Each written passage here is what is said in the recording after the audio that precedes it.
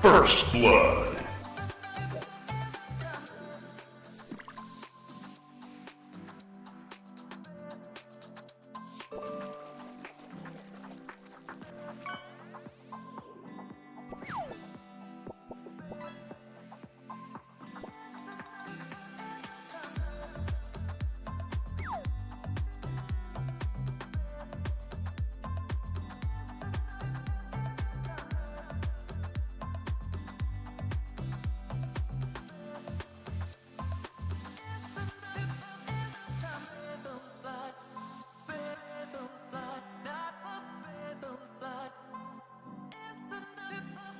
Hello, hello, hello.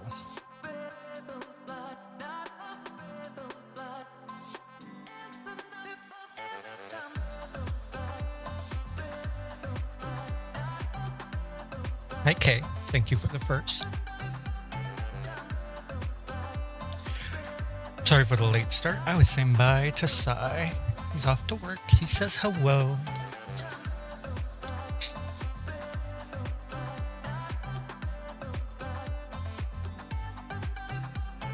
Ads are going. We'll be doing some connections. But intro first.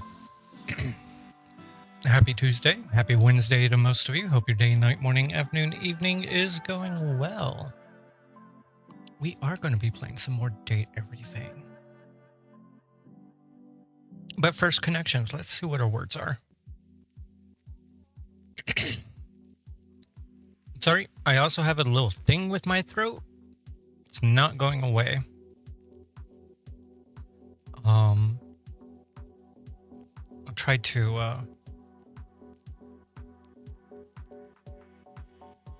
to mute whenever I have to cough. And yeah, didn't stream yesterday. I was super tired when I finished work.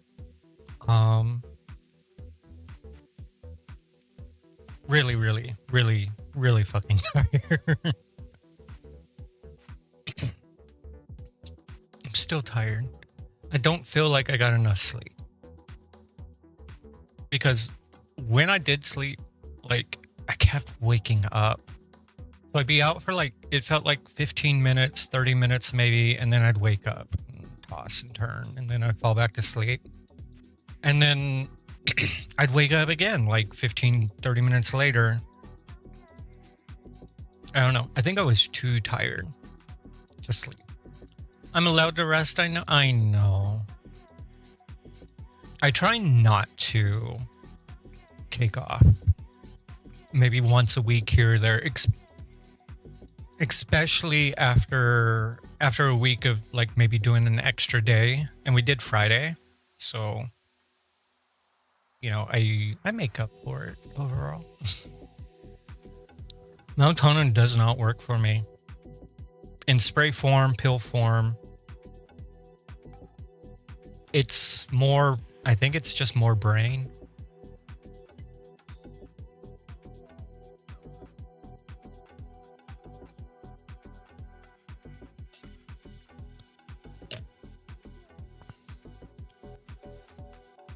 I've always been more of a night owl. So like 10, 11 o'clock at night.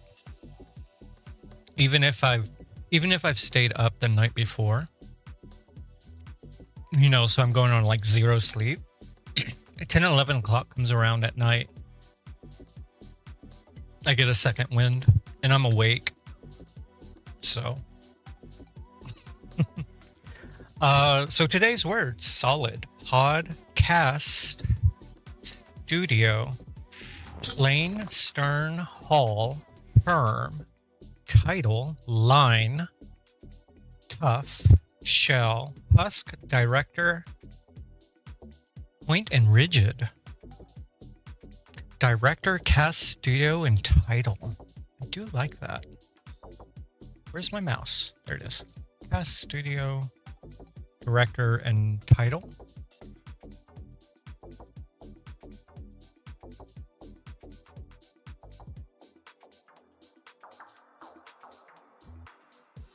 Could be line, though.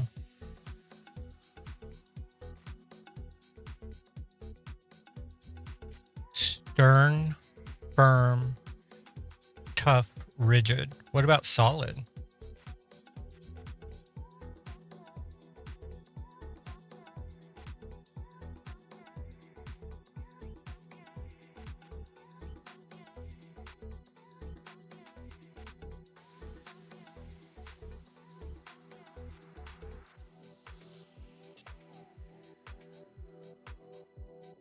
Tough love.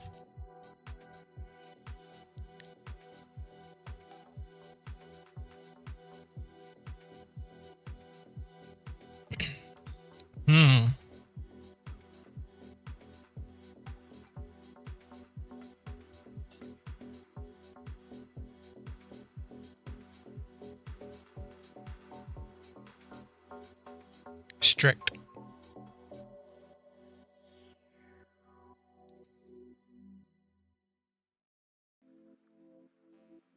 What was the other one? Studio.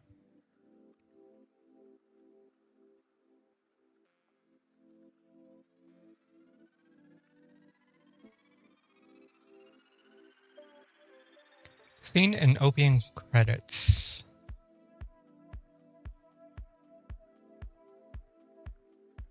Husk, shell, pod.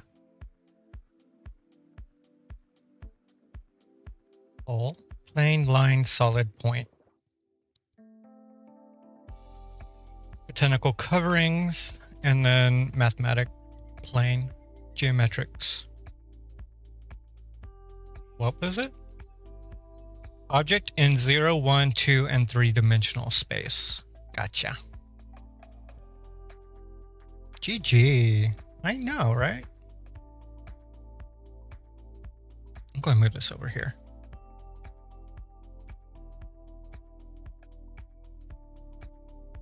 All right.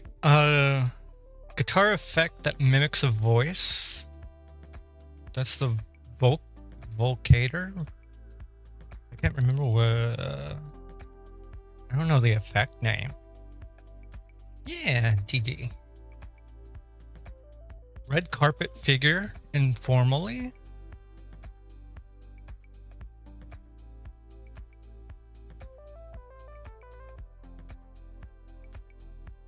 What?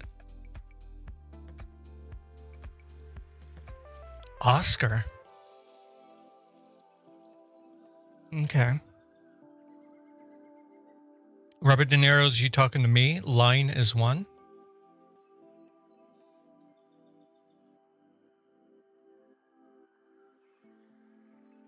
Question?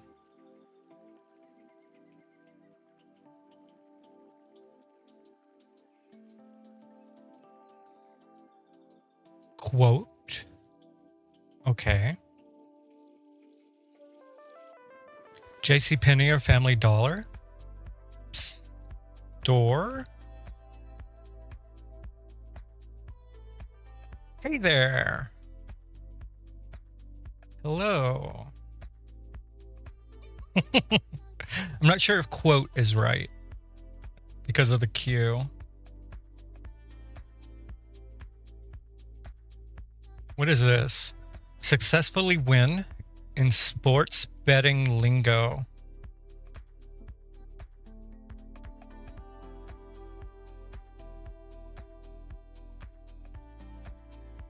I don't know. I don't do sports betting.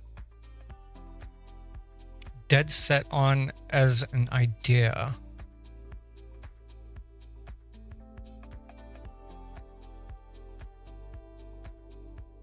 Permit.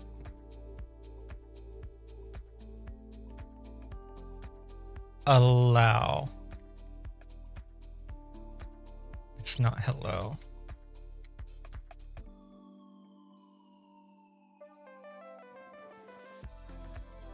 A little bit off.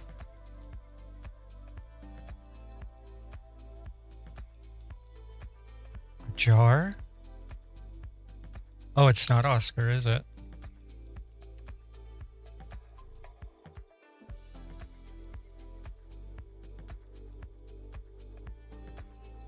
Home for monks. Temple? Where do monks live in? Monasteries. Hey, Drago. Not. Not indeed. Do you live in your own little world? All these Yes, squares make but a circle. unfortunately, I have to share it You're with a all of good you. boy. Who's a good boy? Me. He's a good Oh, boy. who's a good boy? I am. I'm a good boy. Guitar effects that mimics a voice.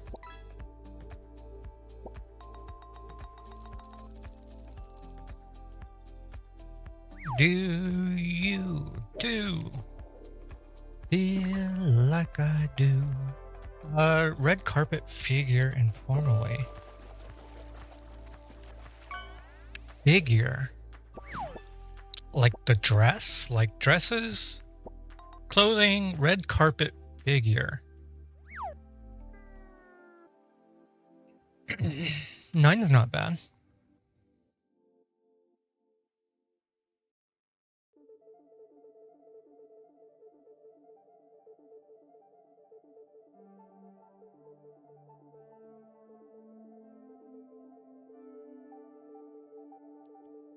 Talk.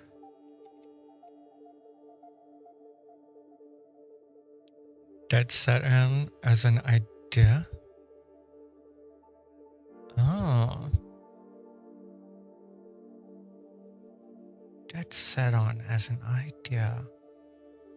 Unwavering. Blinders. Adamant. I don't know. I'm going to do check and see what we've got so far. It's not talk.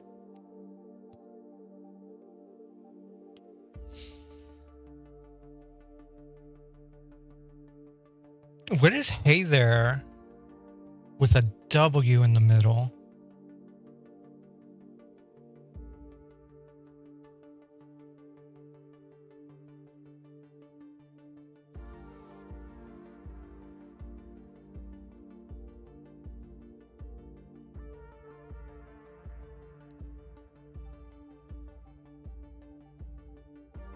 No, it's not welcome.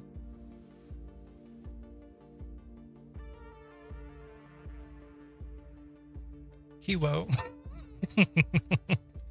Hewo.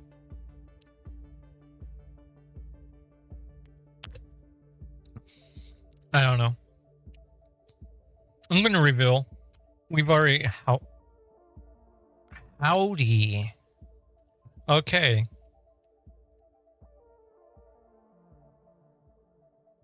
Maybe it's cash. Successful win in sports betting lingo. Cash. Red carpet figure informally. I don't know. Let's check it. It is cash.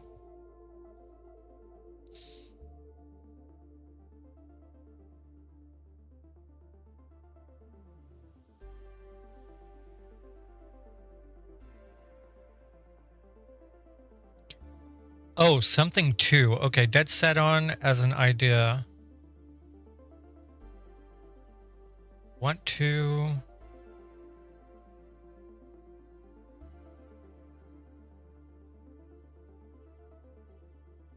Something to... Got to. Maybe it's got to.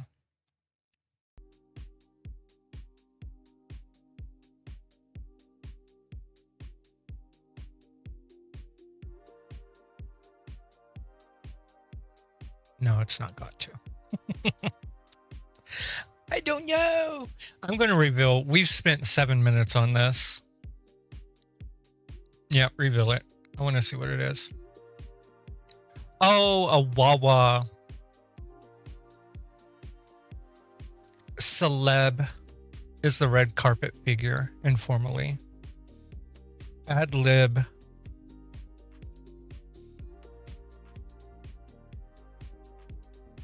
Wed to?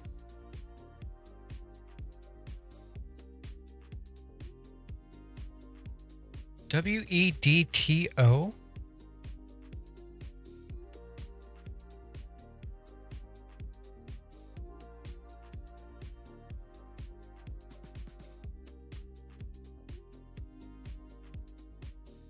What the fuck is wed to? I don't know. Weird. Abby. Abby. If we got Wawa, we could have probably got Weird and Abby. Which probably could have gotten us others, but I'm not sure. Yeah, ad-lib. I probably would have gotten ad-lib. Not bad. Not bad. I didn't want to spend more time on that.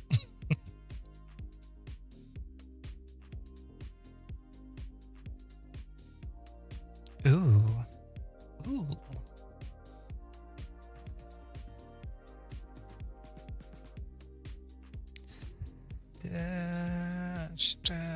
Stipe?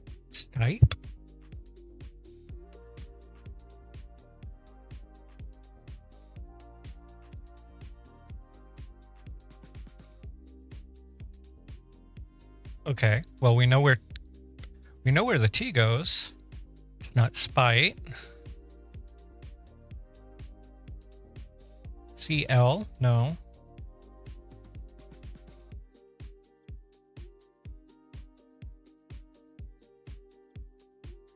A light?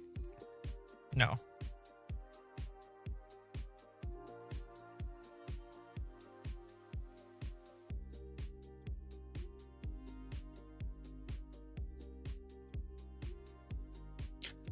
Unite. No! I was so sure.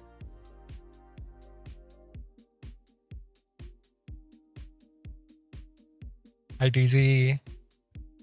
GG on the third. Kids, you tried your best, and you failed miserably. The lesson is, never try. Light? Oh my god.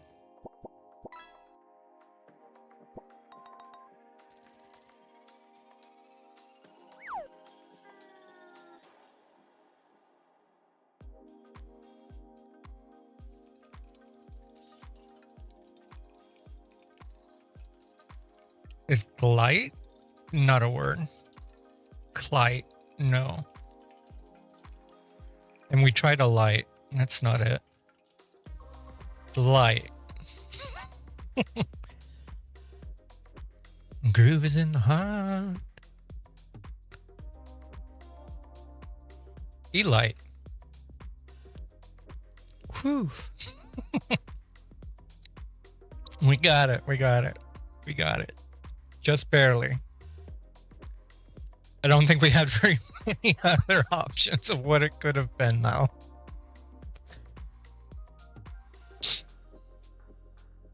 GG's. Not bad.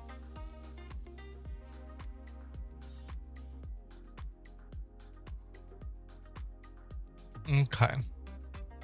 Let me get the game.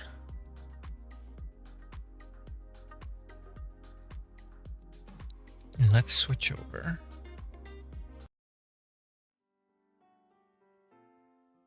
Yeah, we did really good with the connections today. Thank you.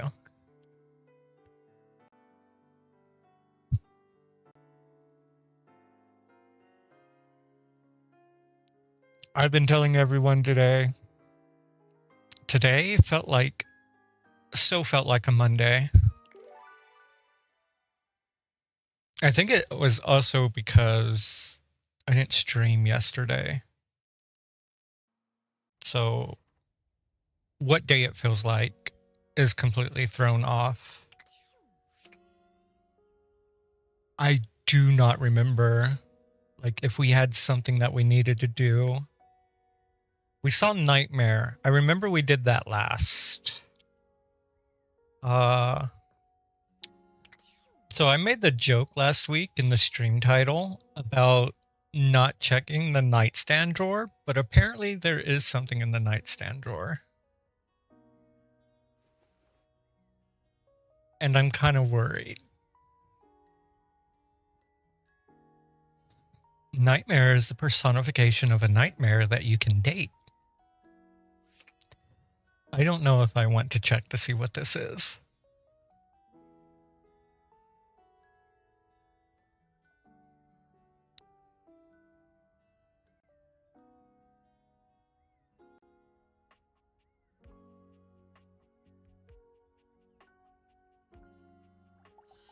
I don't know. I don't know. It might be.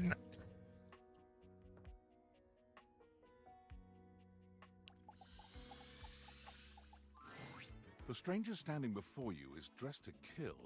A sheer black catsuit, studded black manacles with pink fur trim, and a variety of brightly colored accessories Wait, drape what? their shoulders and frame their delicate features. Oh boy.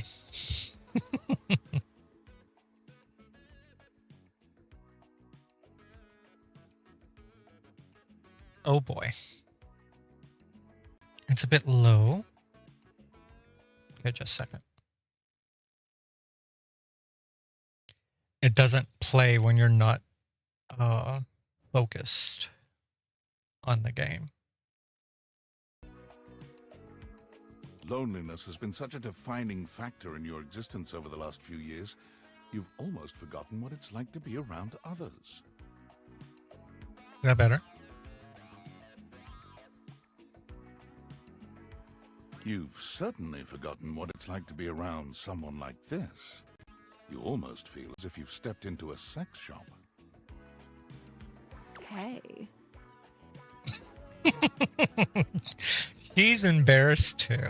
So, that little bag that's in the dresser next to your bed? Mm-hmm. They're sex toys. Mm-hmm. Toys? Pleasure is not a game, darling. But at least you didn't call me a marital aid. Benoit is gonna have some pretty choice dialogue and themes. They're adults only. Just don't show anything. Mm-hmm.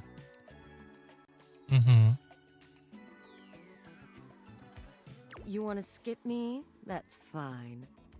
I think we're gonna skip this one. I can have plenty of fun all by myself.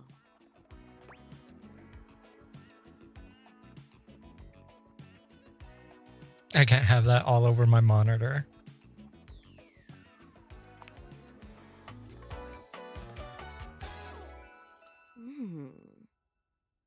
Benoit, I love it. It's great to meet How you, would but you not like for your stream. relationship with Benoit to resolve? You know what? Let's do it. Love. Benoit's face fills with excitement at the Oh, not the immediate lip bite. prospect of your love. Ooh la la. The lip bite. It's love. Mm-hmm. It's just maybe some other time.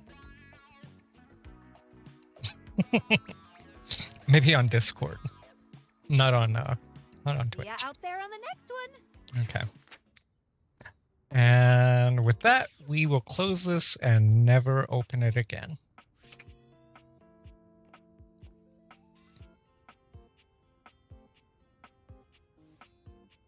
Is the rubber ducky different than the tub? A very, very yellow punk dressed in studded leather glares at you. Their charming duck-like appearance does nothing to diminish the aura of absolute disdain that radiates from them. Who the duck are you? Who the duck are you? I live here. Who the duck are you? Sorry, I just wanted to say hello. Who the duck are I you? asked first. You did ask first, it's true. I'm the asshole who lives here. I asked second. Real mature. I asked second. Then I'll ask third, like this is a ducking competition. Who the duck are you, jerkwad? I'm the one of the two of us who lives here legally. Santa Claus. I'm the owner of the house. And I'm the owner of this dick. Careful, it bites. How? Now get out! Aw, cute, the knife. Rebel. Cannot. Oh my god! I have never felt my content aware go off like this. This ducky is dangerous. Nah. You got that right. This one gives off very sexual energy, very profanity-laced energy, very everything. If you're the least bit turned off by anything rude, I'd skip this one. I can handle Dare rude. ya. See? She's flipping the bird. Nah, give me the full degeneracy. On with the show. Show. What do you think I'm giving it away for free, Four Eyes? You don't have to be mean to Skylar. Show's over. Everybody get the duck out. That Dexy. What did Dexy do? I'm never talking to that fan again.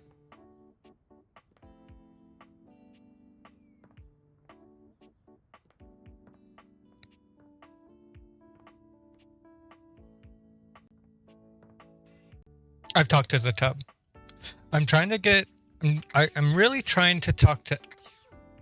How do I get up the phone? Here we go. I'm really trying to get to talk to everybody at least once. And open them up first. He is a mystery to me because I've talked to him so many times and I actually know his name, but he doesn't list here. And I think I broke it.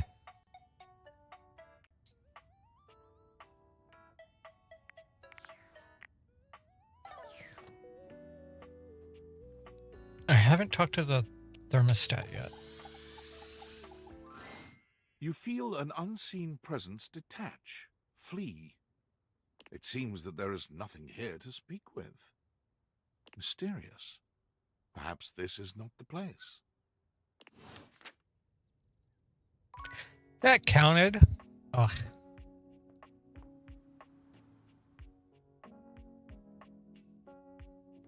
I know you're Koa.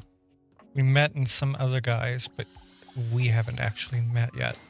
Seated in your living room is a being who seems to truly embody the concept of comfort. His arms are draped over the back of the couch, his head tilted back, and his eyes beginning to flutter shut. He looks just as though he's about to fall asleep, but when he sees you approaching, he shakes it off, looking up at you with a sweet smile. Hello. Hello. Hope I didn't wake you. You look so cozy. Mind if I join you? He does look cozy. Join me. Oh. He pats the seat next to him.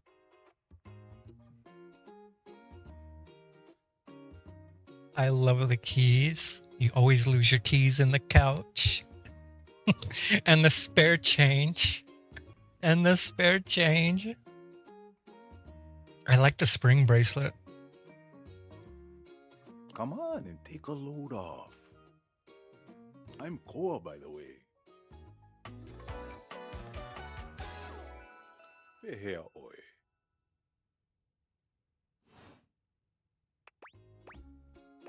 You're my couch? A pleasure. Hey, thanks.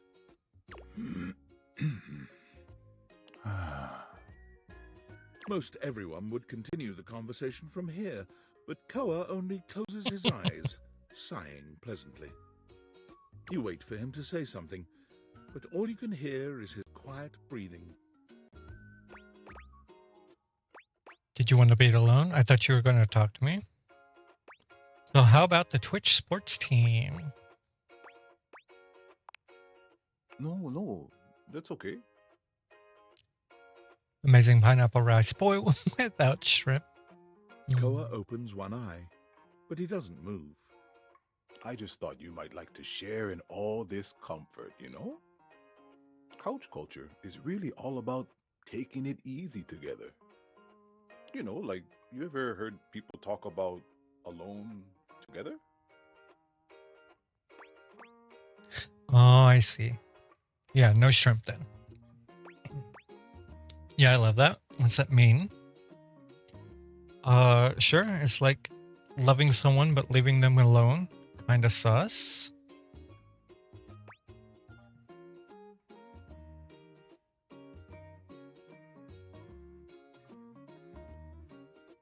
I don't know how I want to answer this.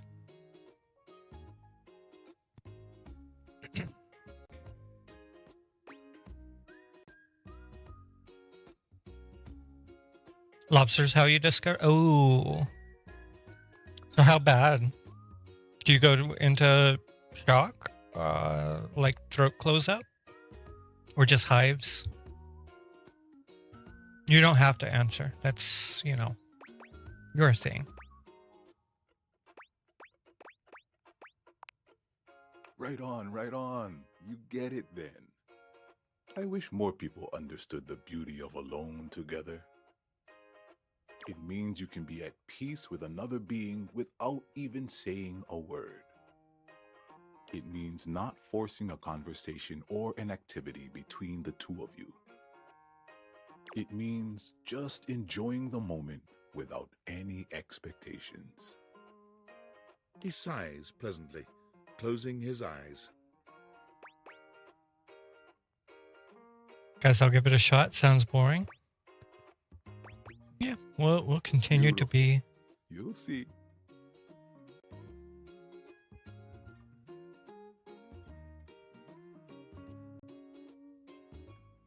No shock. You did throw up. Ooh. On a bus too. Oh boy.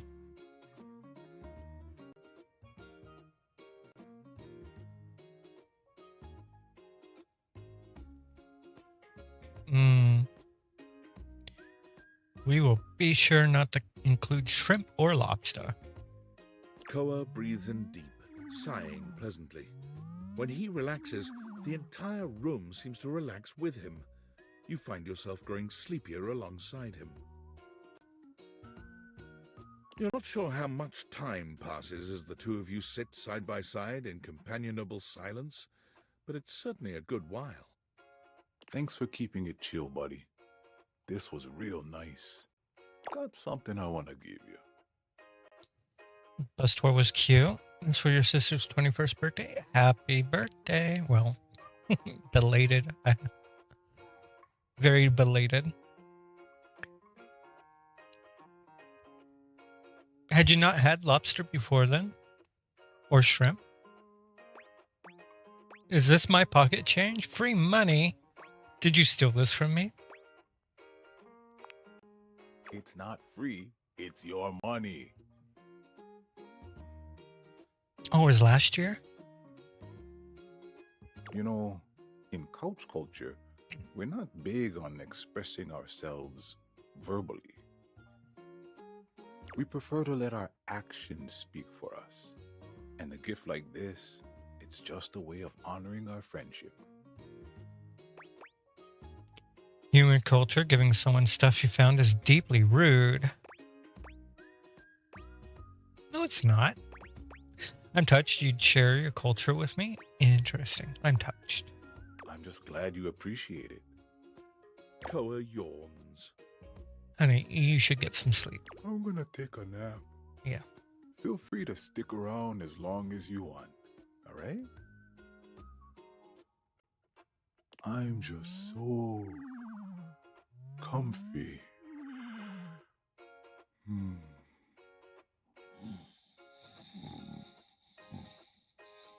Never had lobster? Shrimp you had when you were younger, but didn't touch since then.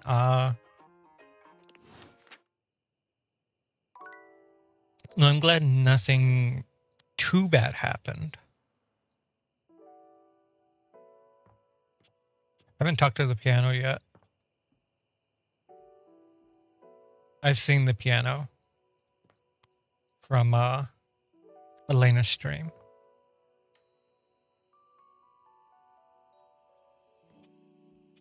I think all the tables are able. We'll do the piano. It's keys. A beauty dressed in black and gold stands before you, her eyes closed and one hand held delicately to her chest. She sways softly, silently, as though she were listening to music you can't hear.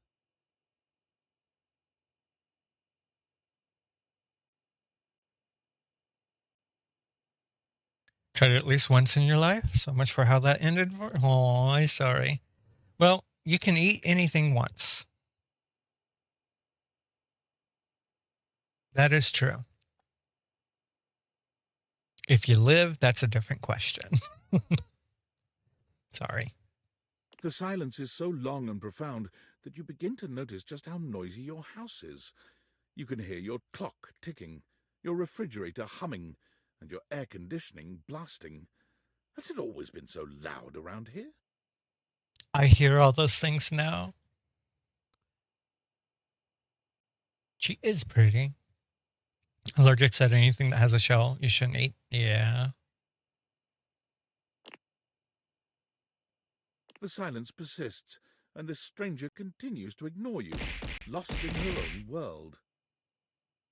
Hi, Jess. She ain't talking. Whatever it is that she's doing, she's clearly very serious about it.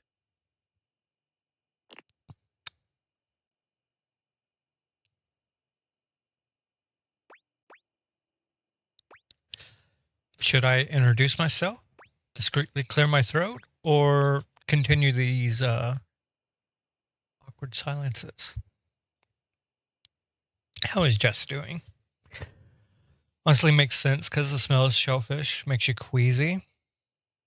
It's really weird. I don't know if it's an allergic thing with me.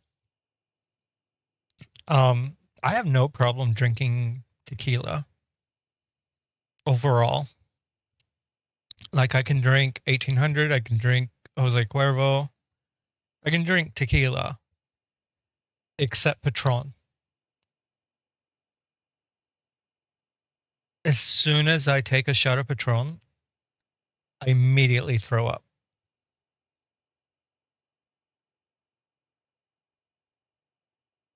My stomach just says no.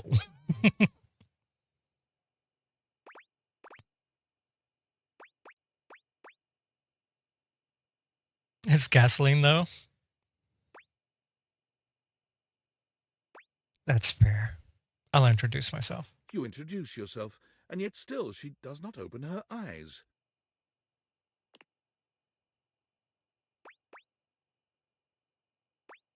We need a medic stat. I don't know if I want to yell at her.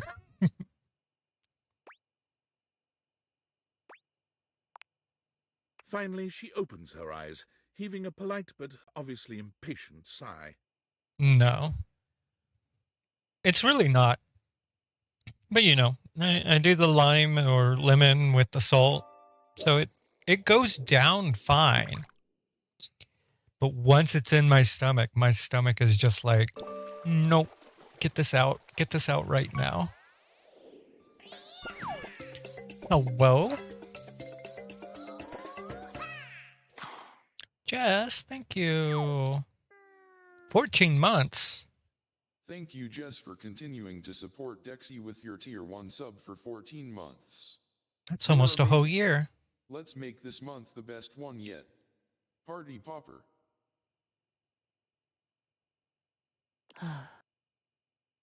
Maestro?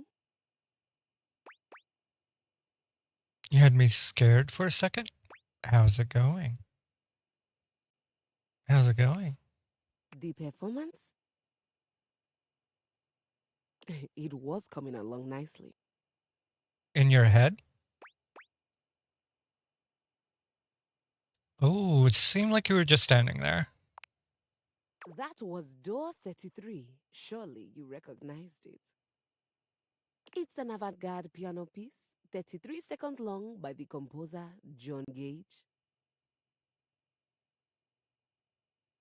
Honestly, the man was a genius. They're all rest. They're all prolonged rest.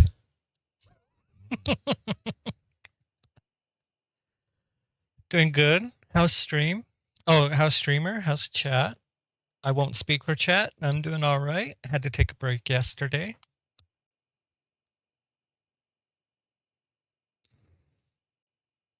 I've never had oysters. I've had shrimp. I like shrimp. I've had lobster. Lobster's good. Never had oysters though. I've had squid, which isn't shellfish, but I've had squid. I don't like squid. I don't think I've ever had octopus.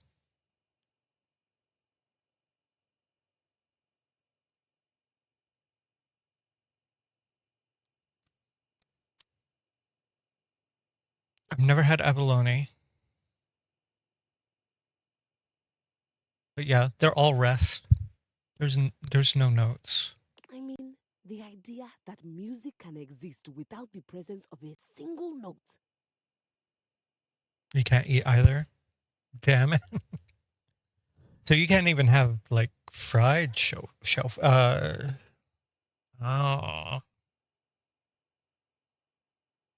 Hey, Inuyasha, welcome in.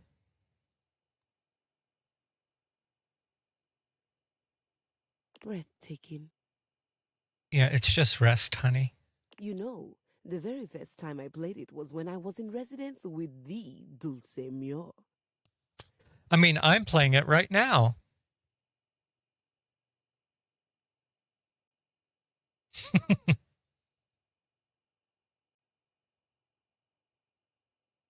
You two have met, I'm assuming?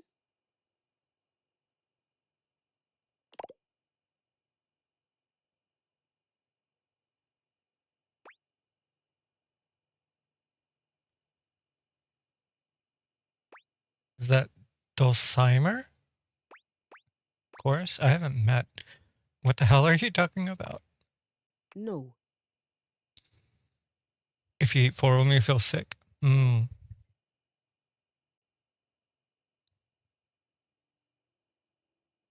I don't eat fish except canned tuna. Made in tuna salad with tuna melts.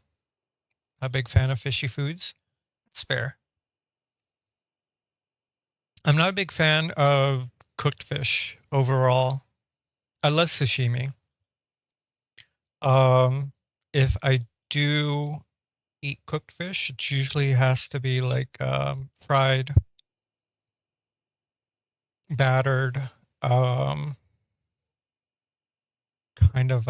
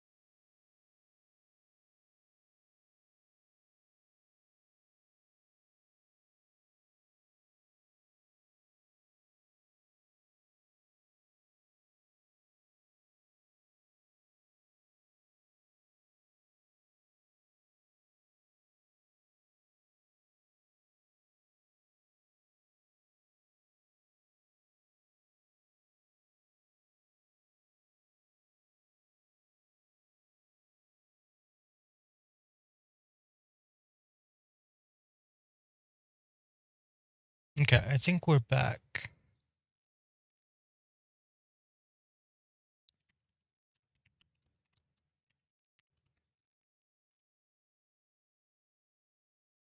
Hi.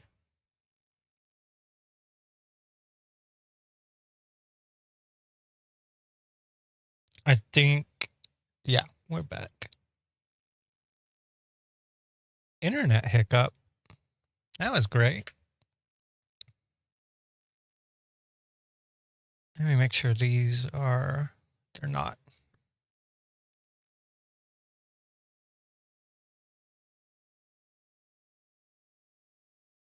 So yeah, sorry about the little hiccup. I don't know. Probably Spectrum just being stupid. No. Dulce Mio is completely different pronunciation, spelling, and comportment. Anyway, our audience that night was completely hopeless. They all kept waiting for the music to start, as if they couldn't already hear it. It's just rest. A rustling program, a muffled cough. Yeah, we can blame the volcano. We can do that. It was all being performed in real time, but they kept staring at Dulce and I like we were the Philistines. Still, it was one of my finest performances to date. Because all you did was sit there. also didn't hurt that Dulce had requested to walk with me specifically. I can't tell you just how often that seems to happen. The talent always just seems to flock to me. Speaking of, what is that bizarre little refrain you've been playing over and over as you pass by my keyboard? Hydrate. Thank you for the hydrate.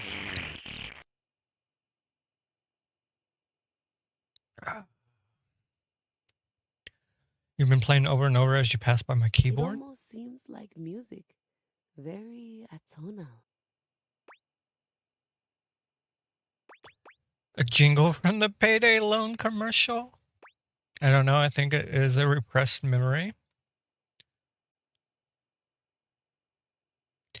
It's Vivian's hold music. I can't get it out of my head. I've never touched you. Why would I own a piano and never play it? Gotta say, you know, those commercial jingles can get in your head. JG Wentworth, 877 cash now. Yeah. I haven't seen that commercial in years, and I still know the stupid jingle for it. Hold music can also get stuck in your head. We'll go with the hold music. Valdivian, is he a composer? Drown? Never? Yeah. You've tried to do it twice. Company I used to work for. I must say I'm rather confused now. Well, whatever you are playing, I look forward to its evolution.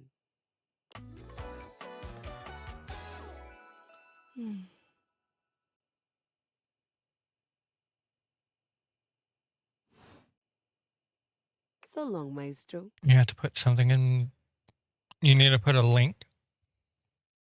If it's a link, I need to permit it.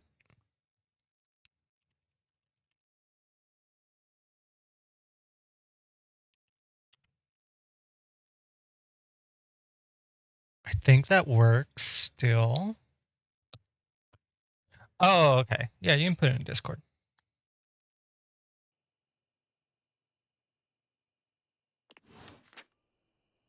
Oh, that was it. And we're done. I didn't realize that was the last one. I would have had coffee, and we could meet Nightmare again. Did you want me to play it on stream?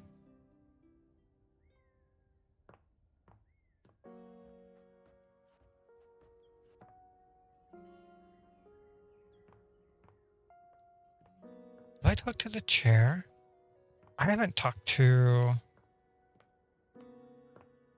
this chair. Talk to the blanket.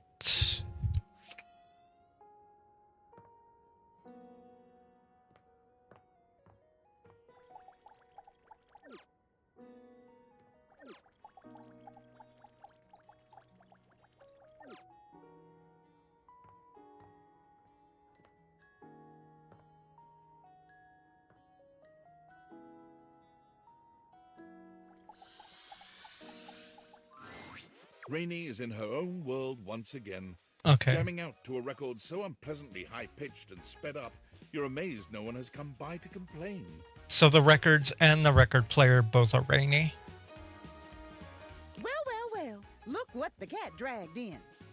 You just couldn't get enough of my gay little tunes, huh? Never. Is that what you call them? You better believe it. I was just coming to ask you to turn it down. You better believe it. I knew you couldn't stay away. This house is full of wet blankets, man. I can't believe I'm here cutting the rug all by my lonesome. Time was, I'd be surrounded by sheiks and shebas all dolled up and ready to dance the night away. But I can't dwell on that. I can shimmy and shake just fine all by myself. Rainey turns away from you, dancing to her own heart's content, without a care in the world. She ignores you entirely, jamming out to her unpleasantly sped up music. Mm-mm. And then, with no warning or fanfare, the music stops with an unpleasant scratch. Enough! Oh, The needle of Rainey's record player is clutched in the hands of the perfectly coiffed and powdered Scandelabra. He somehow manages to look both put out and flirtatious all at once. He leers at the two of you, an artificial smile plastered to his pale face. Hey, what gives? I am trying to work on my love poetry. Normally, it would be effortless for an artist of my caliber. But your disgusting chaos noise is filling the house and pushing all the meter out of my mind. Either shut it off, or give me a little kiss. sir. It is a little loud. That's awfully rude. I think something might actually be wrong with Rainey. It's awfully rude. It is, isn't it? I can't believe you made me come all the way over here from the other end of the table, practically. I was talking to you. I famished.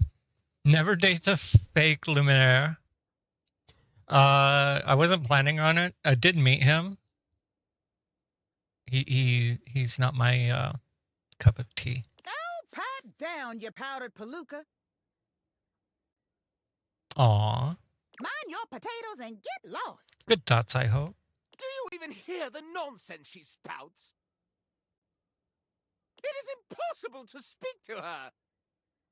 I went live 54 minutes ago and 20 seconds. Why, even in the best of times, the music she played was unbearable. Though, of course, it's become even worse since she took that tumble. She wasn't always like this? What tumble? Oh, I wouldn't know. I would never tell. She simply hasn't been the same since that party. If you want to know more about this scandal, I would ask Celia. She was there for it all, and most importantly, she's at least given me a kiss.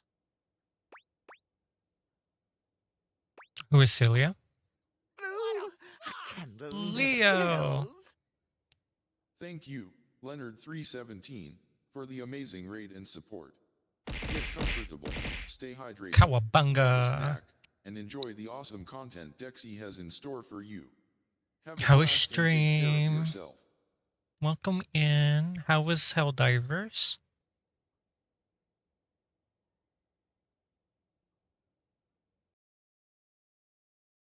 It's not Each just their Laura own. Dern I'm into in this movie. It's not just the Velociraptors that are doing it for me. No, I am not. I did not have a cloakening while watching Jurassic Oh Park. god, a cloakening? That's a Oh, that's a fair no. that's a phrase. Not the cloakening. It's upsetting the amount of times that I say the word cloakening or phrase cloakening. Welcome in, everyone. I hope you had a great time with Leo and Helldivers. It was a chaos night. I hope it was fun, at least. Fun chaos. Orby with the cloakening. But yeah, welcome in, everyone. I hope you had a great time. For those who don't know, I'm Dexy, variety streamer.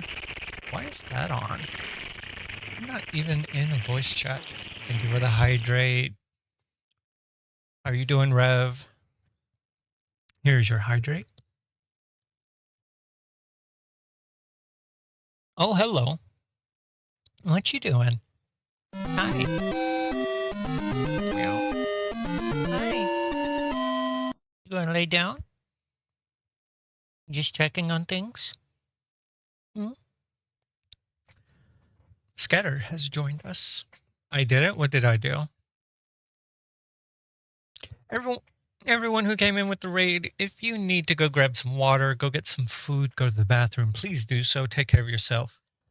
Also, I know that it can be quite late for some of you. If you need to head to bed, by all means, take care of yourself. Go get that rest that you need. Rest is important. As Leo says, so So is you? Really? So is you. Use it. Use important. Use important. Hello, Kitty. Yeah. She did sit down, but she's not really. I don't know what she's doing. Yeah, yeah, yeah. Clip it. Someone clip it. We need that sound forever. Yeah, yeah, yeah. If you do want a different one, Leo, let me know. And if you find a GIF, let me know. Because I really want a GIF to go with that. People sleep. What are you doing here? Gotta rest your. Yeah, sleep if you need to. Yours are on the bed. I'm not sure where Mango is. Well, Famisheti Dites. Leo is a zodiac sign belonging to individuals born between July 23rd and August 22nd. Leos are known for being confident, generous, and charismatic individuals. Fox Face Sparkles # Fox Squad. When you at Mecha Keaton, he doesn't know. He doesn't know what's happening in chat. He just goes off of what you say. You put the video in chatting? Yeah. Just a second.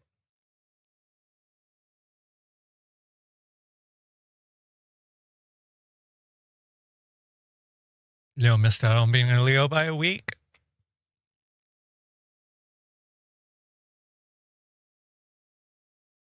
Wait, so are you July or August? It's coming up either way.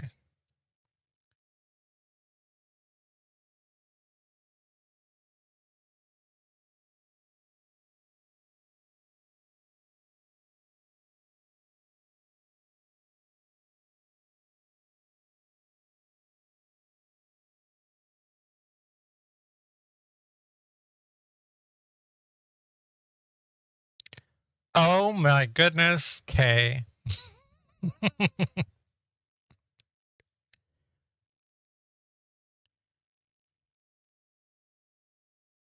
I do want an oatmeal cream pie now, though.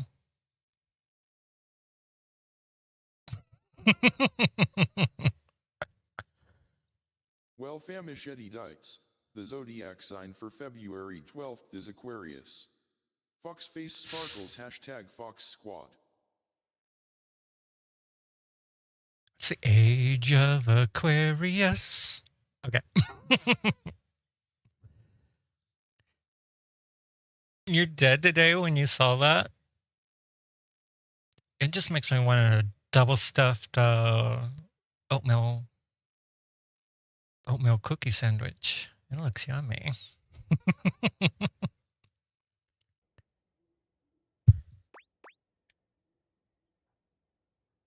Candle never tells. I don't have empathy. Oh, but you must. I'm not wasting a minute more on this if no one here will kiss me or turn the volume down. Go away, honey. Ow! Go climb up your thumb, mister.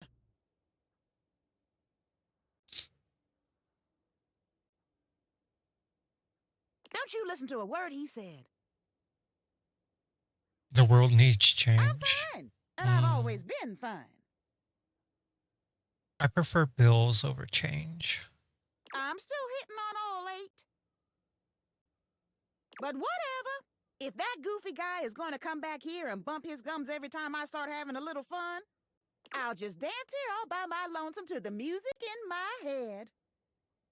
And dance she does, in complete silence. Of course. Sometimes she hums a little, but even her humming has the same strange speed and pitch to it. Perhaps speaking to Celia might help you clear all this up.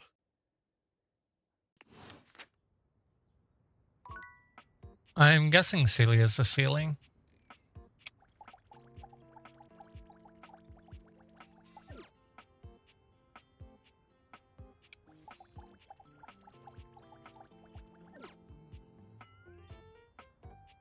Or not.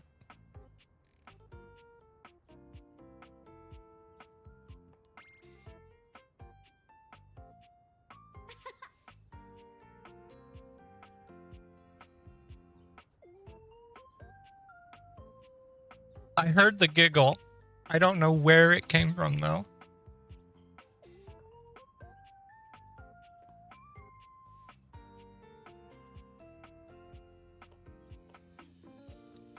I think I've talked to everyone in here. I've talked to the vacuum. I think all the boxes are the same.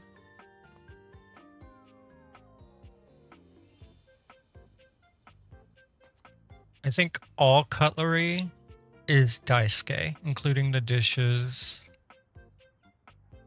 All the sinks are probably the same.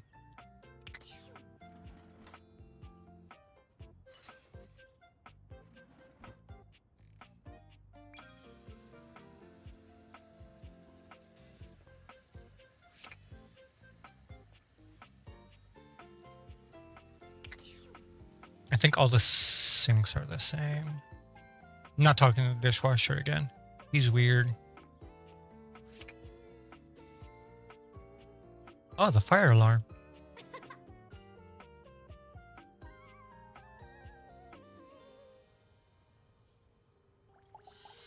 I don't think you can talk to the fire alarm. Nope.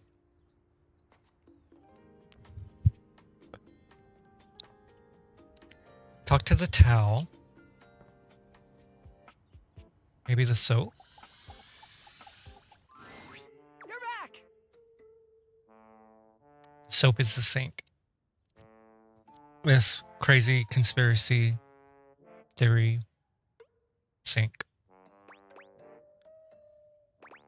Tell me your story. Yeah, I guess so. More curious than anything. Tell me your story, Sinclair. It all happened one rainy night on the north side of Turkleman City. The tough side. Hmm. I'd stayed late at the office because I had extra work to do before the holidays.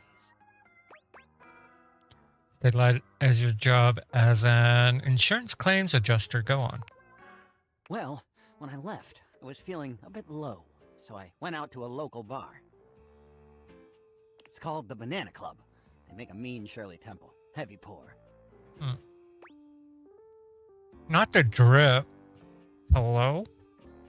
Then what happened? But I thought Shirley Temples, yeah, Shirley Temples are alcohol free. Devastatingly potent? Yes. No. A recipe for disaster? I know. I shouldn't have indulged. Good night. Sleep well, okay? Get that good rest. I should have known better. But after I'd had about 7 of them, I went out for a stroll. I don't know where I was going. Just trekking the streets with my dog. Suddenly, I came upon a fine dining establishment called the Questionable Dandelion. Right. They've got an incredible buffet. You'll try it. It's midnight now. Famished, go to bed too. Sleep well, both of you. Lots of strange ingredients from all around the world. They're always trying new things. Thanks for stopping in. Okay. Like Diplodocus berries. What is Diplodocus? And Jimson weed cupcakes. Sir.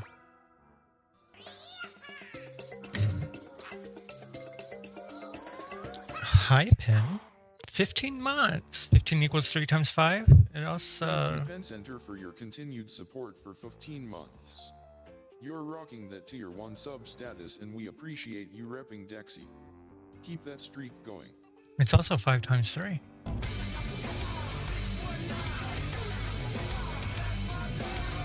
How's Pin doing?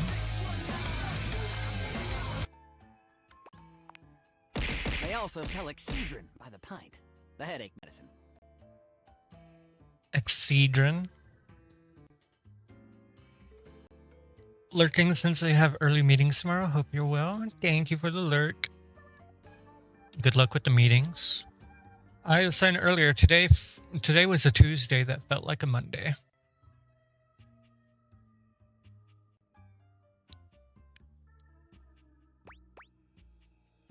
Sounds dangerous. I'm tracking this, I think. Today sucked. Yesterday felt like a Monday after a 4-day weekend because it was a Monday after a 4-day weekend.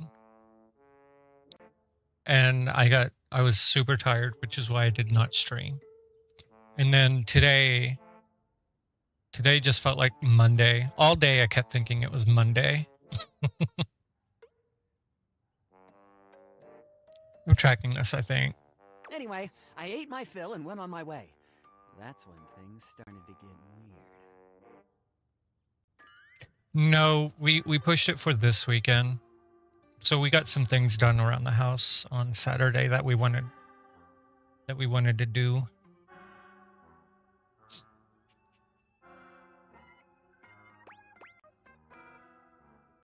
Yeah, it's about an hour and a half. So yeah, we're going to go this weekend, and then we gotta go see his mom at some point too. So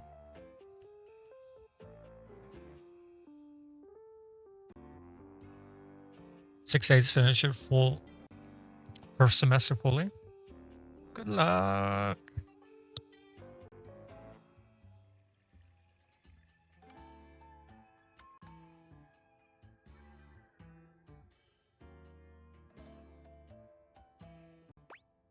That's when it happened. Until now, it had been typically a typical Friday night, I'm guessing.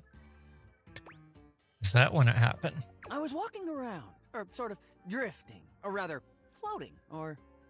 Uh-huh. I guess you could say I was making my way about town. Making my way downtown. Since it's open book for my programming stuff, ChatGPT has been helpful. Yeah, you got it. You can do it. Open book's nice. Aimlessly, you see? As long as you know where to look. I'm getting that. Would you please just get to the bloody point? I'm getting that. You're very perceptive. He liked that for some reason. I pride myself on it. So what happened? Well, I came across an alley I had never noticed before. It was dark and had a rather threatening look about it. Hi, Cube. Thank you Cube Cowboy 21 for the raid and support. Take care of yourselves, stay hydrated, grab some snacks, and enjoy the Dexy stream. Let's keep the hype going. Welcome in, Raiders. Welcome in, Cube. What were you doing? Some more ghost. Hope the ghosting went well.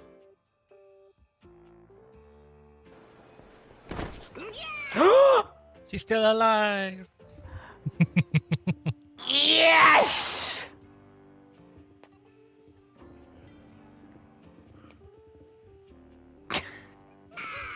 She's still alive! Oh, the lady of... Oh, the lady... Oh, she turned her hair blue. Welcome in, everyone. Hope you had a great time. Yeah, you're here. Welcome, welcome. And the same clip. Hope you all had a great time with Cube. If any of you need to go grab some food, go get some water to go to the bathroom, please do so. Take care of yourself. Also, it can be kind of late for some of you. If you need to head to bed, please get that rest that you need. We are playing some Date Everything, and we're talking to Sinclair right now, who is the Sync,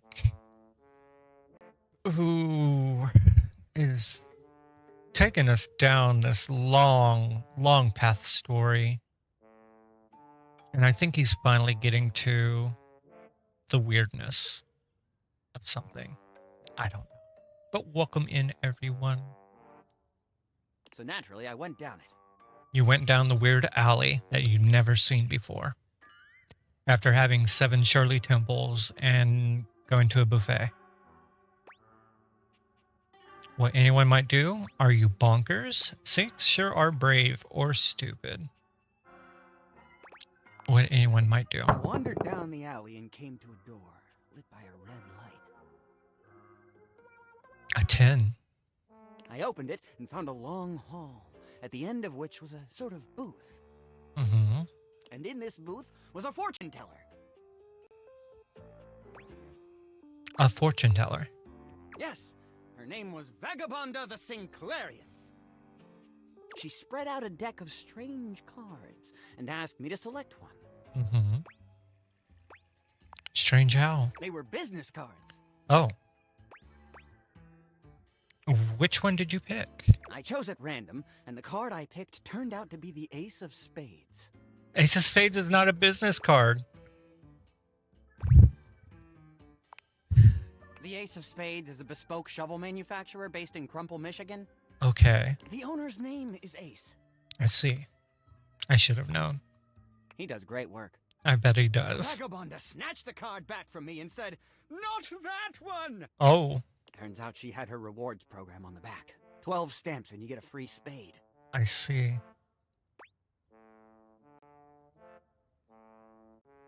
Probably shouldn't have had that one in there. That's rude. Probably shouldn't have had that one. Agree!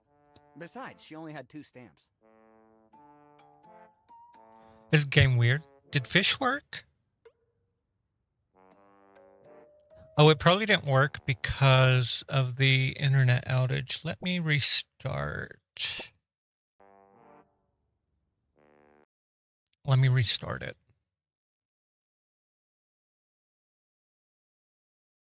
Gotta go. No worries. Thanks for the raid. Thanks for stopping in.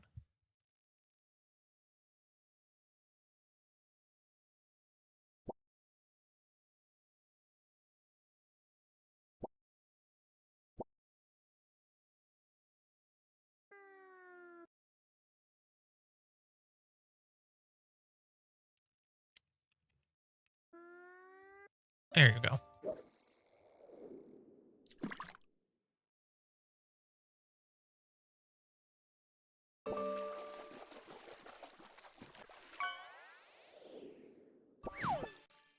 Blue discus. Early sleep. Prin's presence awoken me. Get some good sleep. And then I finished. So I snatched it back from her again, and we had a bit of a row. I guess that wasn't a very good start to our fortune-telling session. Probably not. I think that's why she cursed me. I think you deserved it. How do you figure? Because right afterward, she said, "Martin, that wasn't a very good start to our fortune-telling session. I'm going to curse you because of it." Oh. And then she cursed me. Did she? How? She waved what looked like a magic wand. Although, to be honest, it could have easily been a bagel of some sort.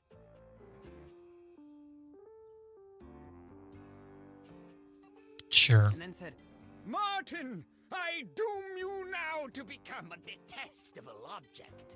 Oh. I transform you thusly, so that you may go home and think about what you've done." Go home and think about what you've done? And I understand you may have confused a wand for a bagel. Both of these are good, and I don't know which one I want to do.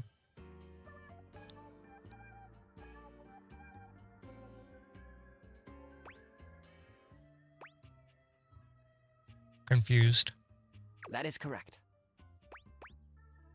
And then you became a sink. And then I became a sink. Now you find me as I am, trapped in this porcelain prison. All I want to do is return to my old life. To stroll the streets of Turkoman City once more. Without a care in the world. Oh, how I long for it.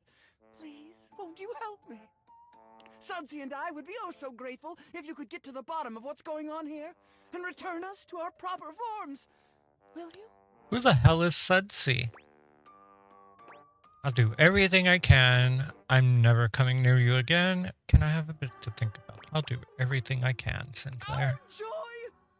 If you want to help to get to the bottom of all this, I might suggest you seek out someone who is in the business of solving unsolvable mysteries. Or just go see if Vagabonda the Sinclairius is willing to undo her curse for a free shovel. Do my best to help you. I think I know just the magnifying glass. On second thought, I think I'll just leave you to your own devices for now. I'll do my best to help you. Oh, yay! Let me know when you have news. How many do we have? 3 more. I'm not talking to the shower. I think he's part of the toilet, and I'm not talking to the toilet again.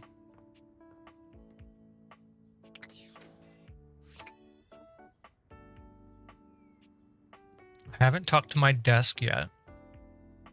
And I haven't talked to the PC. Can I open this? It's in here.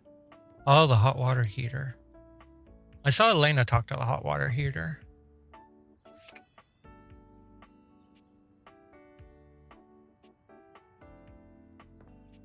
Let's talk to... I haven't talked to the trash can yet either. Talk to our desk. Upon reflection, it makes sense that your desk is as muscled and sturdy as she appears to you here now, but you still can't say you were expecting all this. She looks like she could snap you in half with a pinky, but also like she gives the most incredible hugs imaginable. I have the perfect emote for this.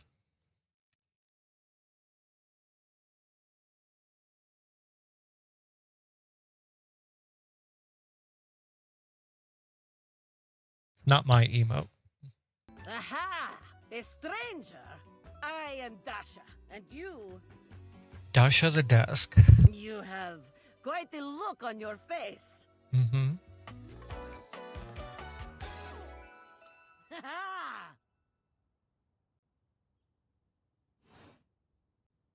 Here she is. I didn't think my desk would be, you have a lot of muscles. Can you pick me up? I kind of like that third one. I want uppies. Of course I could. Would you like that? These muscles aren't just for show, after all.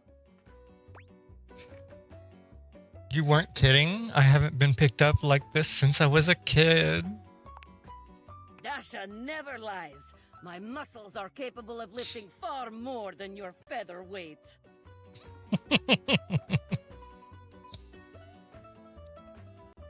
Uppy's nice. Just like that, Dasha sets you down as gently as a feather. Holding so much on my shoulders day in and day out. My job demands muscular perfection. That's enough about me, though. Tell me about yourself. You have intent in your eyes. Have you come to ask me questions? You're very perceptive. Want to learn how to better converse with people? I was just clicking around and saw the desk. You're very perceptive. I see much here through the day. I bet you do. I have become very good at reading people. Your eyes might as well be question marks. But listen to me go on. Speak, friend. And enter. I was hoping to revive my love life. And you have come to Dasha to help you do this, yes? You have come to the right place. Tell me more. I get nervous sometimes. I'm a bit inexperienced. What makes you such an expert? I don't know what to answer. You pick. You pick, Jess. Flirt with her? For research? Oh, for flirting, it'd be one of the first two, I think.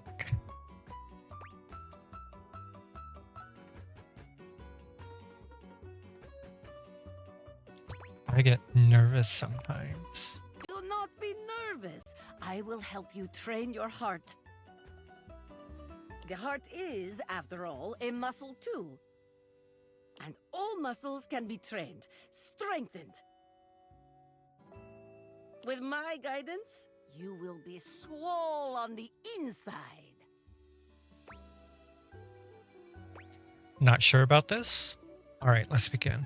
This is the spirit. You are winning already. Pretend that I am the one who makes your heart flutter. What would you say to me? Hello? You are the one who makes my heart flutter. I think I need to go to the bathroom. I like the third one. It's funny. You are the one that makes my heart flutter. Ah, you are funny one. Great joker, you. Try again. Seriously this time, huh? You really don't think that could be you? We are only just meeting, my friend. It was very funny, really. But the time for joking is over now. Oh, well, alright. Yipes. Yipes. Okay. Perhaps there is too much pressure. Perhaps we must go back to basics. We are side by side at Tasteful Bar. I am just your type. You wish to impress me. How do you get my attention? Buy you a drink. Ask if I can buy you a drink. Crush my head between your thighs like a watermelon, mama. Game. Why? Nice muscles. Can you pick me up? Would you mind sharing your lifting regimen? Which one? What? Why would I do this? The thought alone makes my stomach churn like angry sea. Aww. No. Ugh, Bоже mой, you need more help than I could have imagined. But fear not, my friend. Dasha will fix you right up. I need all the help I can get. I have things to attend to now, but perhaps you can return for another love lesson sometime.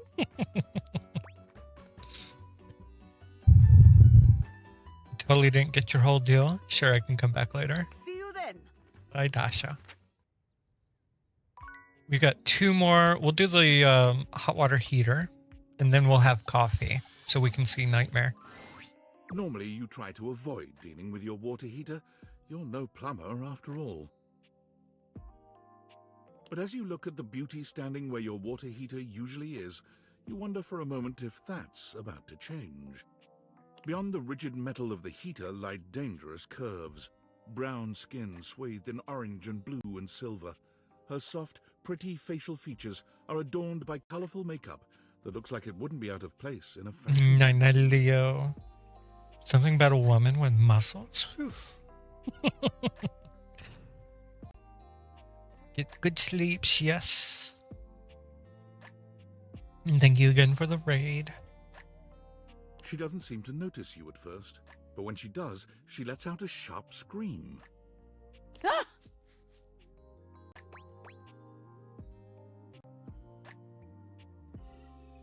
I'll scream with her. Bubbling boiler rooms. You scared the living. It takes her a moment to calm herself down. She fans at her face with her hands, exhaling loudly. Got me flustered is all. I wasn't expecting any visitors. Last folks who lived here only came down when the pilot light was out, which wasn't often. See, I'm made of the good stuff. Southern made and made to last. You look like you are quality. I haven't even thought about your pilot light going out. Your eyes don't lie to you. I'll tell you that much. Here I am just talking and you don't even know my name. I'm Winifred. Nice to meet you. Why Winifred? How you doing, sweetheart?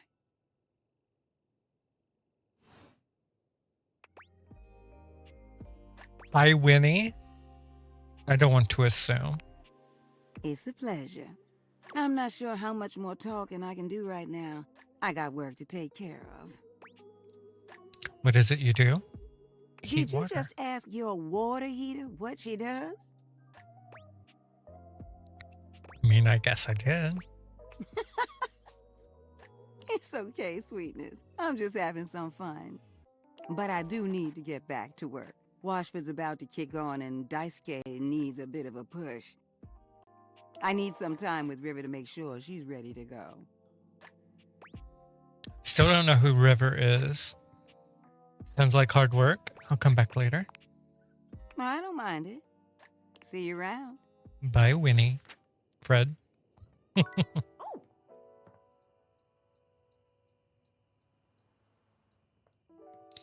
Alright, let's have some coffee. She's heckin' cutie too. Almost everybody in the game is. Let's have coffee. Kopi is in the middle of opening a bag of coffee beans, wafting their aroma towards her with a pleasant sigh. Oh, hey! Welcome back! I hope you're in the mood for some delicious coffee. I just got him some fresh new beans, so they're gonna be nice and ready to grind. And, well, I'm looking to try something a little different today. So, what can I get for you today? Affogato. Okay, no problem. One affogato, order up! Kopi flies into action, assembling your drink order with speed and skill. Alright, here we go. One affogato. Enjoy! Is there anything you'd like to know about the affogato? What's in an affogato? An affogato is a pretty fun coffee. Honestly, it's kind of more like a dessert. You usually use some kind of vanilla gelato or ice cream at the bottom of the cup, and then pour hot espresso on top. It's a pretty awesome coffee. So is it a dessert or a drink? Gosh, that's a question that's pretty heavily debated amongst coffee fans. Personally though, I like to think of it as a drink. Just a fun drink. We'll see you next time. Bye, Kopi. Alright. We had our midnight coffee.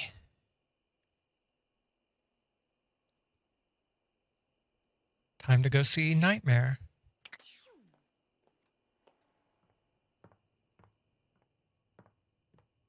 If I can make it up the stairs.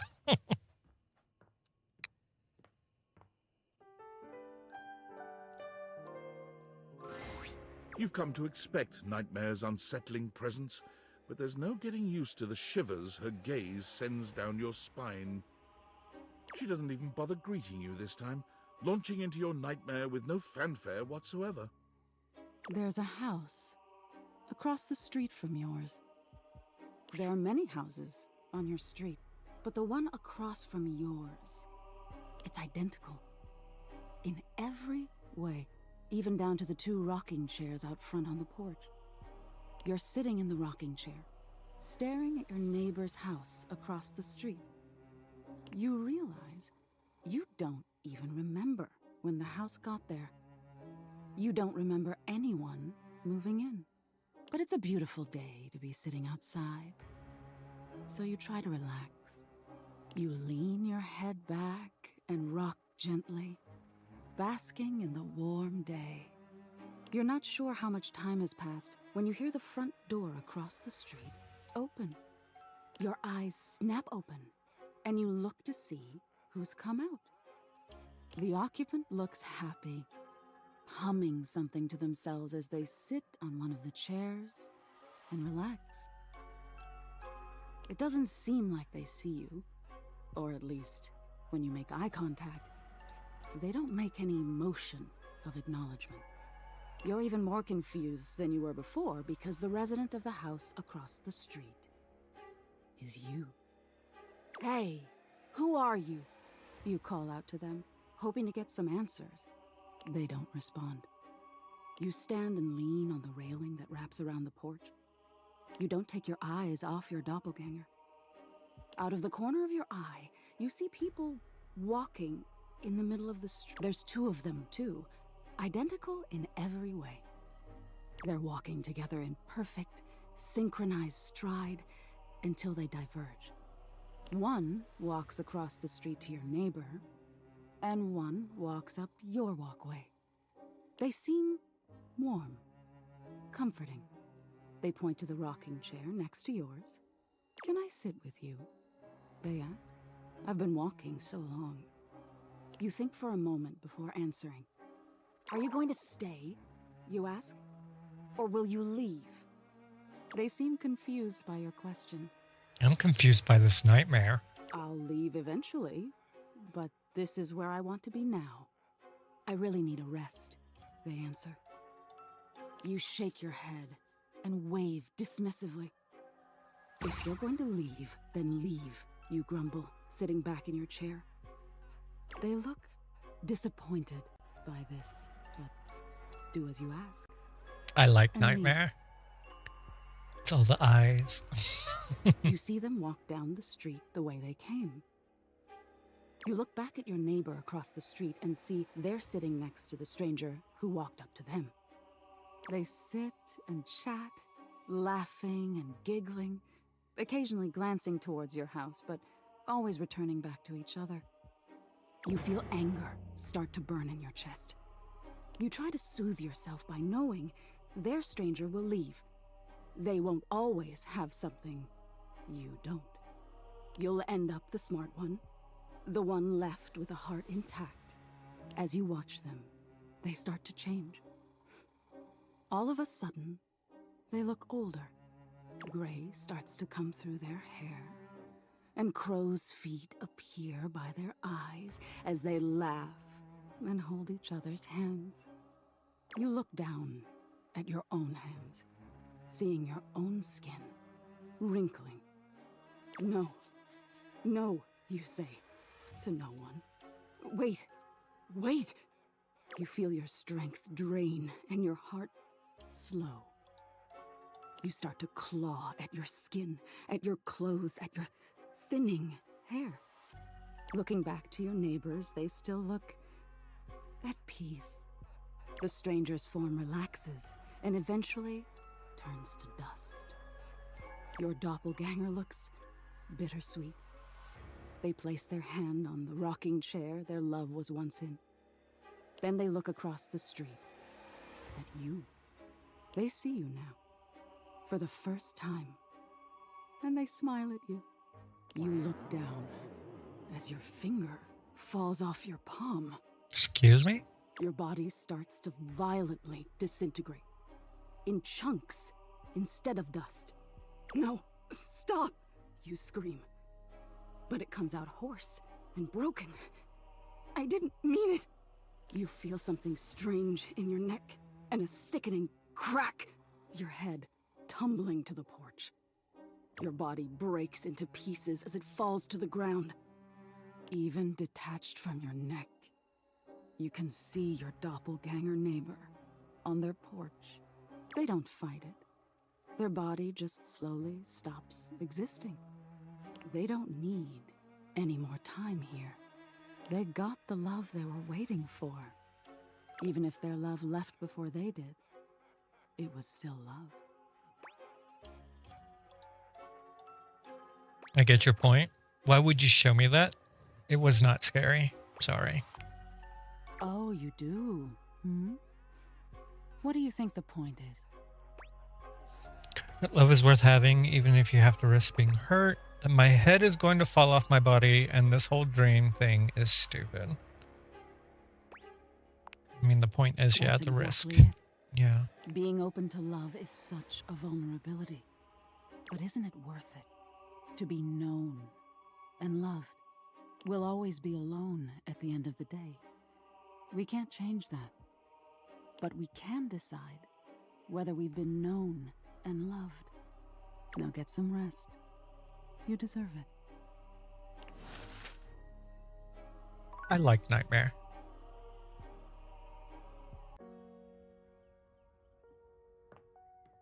Not too much of a cutie, true, but still fun.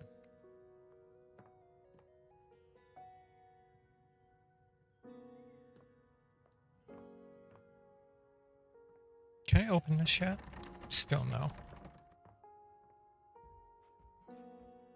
Oh, I did want to see Dasha.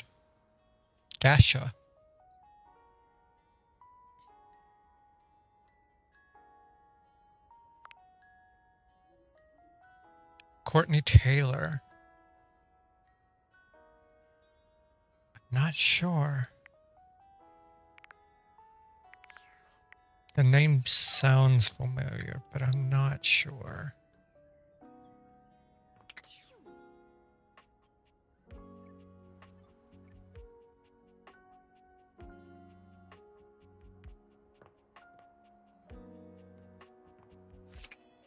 have so many that I still need to talk to. Like, there's a floor. I don't know how to trigger the floor.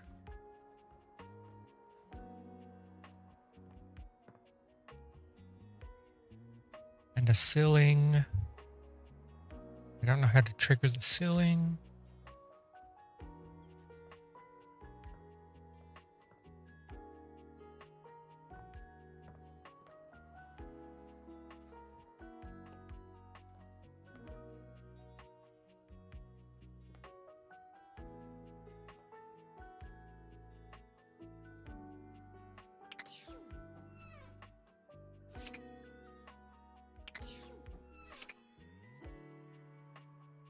I think that's all Daisuke as well. Daisuke. I've talked to the oven. He's not very nice. Never talking to that thing again. I never did talk to the trash. Alright, we'll talk to the trash. When you turned your gaze on your trash can, you were expecting shiny metal and black plastic. Damn it, you expected the garbage. What you weren't expecting was the handsome face, sculpted jaw, and delicate peaks of skin artfully framed by actual garbage. This garbage lurker, for his part, seems far less impressed with you. Huh? What? Huh? Cam? Why Cam? Oh, maybe because it's like can? Like rubbish can? Hey man, what's up? Things that aren't down, I guess. Good answer. I love it. Good point. Cool. Cryptic. Antagonistic. Good point. Yeah, I make those from time to time. Try not to look so shocked. Have anything for me today? What do you mean? I do this every day, dude. What'd you bring? Let me check. I'll just wait. Got a clementine pill. I left a glove in one of the closet boxes about 6 months ago, so I've got one glove now. How about half of this day-old pinto burrito?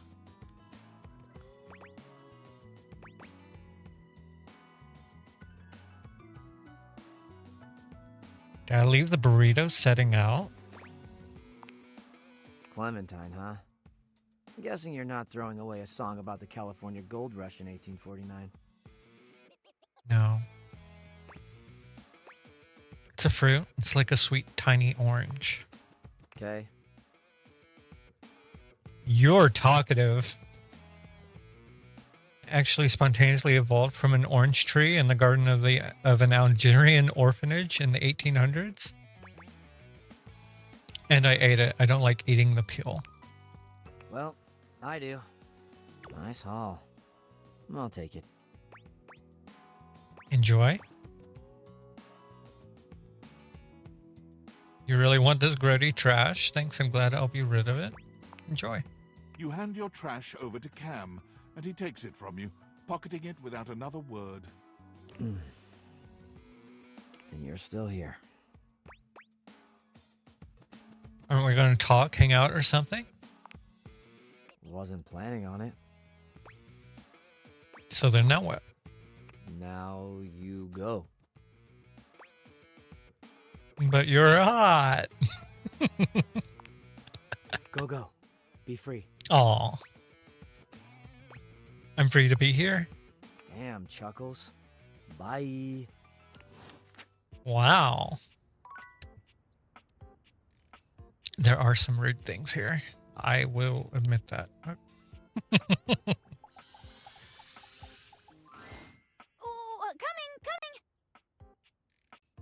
Hello. Sorry for any confusion.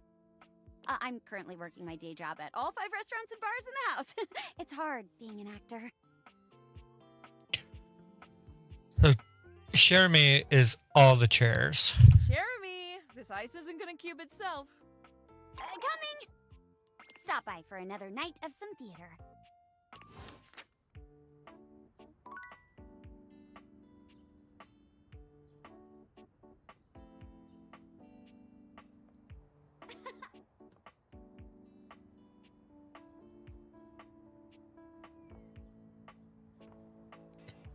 Let's check rumors. Wetter's better. What are you waiting for? Turn on a spigot and go with the flow. Oh, so I do need to talk to water. Okay, that's how you get river.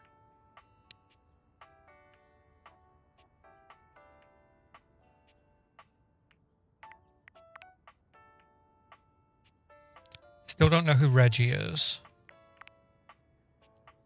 Someone here who can open any kind of door.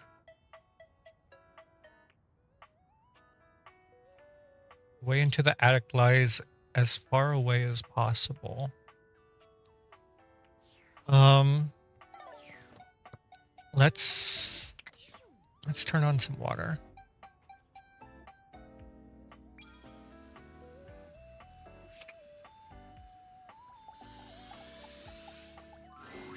You wonder for a moment if your sink has overflowed, but that's not it at all. There's just a being made of water standing before you. She's ethereally beautiful, but there's something hard to pin down in her gaze. It almost feels like she's watching your every move, waiting to see what you'll do. Hi, honey. You looking to cook something? Wash your hands? Here to see you. Didn't you get enough of me in the shower this morning? Why do I have to want something? Me? What could you possibly want with little old me? Please, just tell me if there's anything I can do for you. Maybe I could get your name? You see me naked every day and I still don't even know your name. I was actually hoping to get your name. It's sexier that way, isn't it? You're the star, and I'm just me. Besides, it's better you don't know. Keeps the mystery. I've never been a big fan of mystery. Tell me your name. Got something to hide? It's not asking too much, is it? Oh, I suppose not. Guess the mystery had to end sometime. I'm River.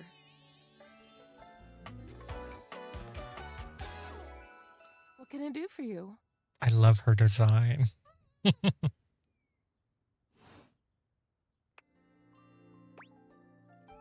No last name? Just River. Like chair. Chair? Chair. World famous pop star, known for her #1 hit, Belief.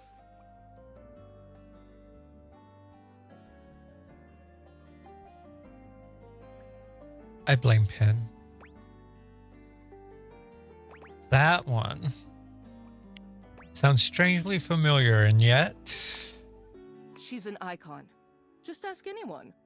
You know, the best thing about Cher is she's always changing her look through the decades.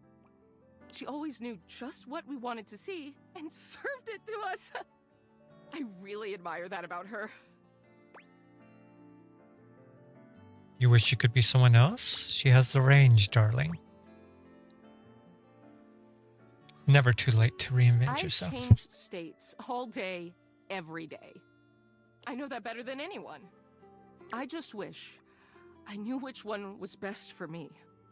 Is there a version of me you like best? Water, steam, ice, some form in between? You're really putting me on the spot. Of course there is. Don't make your insecurities my problem. Rude. I don't know, water, steam, or ice. I love steam. I love a good sauna. Of course. Oh god. Don't tell me now. I'll just be thinking about it all the time. River wasn't exactly holding your gaze before, but she seems intensely uncomfortable now. She looks everywhere but at you. Look, I've been here way too long. If you don't need anything from me, I'm going to go. Her blush is purple. Please wait. She is gone. Aw.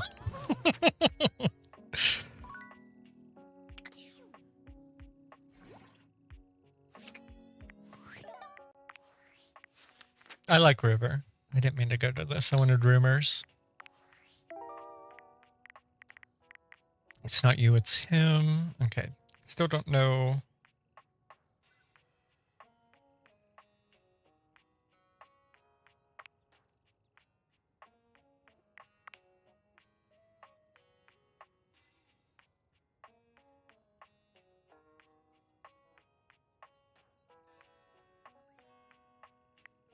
Have I not talked to the fridge?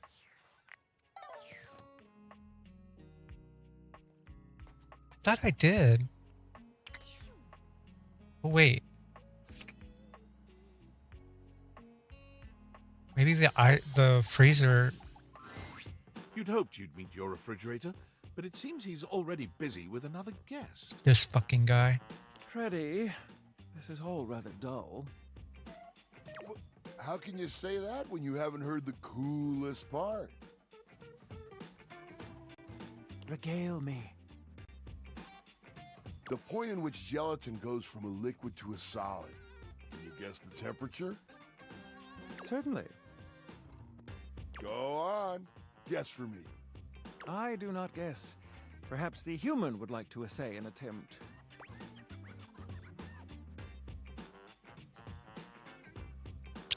Gelatin to a solid, that would be 60. Gelatin is always a soup. Wow! How did you know? Oh, look at the time. I must be on my way to a more interesting conversation. Now alone, the massive Yeti turns his attention to you. You want to speak to him, but it takes you a few moments to process what you're seeing. Yep, that is indeed a Yeti. Massive, furry, and decked out in his finest winter wear. Huh. He ran like he didn't want to be here or something. But you, with the answers and the listening, that can only mean one thing. You're madly in love with me? That thing is? What are you talking about? You're madly in love. Well, yeah, but not in an official kind of way. Mm-hmm. It's that with you standing in the kitchen, I'm no longer the coolest thing in here. That is a line. That is a line. Corny alert. I like that line. That's me. I try to be sweeter than that chocolate bar you've been hiding from yourself inside the butter drawer for the past few weeks. That is where chocolate goes. Don't worry. I'll never tell. But really, to what does old Freddy here owe the pleasure of this visit?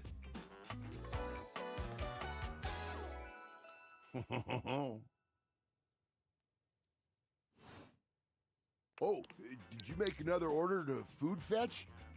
What did you get this time?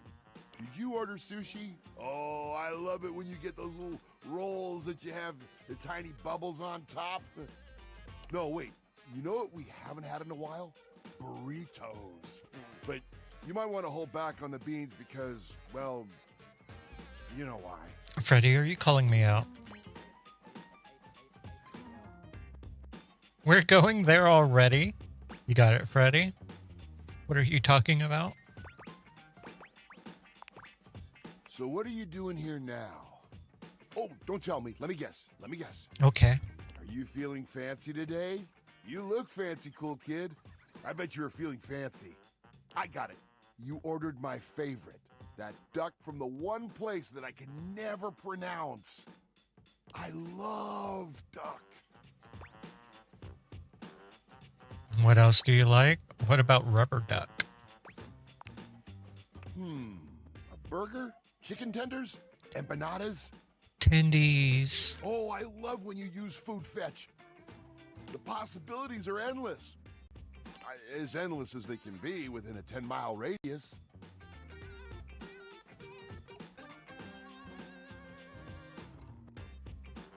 Hi, Absadai.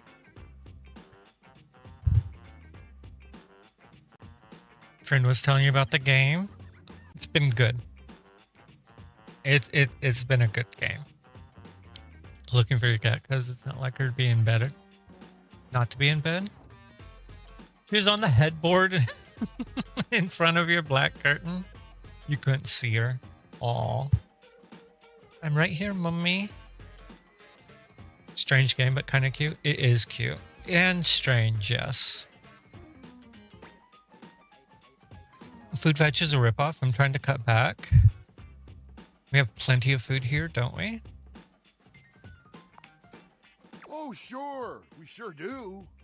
You sound so adult, cool kid. We have food at home. But I guess you do still have stuff left over from the last few Food Fetch orders. I wonder what I've got. You hungry? What can we get you?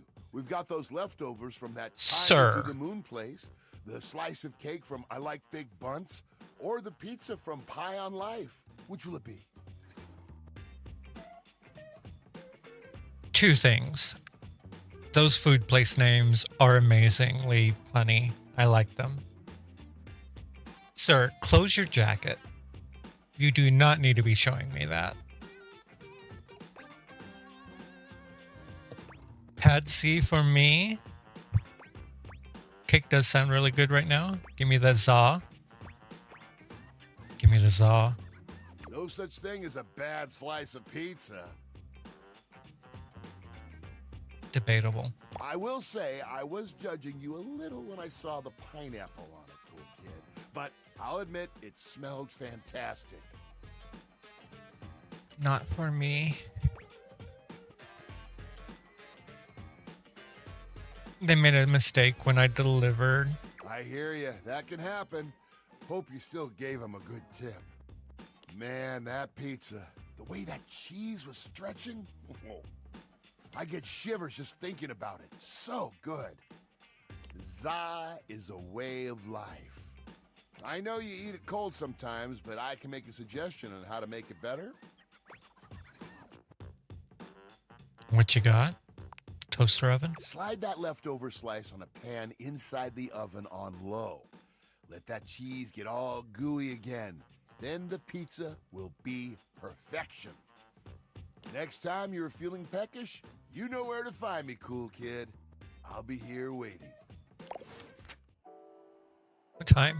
9 o'clock. Should we get another coffee? See Nightmare? I want to close the cabinets. Let's see Nightmare. It's my favorite customer. Hi, Kopi. What can I get for you today? Let's get an affogato again. Okay, no problem. Kofi flies into action, assembling your drink order with speed and skill. All right, here we go. One affogato.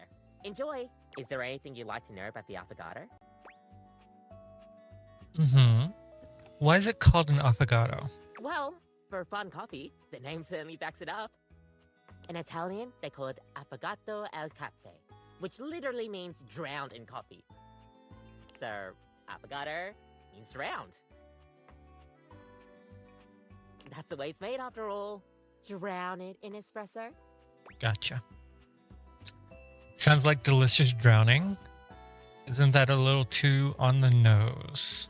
Delicious. Don't get lost in it. We'll see you next time. Alright. Yeah, so you can date your nightmare. You can date everything. Hence the name.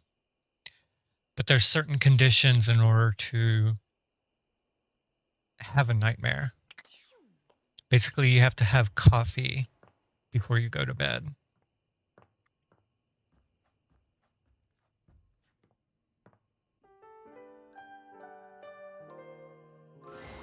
Last time, Nightmare just launched right into an unpleasant dream she prepared for you. But for some reason tonight, she hesitates. Whatever the reason, this could be your opportunity to get to know her better. or perhaps to swing your dreams in a more pleasant direction. Hey, wait. So, Nightmare, do you take requests? I'm not sure which one to choose.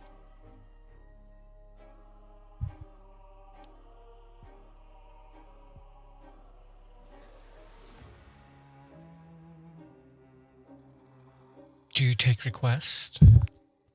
I'm not a DJ. Fair. I was just thinking maybe we could talk a little before we get down to the scaring. Do you have to do a nightmare tonight? To sleep, or chance to dream. Doing Romeo and Juliet now? I still don't know which one to do. Oh no. Please no poetry. Even nightmares have limits.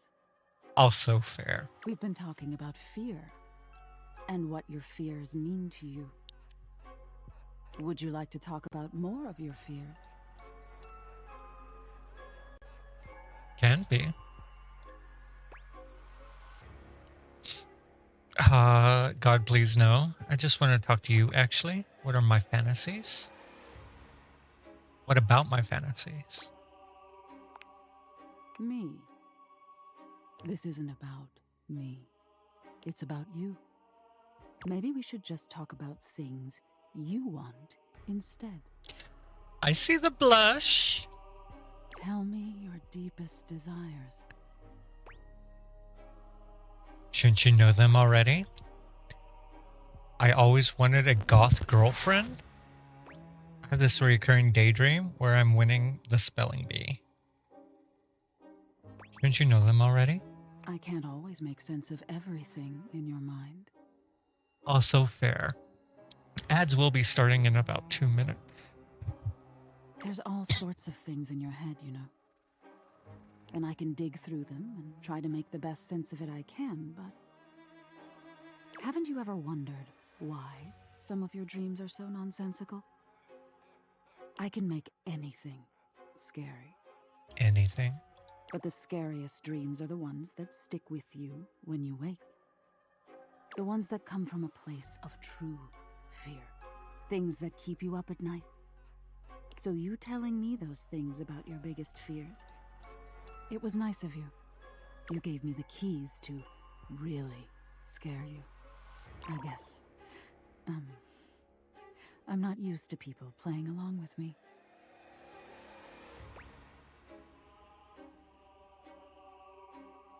Can't imagine why. There's value in fear, even if it doesn't feel good at first.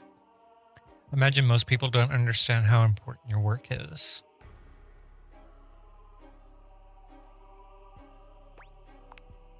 Yes, exactly. There's so much to be learned from nightmares. On an animalistic evolutionary level, some say nightmares are sort of like practice for life-threatening scenarios. Others say nightmares are just your brain sorting through stressful events from your day. All pretty useful things, in my opinion. And despite all the scientific advances humanity has achieved, no one really knows that much about me at the end of the day.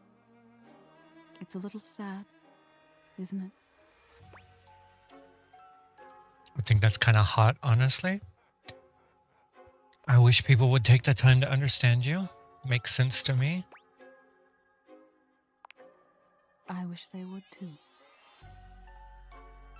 That was a friendship sound. I heard that. Can you imagine how much better the world would be if people actually paid attention to the messages in their dreams? Nightmare looks past you at something you can't see. Oh no. Look at the time. We've been talking so long. If I don't get started now, we won't have time to finish. Wow. You hear something dripping. Mm. Drip. Drip. Drip. And ads are running. You look up at the ceiling, then. Nightmare serves you some unpleasant imagery, but it's just not quite up to her usual standard. Something about her seems off her game. What could have happened? Perhaps you can ask her about it another night. And we're awake. Did I talk to the mirror? I think I did.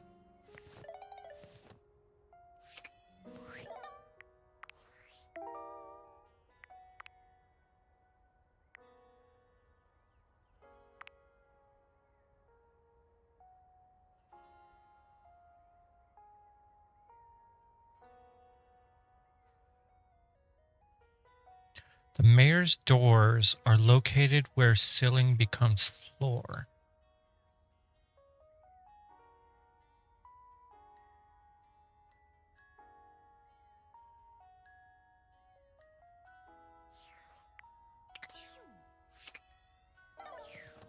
Where ceiling becomes floor.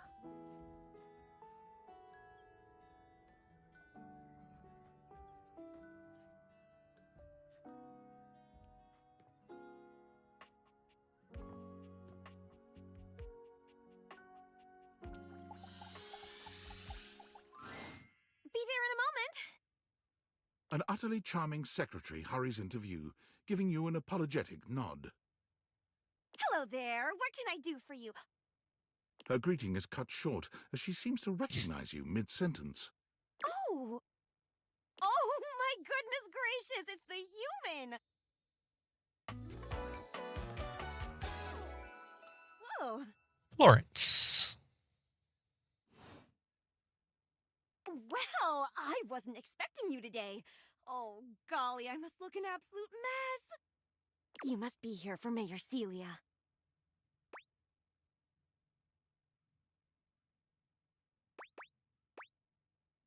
Yes, I'm here to see Celia. Of course! She's in a series of meetings at the moment, but I can pencil you in to see her as soon as possible.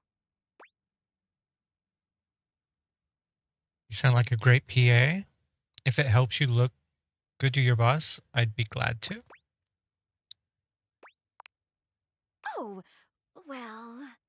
She twirls a strand of dark hair around her finger, blushing sweetly. Would you care for some tea while you wait? Yes, please. Perfect timing! Just so happens I've got a kettle all nice and ready. How do you take it? With a shot of whiskey. Hello? Welcome back from ads. We are talking to Florence. Not milk and sugar. I'll take the sugar, but not the milk. Plain is fine. Coming up. I'll use the nice cup since you're a VIP. Don't tell the others, though. Wink. Probably could have just winked my eye instead of saying it out loud, huh? You could have. Florence stumbles, pitching forward onto her hands and knees. The tea spills all over the floor, though thankfully the cup doesn't shatter. Oh, no.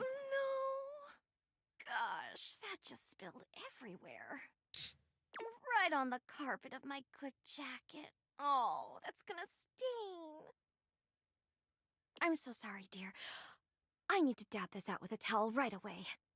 Would it be all right if you showed yourself up to the mayor's office? Just this once? But my tea. Don't worry about it. Thank you so much, dear. Sorry again about the tea. It's okay. Oh, please don't tell the mayor about this. It's all right. There she is, the mayor herself.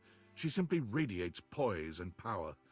She's an intimidating sort of beauty, but you find yourself intrigued to learn more about her.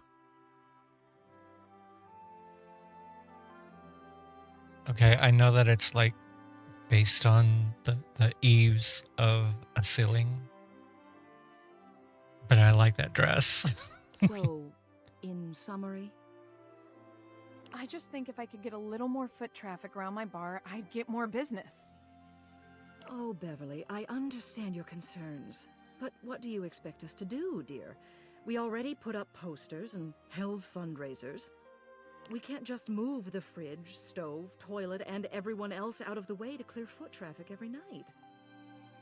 We could try that. Bev. Fine. Trust me, we're doing everything that we can. All right. but if nobody's in by next week, I'll be back. I'm sure you will, darling. Celia presses an intercom button on her desk. Florence, dearest, send the next one in. Yes, miss. Hi. Hello, Mateo. What can I do for you today? That's that's a great question, actually. Now that I'm here, I can't even remember. Isn't it funny how that always happens? Right when you need to think of something to say, your brain just sort of goes blank? You know what? It was probably nothing. I don't want to waste your time. I know how busy you are. I'll just see myself out. Mateo, come, sit.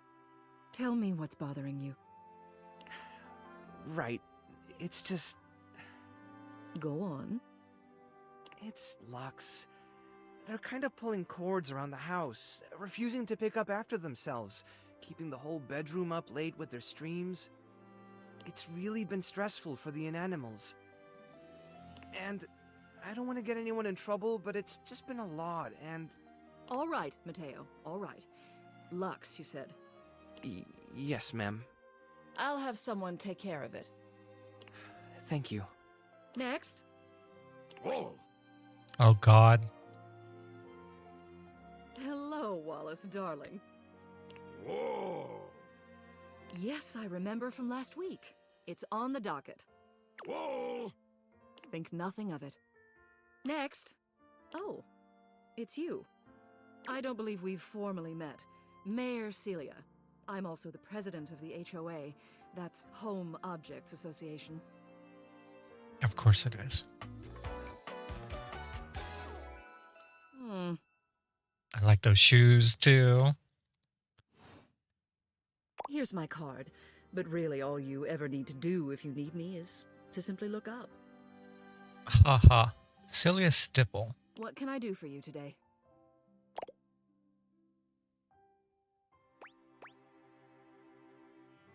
Nothing specific. I'm just going around talking to everyone. I tried to get the lay of the land, and I wanted to meet the mayor.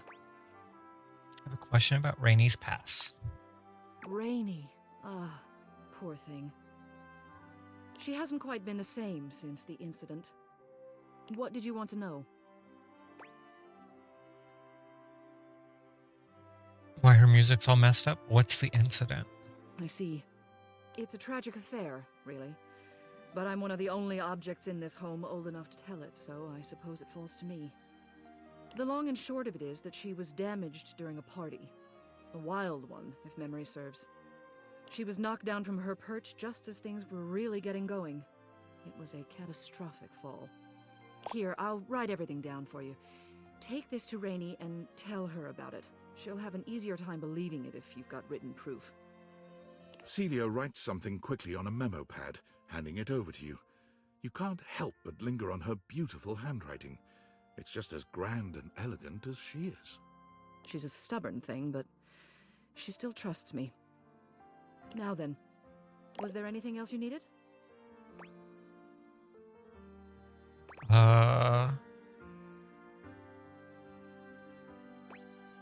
Lay of the land. Well then, hello. Meeting successful. Never a bad idea to make sure everybody knows your face. We're important here. Some sit back and wait for others to plan things. Others simply do them. You and I, we're doers. Kind of an introvert, to be honest. Absolutely. I like both answers. I've seen you zipping back and forth around the house, running here and there. You seem like a reliable sort. I wonder if I might ask you a favor. It's about my assistant, Florence. She seems distracted. She spilled my tea. She seems sweet. She is an absolute dear. Although sometimes I fear it gets her into trouble. She's such a kind thing, but that means she lets people walk all over her. Sometimes I worry the wrong sort might be taking advantage of her. She's a floor. I've noticed that whenever we go to lunch together, she never seems to buy herself anything. What's more, she's been pinching every penny you've dropped on her like a miser. I suspect she might be having financial issues. The office pays her well, of course. She's an invaluable assistant. I think it's possible someone might be fleecing her. I'd like to formally ask for your help. I just noticed the chandelier earrings, and I love them. I may be her boss, but Florence would never give me a straight answer if she thought it might upset me. However, she's quite friendly with strangers. And technically speaking, as the owner of the house, you outrank me. Maybe you could get something out of her. What do you say? Would you do me a favor and look into this matter? Quietly? Sure. Thank you. I'll be waiting. Hopefully it's nothing. What else do you need?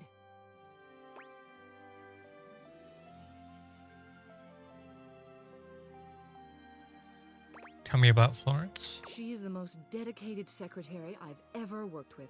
She would do anything for this office. Unfortunately, the dear can be a little down on herself. Not much in the way of self-confidence. Miranda from The Devil Wears Prada, just a look. I can see that. It's a shame, really. She's totally unaware of her own natural charms.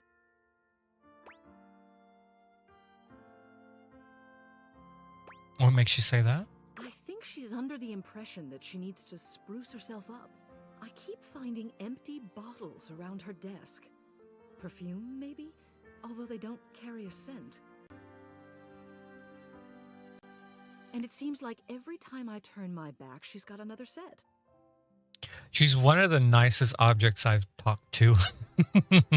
Celia. They don't look especially high quality either. Poor dear. Like, she's all posh and proper, but she's not haughty, you know? What else do you need? I'll go back through Florence's office. Hello again. Hi. I trust your meeting with the mayor went well? Perfectly. Wonderful. Anything else I can help you with while you're here?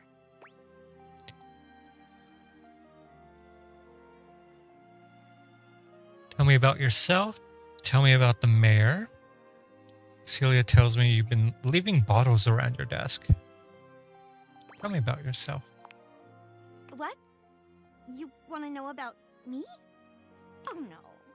No. You just spoke with the mayor. A little old fuddy-duddy like me can't hold a candle to someone like her. I just handle the paperwork, that's all. Pay me no mind. Anything else I can help you with while you're here? Tell me about the mayor. She's just incredible, isn't she? So tall and commanding. What I wouldn't give to be able to deal with people the way that she does.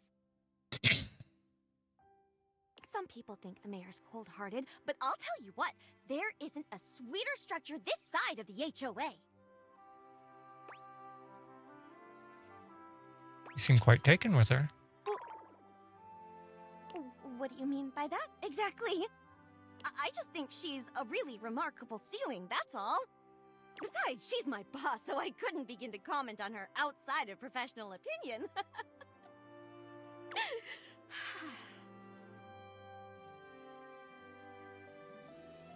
Yeah. Oh, I don't have empathy. Sounds very professional. Oh, yep. Anything else I can help you with while you're here? I'm not going to bring up the bottles, so we're going to leave. Oh, bye-bye. Bye.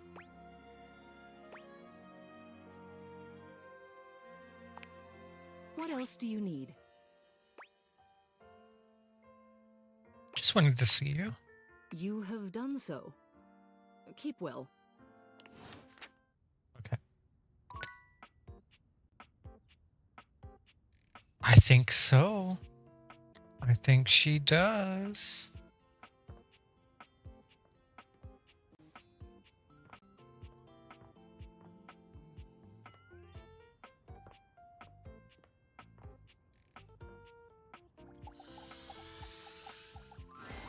For a moment, it looks as if a firefighter has appeared in your home, smoke and all.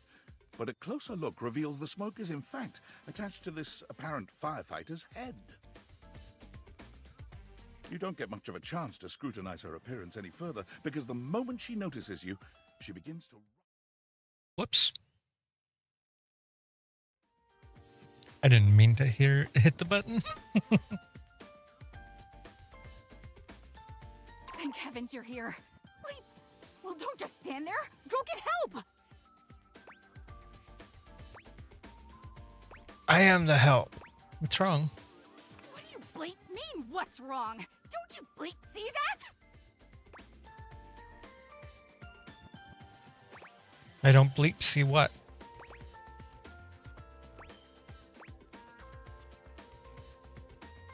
I can withstand this. I can withstand anything. I don't bleep see what. All that smoke! It's everywhere! And where there's smoke, there's bleep fire! I think the answer to your question is yes.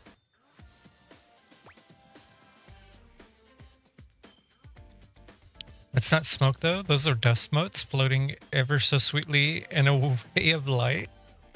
Oh, is that what that is? Whoops.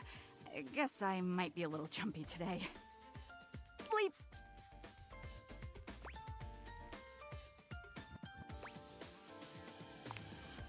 Oh, yeah. Sorry. Let me just...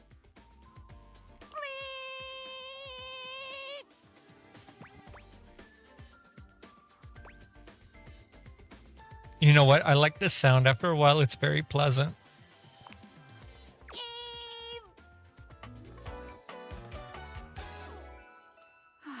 Arma. Alarma. Arma.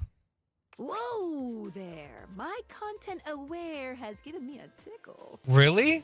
With the smoke alarm? Arma has gone through some trauma and might even have more in store for her. It could be triggering for people who have dealt with trauma, suicide, and other violent acts. Okay, content aware for everyone who this might be triggering for. If dealing with that kind of behavior in a light way is disagreeable, I wouldn't recommend this one, that's for sure. You cool with that, or you want to skip it? The only one I have skipped so far is the sex toys. But we're not skipping this one. On with the show. What's that? Couldn't hear you for a sec. Arma Alarm at your service. Nice to meet you. You too. So, what brings you around here? I thought I heard noise, a sort of loud beep, if you will. Oh yeah, that's part of my job. You see, I'm here to protect the house from fire. Take a look around you, at everything you love. Now just think, if you're not careful, it could be gone in an instant, consumed by raging flames. I've got to stay vigilant at all times.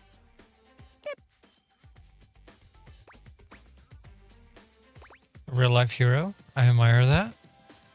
What was that? I might start a fire myself if it meant getting rescued by you. And I notice you're looking a bit frazzled.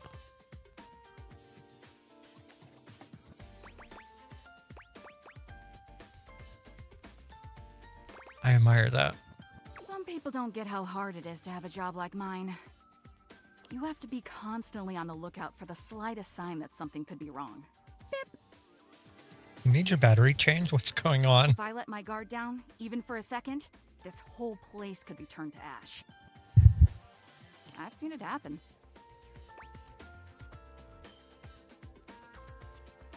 Respect your discipline, sense of purpose. I'm glad to have you around. You've seen it. I appreciate that. It's a tough job, but I feel like it was what I was born to do. Anyhow, I ought to get back to it. Probably. Yeah, I was thinking maybe I would do the adult toys on stream or on Discord. Not sure. I was worried about his hair. It looked like a tentacle. Come on back soon and maybe we can do something together. Well, You take your leave.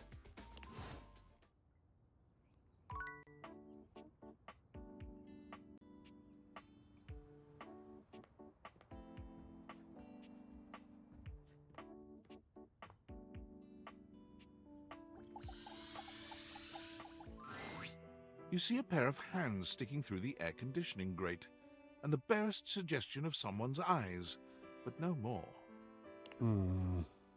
What do you think? you won't come out of there and let me see you? Fine with me. I can't fall in love with you if I don't know what you look like.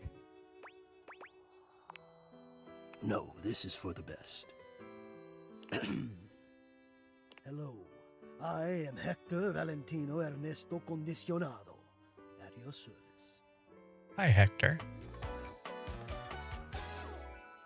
Well, hello there. Ventilation, airflow, sometimes known colloquially as HVAC. You're ready to speak to me now, I see. Nice to see you or hear you, I guess. Yes, I am. I'm so appreciative of your patience. I hope to be able to explain to you why I behaved the way that I did before. But first and foremost, please believe that it was not a commentary on you. Or perhaps it was, but only in the most positive way. You've become more important to me than I was prepared for, especially now, seeing you face to face. It was too sweet a surprise, as it turns out, but I am better now. I am ready now. Tell me, how much do you think about me? Now, yes, I understand that our meeting in this way is so very new for both of us. I truly never expected to be able to speak to you this way, face to... Great.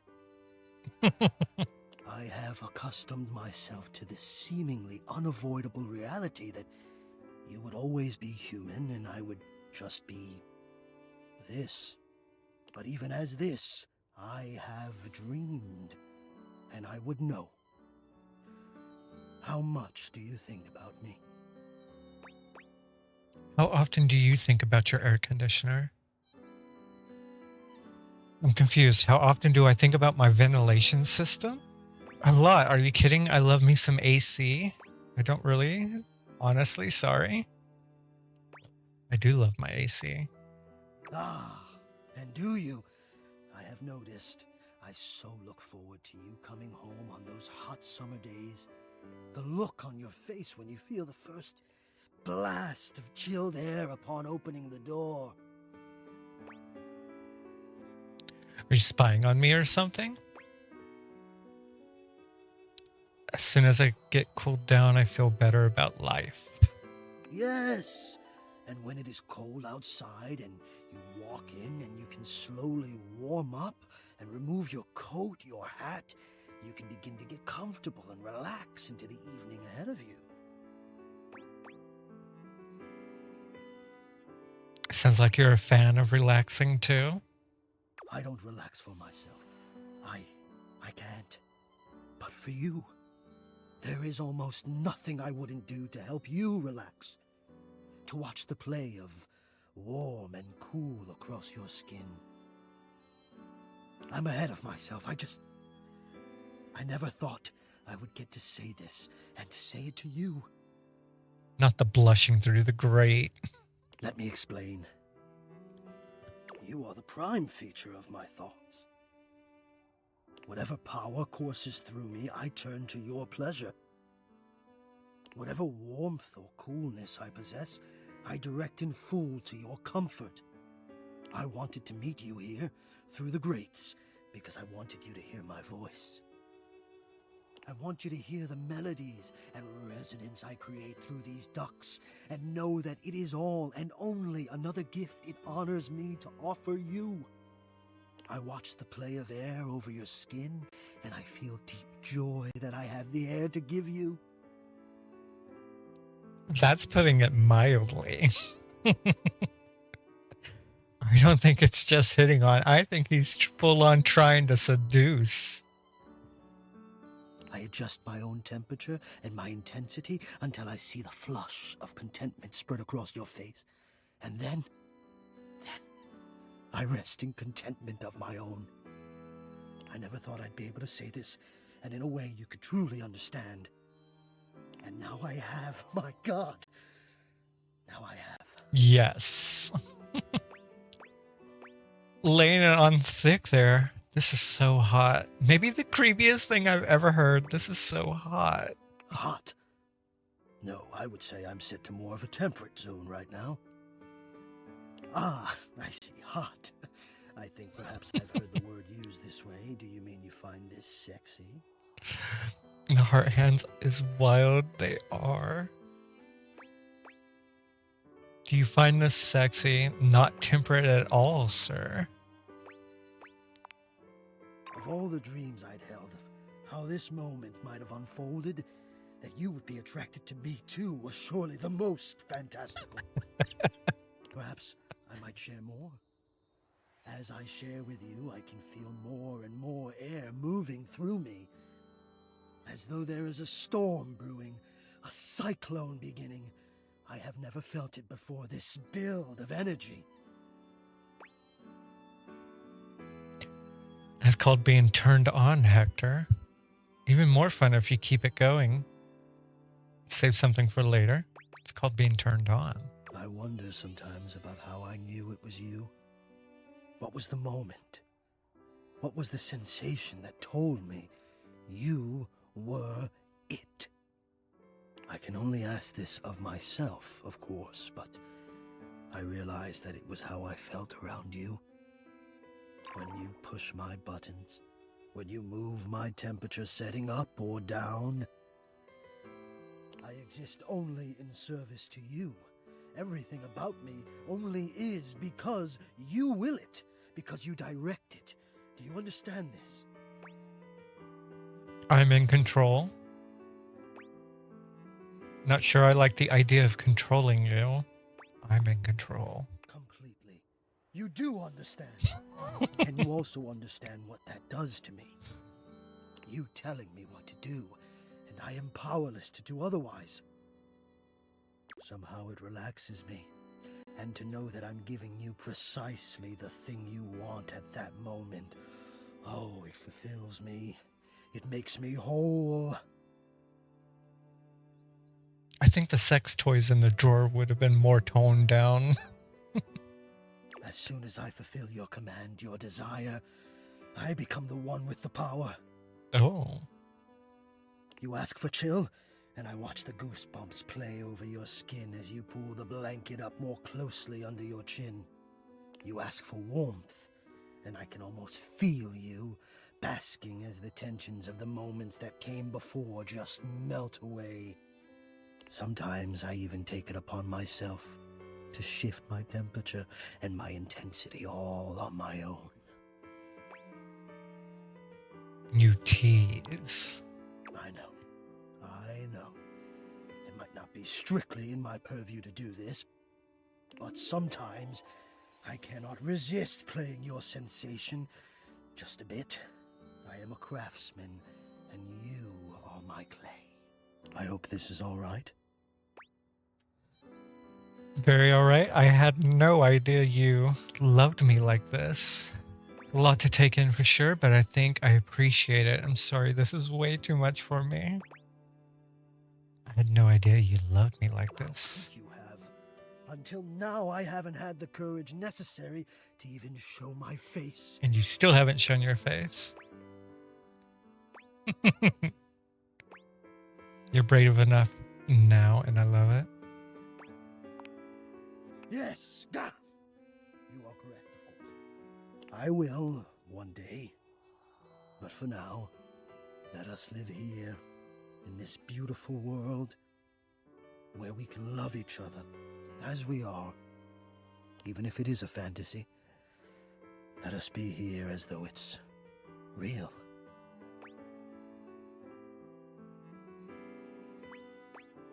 Sounds good to me, you know. I'm feeling a little chilly. Can you help? I really want to see you. Oh, which one? Which one, Jess? Which one? I think I want to do the can you help?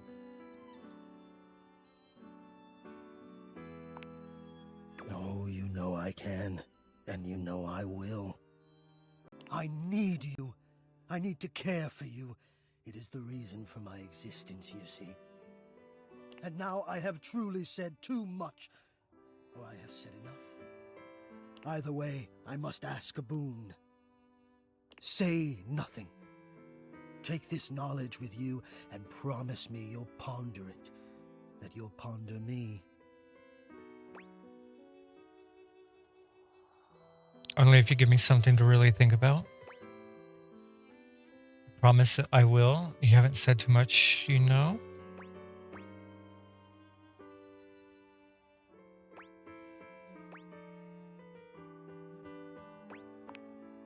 You delectable tease. Think about this, then. A warm breeze whistles through the grate above you and trickles downwards to caress your exposed arm. The warmth rolls over your wrist, up the inside of your elbow, around the back of your shoulder, and slowly, very slowly, up the gentle slope of your neck. You can feel the breeze desiring to embed itself in your hair. It is the perfect warmth, the perfect strength, and your eyes softly flutter closed. Ponder that.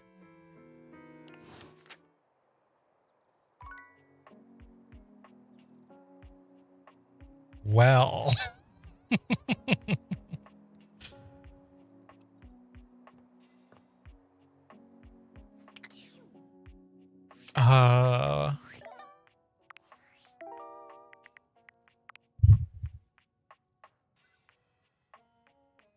Strong yet sensitive. Find the fragile friend all over the kitchen.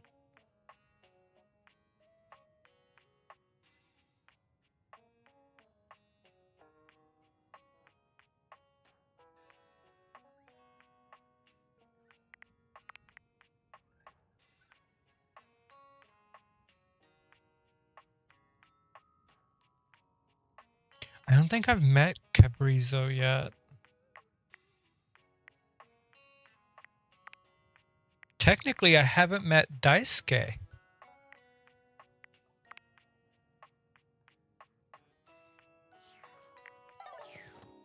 I'm going to try to talk to Daisuke. I pissed him off last time that we spoke. As always, you find Daisuke standing silently, deep in concentration. I didn't do it on purpose.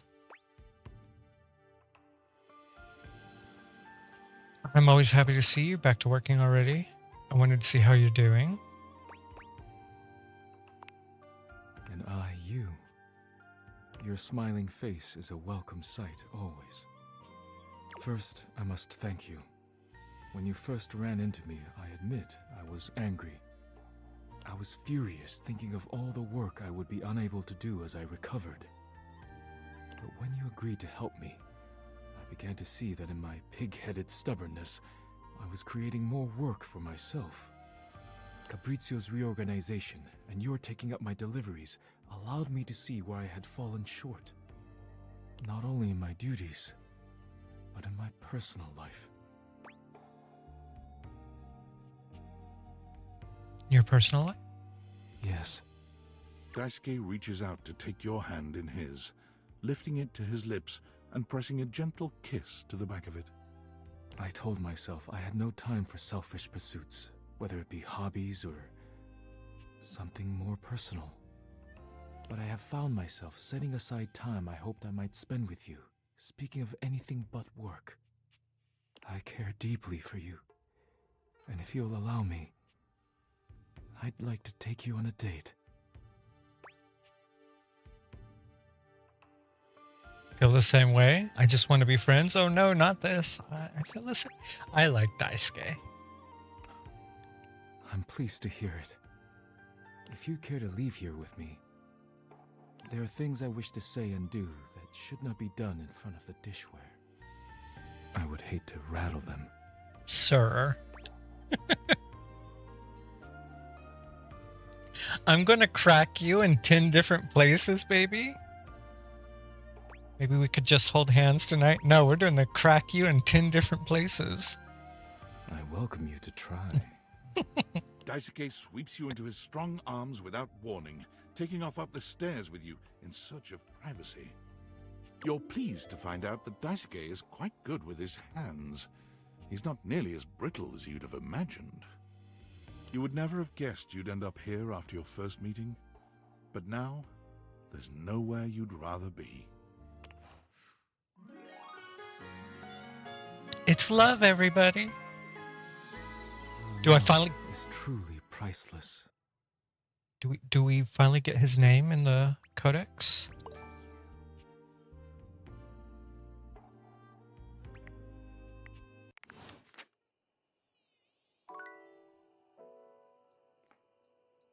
Let's see. Data deck, sorry.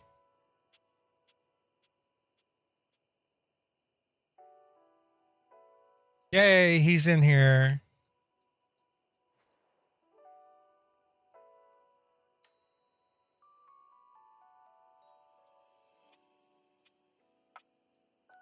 Okay. We have one more. We're going to have some coffee again so that we can meet Nightmare. It's my favorite customer. What can I get for you today? Let's do a latte. Sure thing. One latte coming right up. Kopi gets to work, grinding and pouring and mixing with an impressive speed. And voila! One latte just for you. Hope you like it. Is there anything you'd like to know about the latte? So what is a latte? Or why is it called a latte? Why is it called? Well, that's the Italian word for milk. If you're in Italy, you have to order it as a cafe latte. Otherwise, they'll literally just give you a glass of milk. That's awkward. Right? I don't think my nerves could handle being handed a glass of milk like that. She shudders violently. We'll see you next time.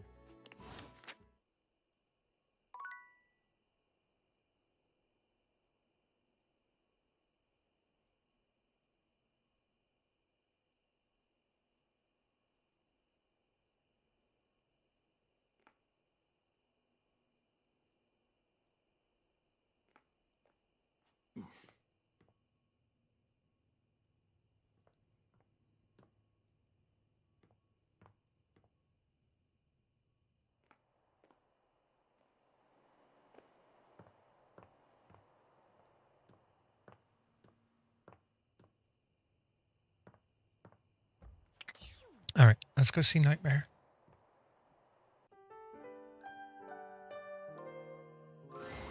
Nightmare comes to you at the usual time and place, but there's something strangely hesitant about her tonight. She fidgets with the dark wisps at the edges of her being, the same way one might fidget with their hair. Hello, my dear. Hey, Nightmare. Hey, you. The other night, were you afraid? You know, I did my best, but I got the feeling you weren't all that scared. I was definitely scared.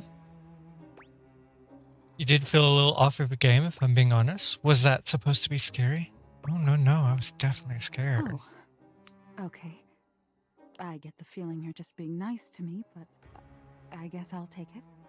Nightmare sighs, her horrifying shoulders sagging visibly. You've never seen her look so out of sorts. I knew it. I knew better, but I did it anyway. Did what? I let you see more of myself than I intended. I'm losing some of my mystery. I'm losing my ability to frighten you. Honey, you never really had the ability. Is that why you look less scary now? I guess that's why you look different. So you'll be less freakish if I'm not scared of you?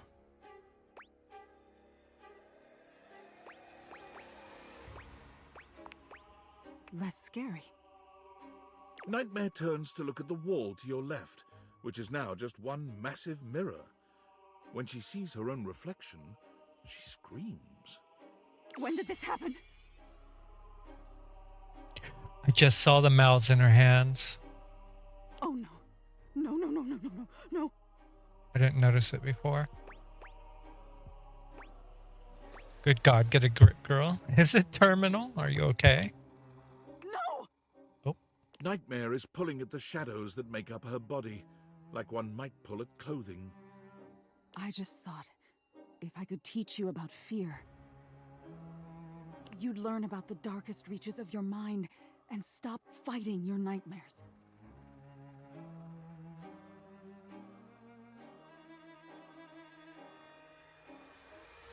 Is this? I kind of want to know. I'll look it If up I can't even scare you, after. what good am I? Her voice sounds like the boss from Metal Gear Solid 3.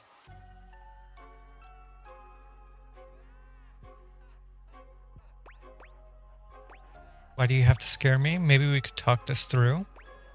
Looks like the tables have turned. Why do you have to scare me? It's my entire reason for existing. If I can't scare you, I'm nothing. You can fix this. You're going to be afraid of me. She rounds on you suddenly, pointing a finger at you and letting out an unearthly screech that raises goosebumps all over your body. But despite even that fairly decent effort, you can't help but feel unthreatened. Oh, mercy, help! High-pitched scream, okay. You could have sold that a little better, you know. But thanks for trying. Nightmare sighs. How is this your dream and I'm the one having a nightmare? How do you deal with this? Try being less of a baby. You just need to embrace whatever is going on to be. Whatever this is going to be. Stop hiding behind my dreams.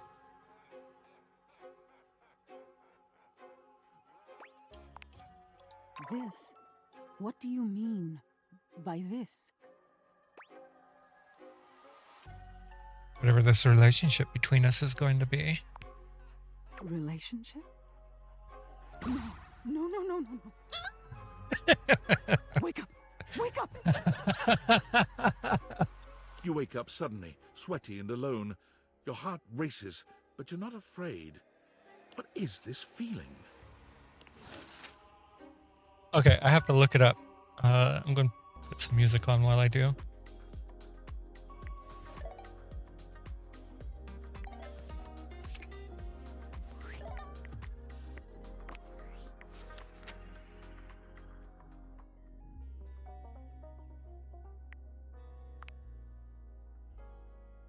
Oh, I think it is her.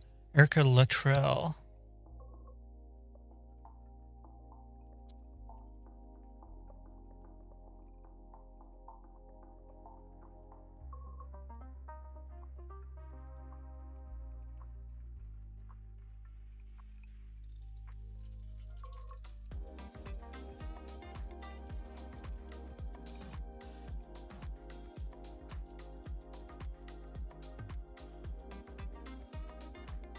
Oh, she's not boss.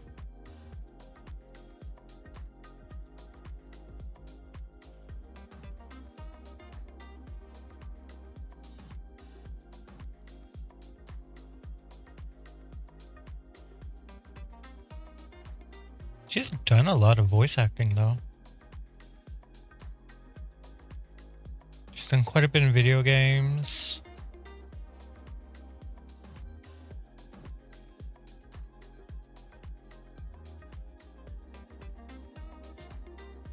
He's the female agent in Hell of a Boss. He played Sapphire in Steven Universe.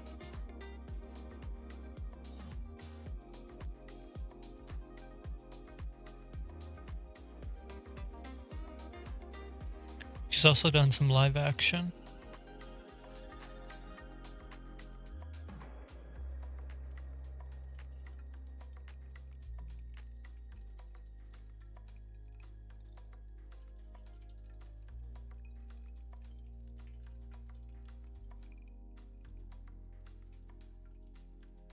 She's the voice of Keisha in the Magic School Bus.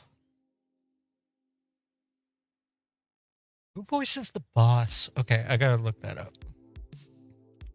I'm going down a rabbit hole.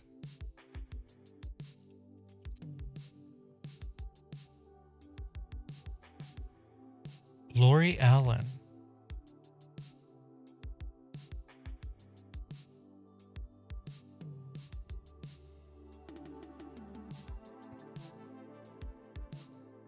She's also the voice of Diane Simmons on Family Guy.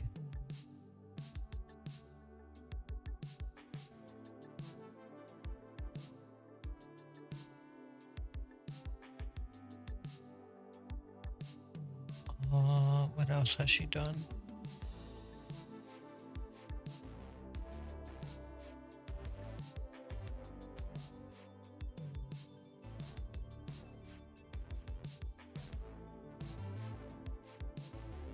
A lot of VA work. A lot of IRL work too.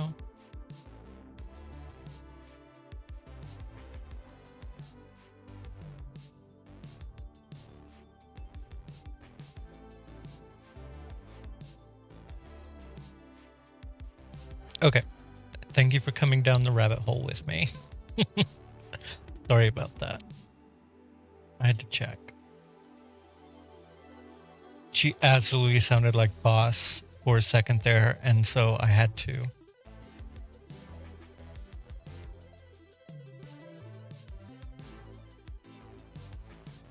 Check.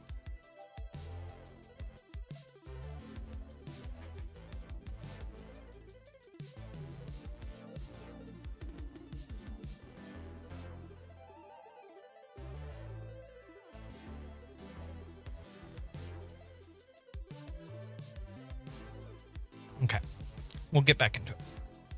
Actually, how long until ad?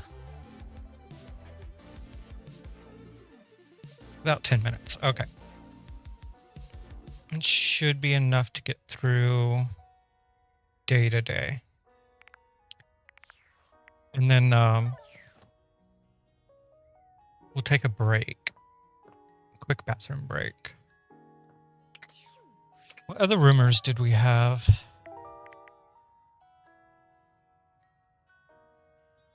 Cambrizio.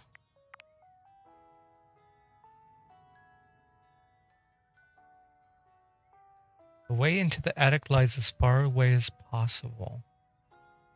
Still don't know what that means. I still don't know who Reggie is.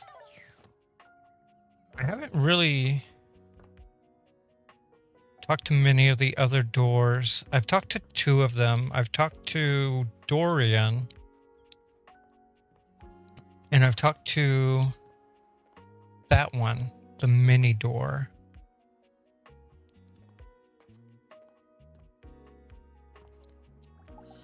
I think it's a door day. Well, look at that. You've made another friend.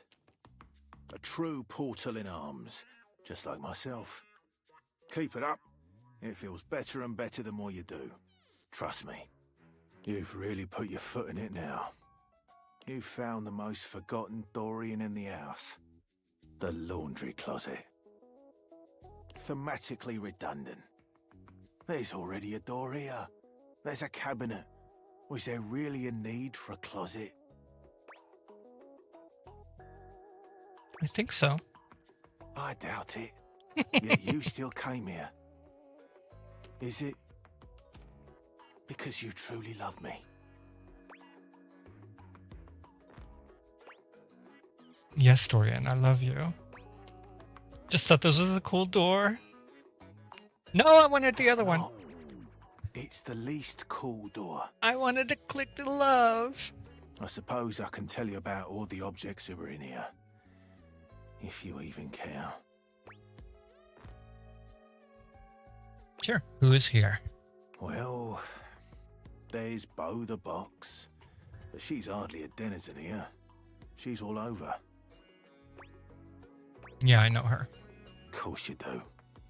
There's Hoove, of course. The vacuum. Well, that's it. There's Bobby Penn. Not anymore. That's it. Nobody else. I'm done speaking of this dreadful place. Not that bad. Oh, woe is me.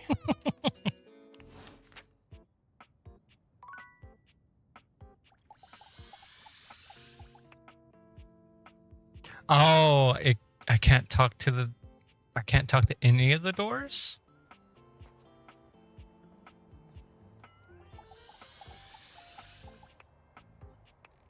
Okay. It's not a door day then.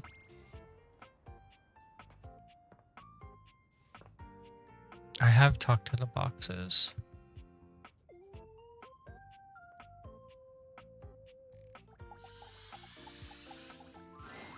Before you see them, you can feel them.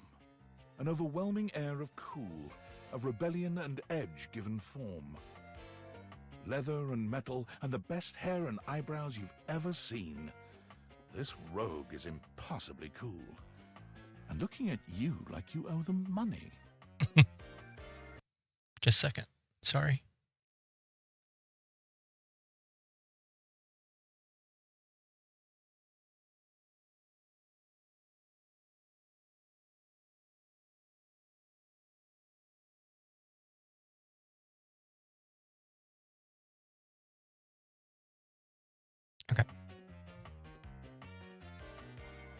You got a problem, punk?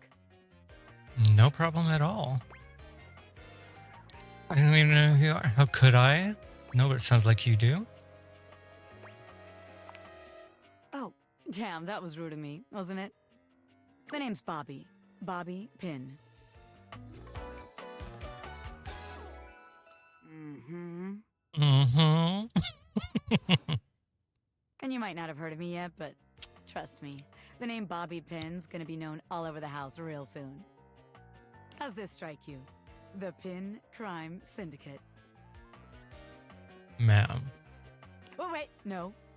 The Pin Criminal Empire. You some kind of crime boss? They sound equally silly. What about the Pin Gang? It's kind of old-timey, but it does have that kind of Top Capone feel to it.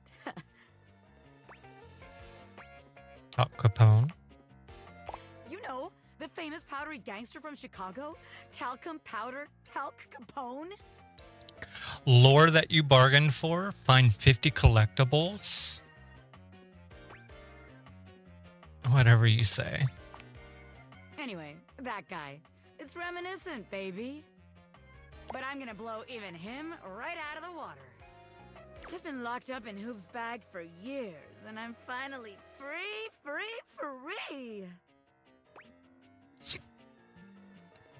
Can't believe who did that. I mean, it wasn't his fault, Excuse me. you know? I had a lot of time to think while I was in there, you know, about who I was gonna be when I got out. Getting bent all out of shape, it does something to a Pin, you know? I bet. Makes you reevaluate your priorities in life. Makes you think long and hard about who you truly are. This is Bobby Penn. This is you bent out of shape? You don't normally look like this? You got bent up?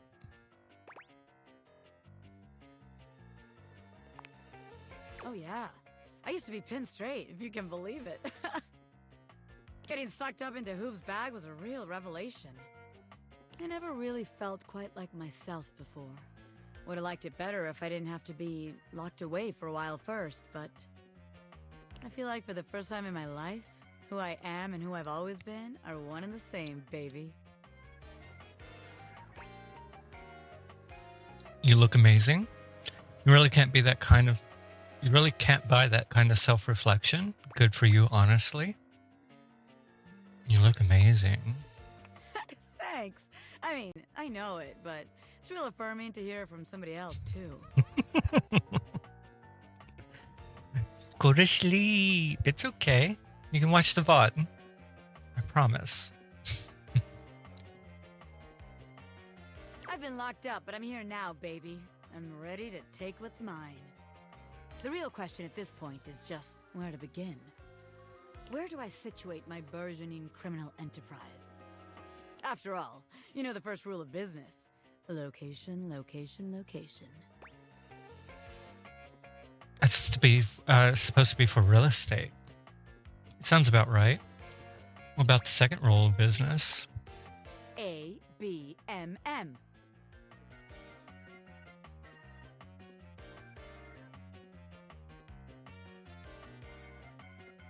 I'm not sure. Always be making money. Okay.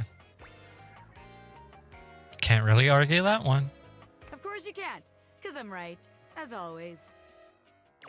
Tell you what. Let's make a game out of this. I gotta scout some locations for Pin HQ. If you can find me, I'll let you be a small part of this little venture. What do you say? Hell yeah. Rad! Welcome to the Pin family, baby! Just to make sure you don't miss this opportunity of a lifetime, I'm gonna give you a hint about where I'll be. I'm gonna be doing my dirty deeds in a place that gets you real clean. Ha! Catch me if you can, Normie! I'm out! Okay. Ads are going to start in 2 minutes. We will be taking a break.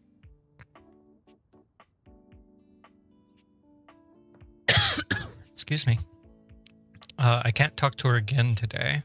I can't talk to the door again. Who haven't I spoken with?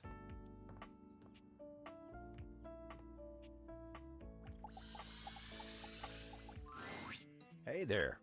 It's Abel. Okay. You get a chance to talk with Kopi? She actually gave me this cup of coffee for you. She said it was your favorite. She sure does know her way around a cup of coffee. Thank you. I needed this today. Is something bothering you?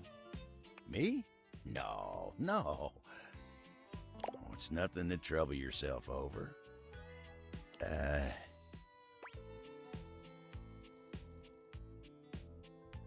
Do you know a lot of the others around the house? Know any good stories? Plenty of stories to tell. What about you? Me? Oh, sure. I've got stories, I suppose. They're not exactly exciting, though. You know what? You want exciting? You should talk to the captain. The guy in the bottle? Why, I swear he's seen it all. Why don't you go ask Captain Jacques about his time on the high seas? He doesn't like me very much. What is up with that laugh? Okay, ad is starting. Real quick. I gotta pee. I'm gonna grab some water as well. There's a game console. We haven't talked to that yet. We'll do that when we come back. But yeah, quick break.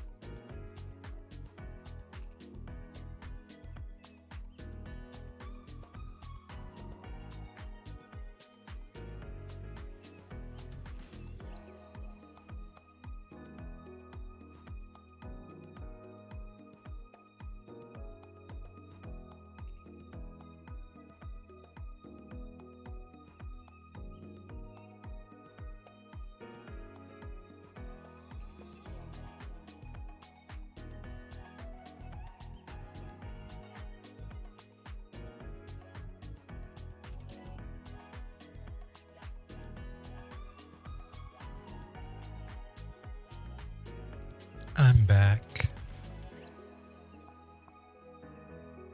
Ad is still going. We got another 30 seconds on it.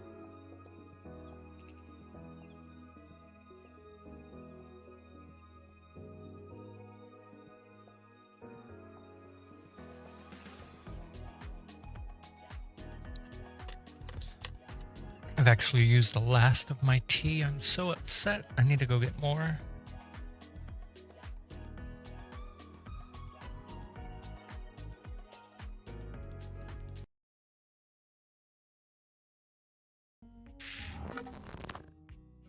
Welcome back from ads. Yeah, I've talked to that guy. He's not very nice. Right.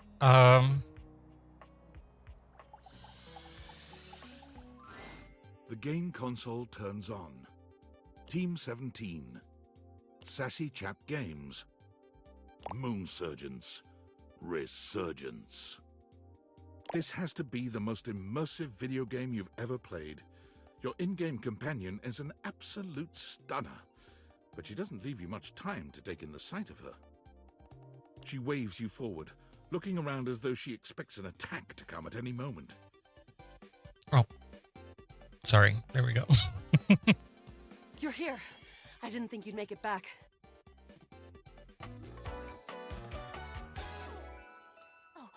Luna. Which way do you want to go?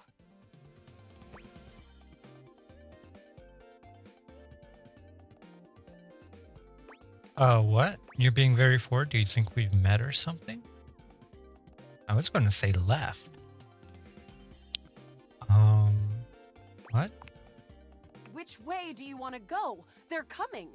Oh, you just equipped my Zauer rifle, which means that you're thinking of unloading a whole lot of Zaker charges on these scroufs out here.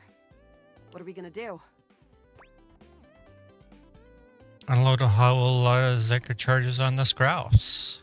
Talk to the Scrouse, run away. What the fuck are Scrouse? Unload. Berserk!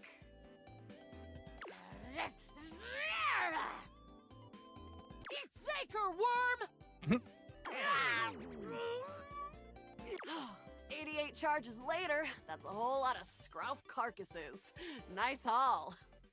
That ought to teach Celine and her goons. We're near the compound of the Upholders. They'll have assassin class Upholders, as well as surveillance class.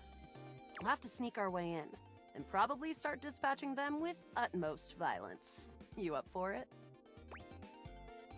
Violence is wrong. Let's go, we got the right equipment.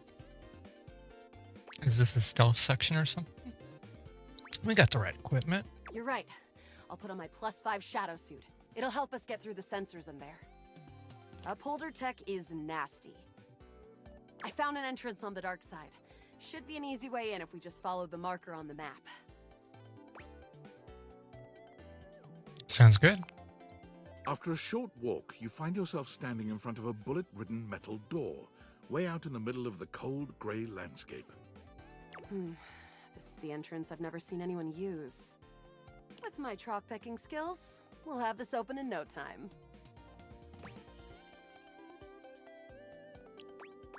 Tell me more about yourself. Me? I'm your average member of the Resistance. Maybe above average. We fight against the Upholders who are determined to do everything in their power to druck everything up here on my homeworld. And who am I to you?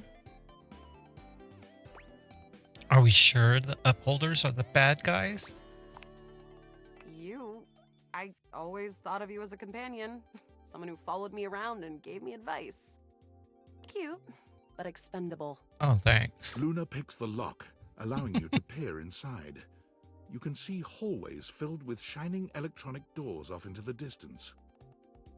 Here we go. Upholder Central inside.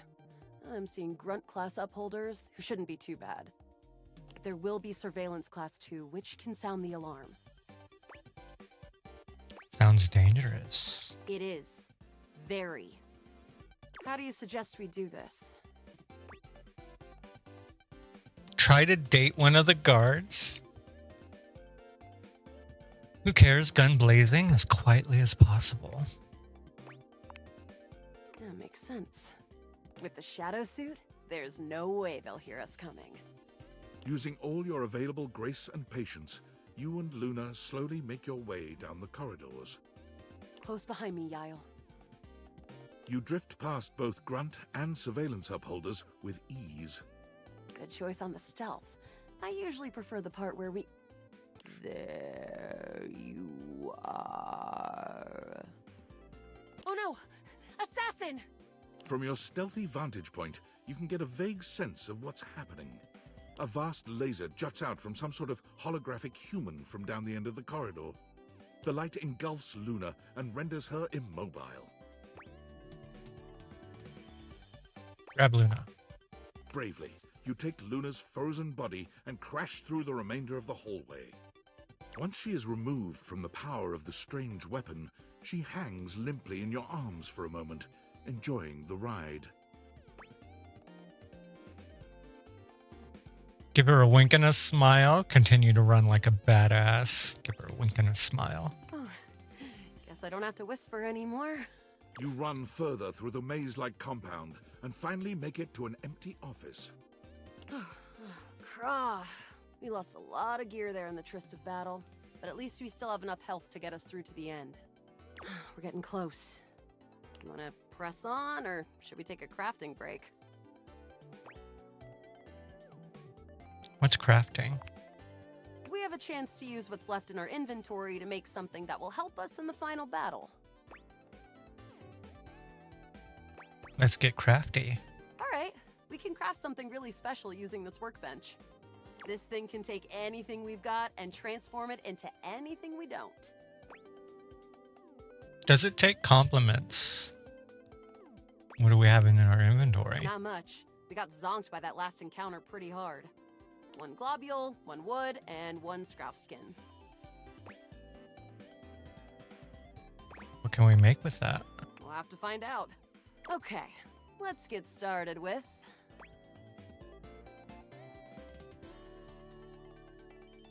The wood. Got it. And then?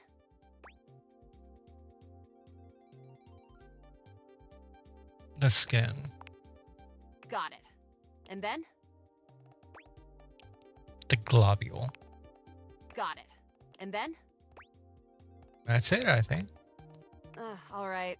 I don't think that's gonna give us anything we really need, unfortunately. But there's no reason to lose hope. Let me just put these together and... It's pretty globular, which is always good for defense. The wood gives nice heft, raising our attack. The scrouf skin makes anything look a lot better for comfort. We've got an amazing new piece of armor from this. That'll help us in the battle ahead. Hi, Johnny.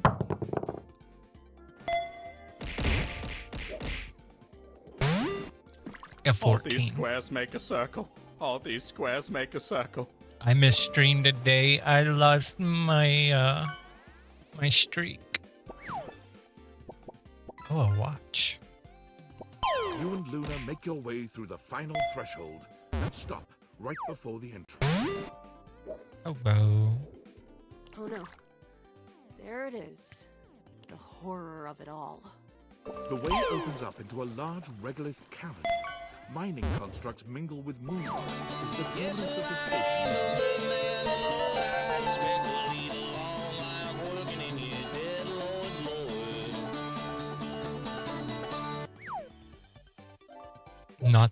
Not the singing fish. Congrats on your catch.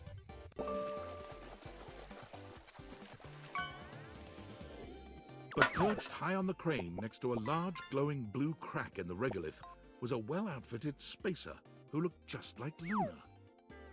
You came just in time for the festivities to begin. Celine Moonrise, prepare to die! Luna, you'll never take Crescentia's power. Shoot her in the face already? Who is Crescentia? Who is Celine? Who is that with you? Some low-level peon? I always send those to the Drock pits. Do you need to know anymore? We kill her. The glowing crack seems to swell. Eat charge, bitch!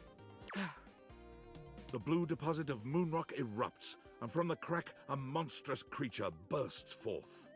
Crescentia! Go!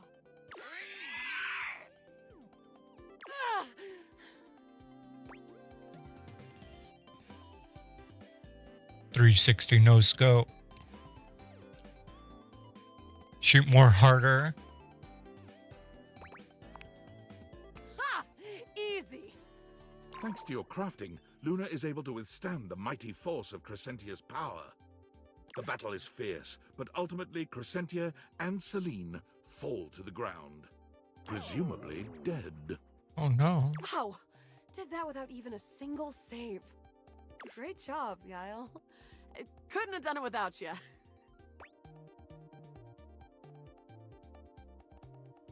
So glad to be there for you. That was fun. Could this be something more? You're the best partner I could have ever asked for. You always chose the right path, unwaveringly. I'd love to be friends with you. Even though it can be dangerous out there in Novaya Moskva, having a real friend by your side means you keep your KD ratio way down. How is Johnny doing? Sounds good, Luna. Well, come back anytime and let's play again. Hey.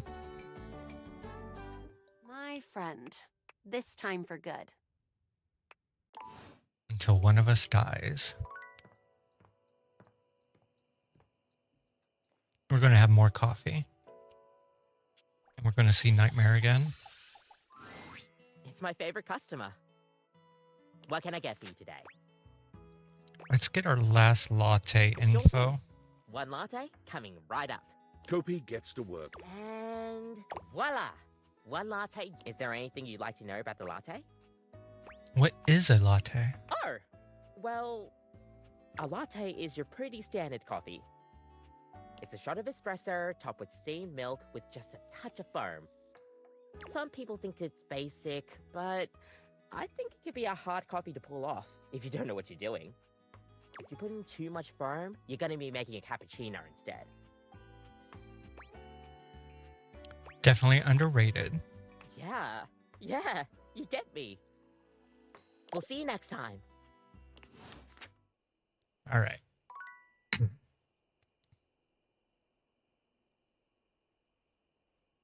And we'll talk to more of the doors when we wake up.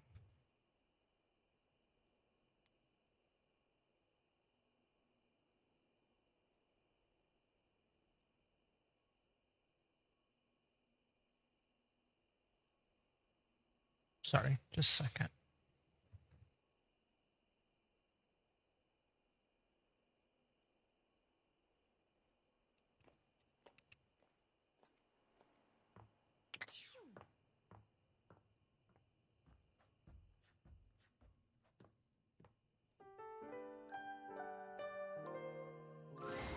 Nightmare looks both pleasant and horrifying tonight. A strange mix of the way you once knew her and the way she's grown to look to you now. Hello, my dear. Hi. You're not going to scare me again, are you? No, not yet, anyway. Mm. I did some thinking, and I had a little realization. I thought I was losing my touch, that I couldn't scare you now that you knew me better. Fear of the unknown is cured by knowing, after all. But then I put it all together. Familiarity brings a whole new sort of fear to the table. After all, who knows you better than your friends? And who can hurt you just as deeply? Oh, it makes me shiver just to think of it. Are we friends? What are you saying? You think you know me? Oh, I love the blush on Nightmare. I thought for a minute I might have had a crush on you. Oh, for a minute. After all, I felt so scared for you to see me. And I mean, really. see me. But the more I got to know you, the more you listened to me. I realized if you could accept the nightmares I give you, then maybe you could accept me, too. Maybe we could be friends. I wanted to be more than friends, though. Oh, no. No, thank you. That's not going to work for me. Okay. Friends is all I can offer you.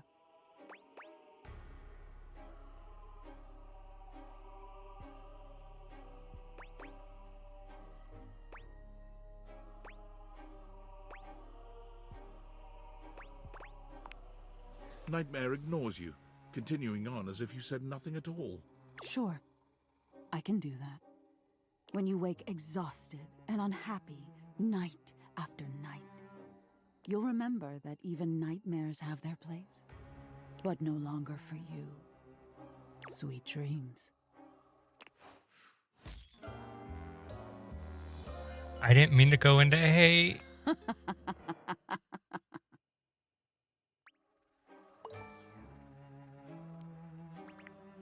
That's the stuff dreams are made of. Who are you?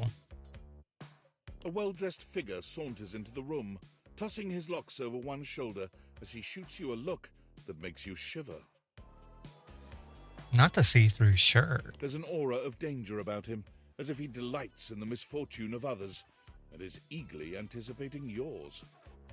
Well, well, well. I can't believe it. You really did it. Did what? You got dumped, kid. Oh. Majorly rejected and just tossed to the side. Thanks. You're so welcome. Who are you? He places a hand on his hip, giving you a knowing look. I'm a hot topic. Surprised you haven't heard about me already. Heartbreak? I'm Regina Rejection. Hi, Regina. But you can call me Reggie. You're Reggie. We finally met Reggie.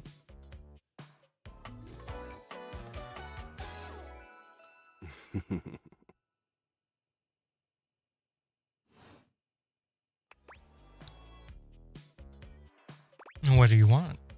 Me? I like to come in every time you get a hate ending and take in the sights. It's kind of what I do, being rejection after all. I see. Do you show up every time I get rejected? If I have something to say.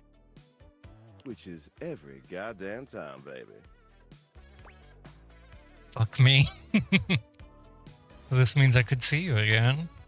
Oh, don't worry. I'm always just one rejection away. In order to fall in love with Reggie, do I just need to, like, reject everybody? Or get rejected by everybody? Listen, bitch. I'm giving you special access to me here on this app I'm putting on your phone. Have a chat anytime Okay, you like. I guess not. Reggie takes your phone, typing something into it. He turns your phone back around to show you a funny little icon that looks like a broken heart.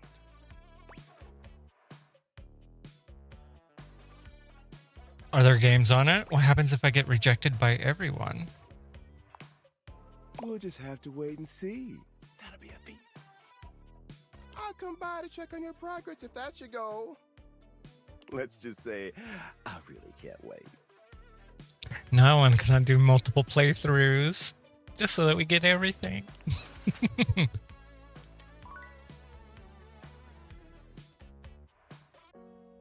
Aw.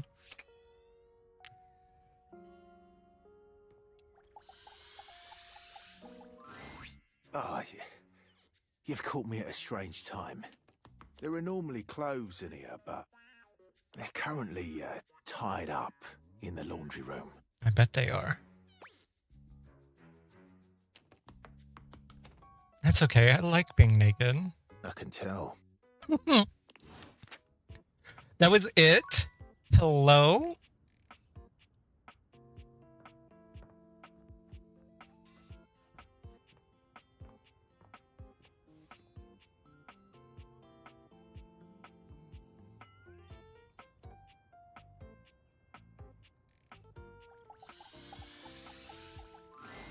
The game console turns on. Oh, it's the game console again? Okay. Team 17, Sassy Chap Games, Moon Surgeons. Here you are once again, back where you started, with your beautiful companion urging you to make a decision. She looks at you just the same way she did the last time, with a strange familiarity, but still not quite recognizing who you truly are. She reset? You're here. I didn't think you'd make it back. Oh.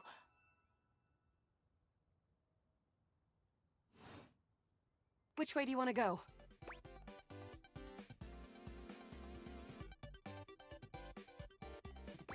Don't you remember? Of course we've met. We've been about 17 hours into this quest line. We became friends. No. I would definitely remember something like that. I didn't save my game. I've got quest updates and relationship statuses in my Stata decks anyway. And I don't see anything about an actual connection we've had aside from mission partners in here.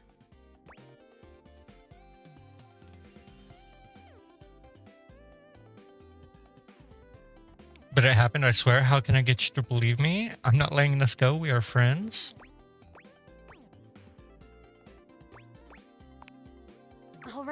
All right. I'm familiar with the trope, okay? When I was little, I thought up a secret password that only a time traveler would be able to tell me. The password for me is Lincolnberries. Just give that to me next time you see me, and I promise I'll believe whatever crap you hash at me. Lincolnberries, got it. Now let's get back to blasting. Oh, you just equipped my Zauer rifle, which means that you're thinking of unloading a whole lot of Zaker charges on these scroufs out here. What are we gonna do? Unload. The Zork! Should I take a different branch? Now I don't know. Eat Zaker! 88 charges later. That ought to teach Selena. We're near the compound of the They'll have assassin class up. We'll have to sneak our way in. And probably start dispatching them with utmost violence. You up for it? I'm taking the same Right. path. I'll put on my +5 upholder tech. I found an entrance on the dark side. Should be an easy way in if we just follow the marker on the map. Sounds good. We're following. After a short walk. Yep. This is the entrance I've with my chalk pecking skills. We'll have this open in no time. Let's get it done. Luna picks the lock. Here we go. There will be surveillance class 2, which can sound the alarm. Oh, I think I did the other one last time.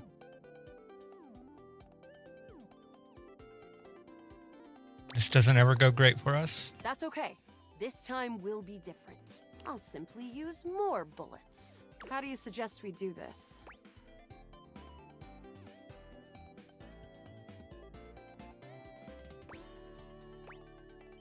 Try to date one of the guards. Dating? Why would you do that? Sometimes you meet things on your adventure and start to have feelings for them. Do you have feelings for me? Let's just say yep.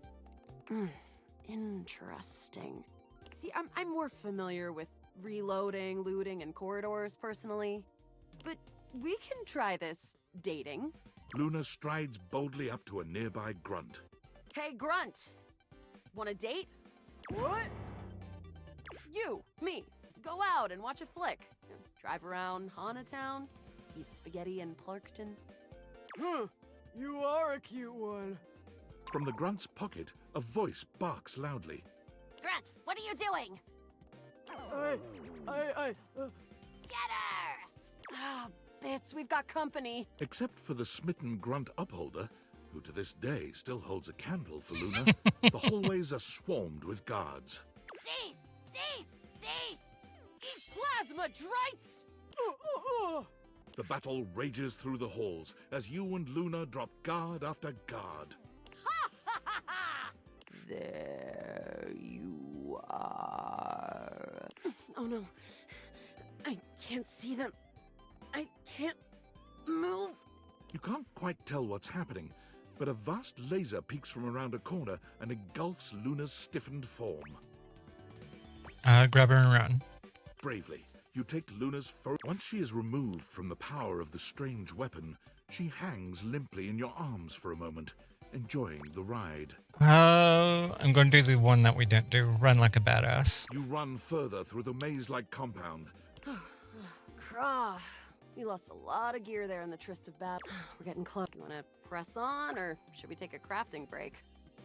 I'm going to craft still. We have a chance to use what's left in our inventory to make something that will help us in the final battle. All right, we can craft. This thing can take anything we've got and transform it into anything we don't. Why would I do Legan Bears?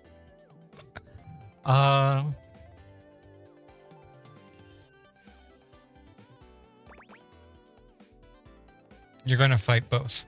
I'm not quite sure I believe you just yet, but noted.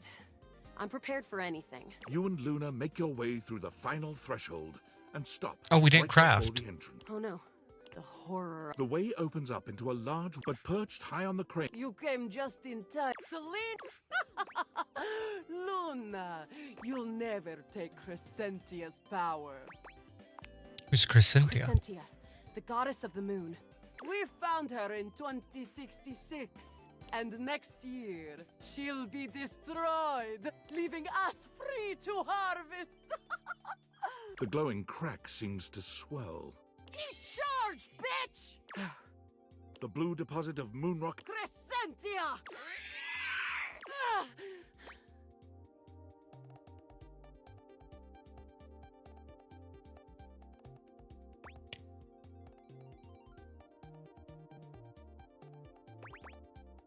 Shoot her more harder. I'm trying! The battle is fierce, but ultimately Crescentia and Celine fall to the ground, presumably dead. Wow, did that without even a single save. Great job, Yael. I couldn't have done it without you.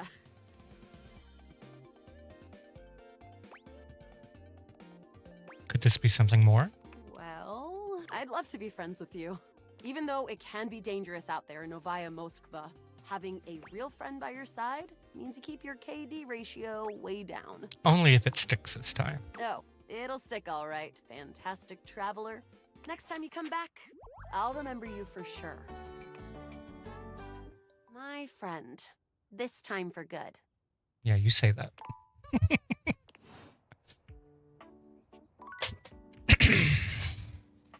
Okay.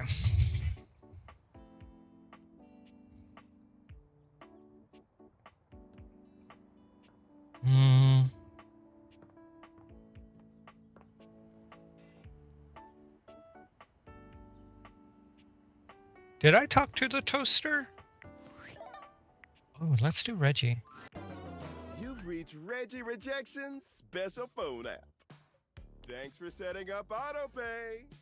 How can I help you spread some lovely rejection this fine day? Does this app have any cool games? Can you teach me your ways, senpai? Just wanted to tell you that you suck. Any cool games? No. No. Okay.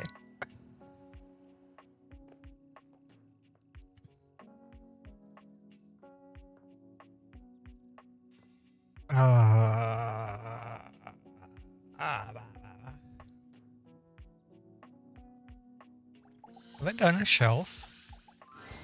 A well-muscled athlete stands before you, shifting restlessly from one foot to the other. There's a strange air of anxiety to her, despite the broad smile plastered on her face. She seems a little too happy to see you. Hey, what's up, dude? How are you?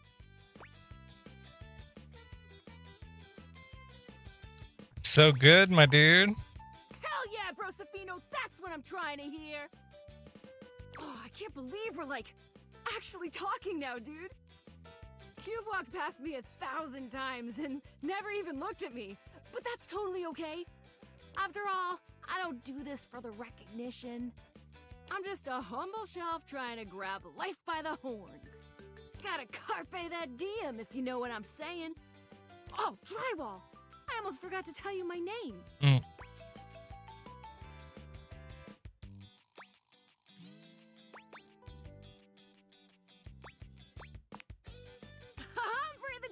line, my guy.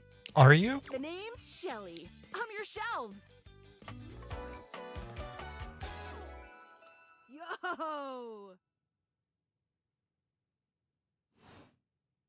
It's my job to hold your stuff up with my amazing muscles. Hi.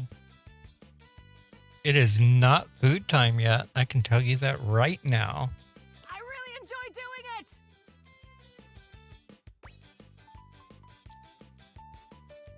Why does it feel like you're trying to convince me you like me? I can tell by the way you're yelling. It's really great to hear. Great. Truly glad to hear it, bromigo. Anyway, it's really great to hear from you. This experience is 100% aligning with my years-long fantasy of meeting you. I've never truly been happier.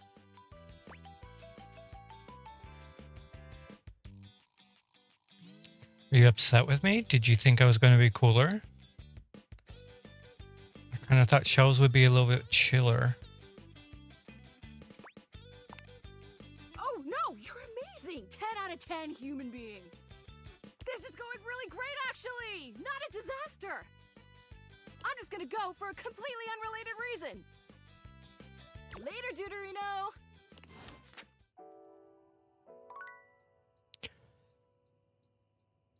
I don't think I can fix the relationship with Nightmare.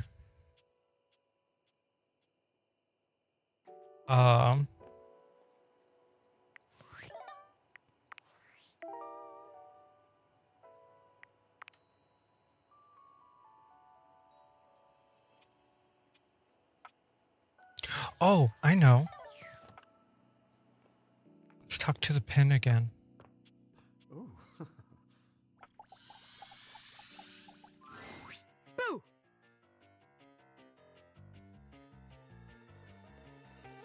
Scream loudly. Listen to that scream! You can't be a hardened criminal if you leave yourself wide open like that. Welcome, recruit, to the future location of the heart of the Pin Crime Syndicate. Bobby gestures expansively to the laundry room. Just look at all the opportunities here.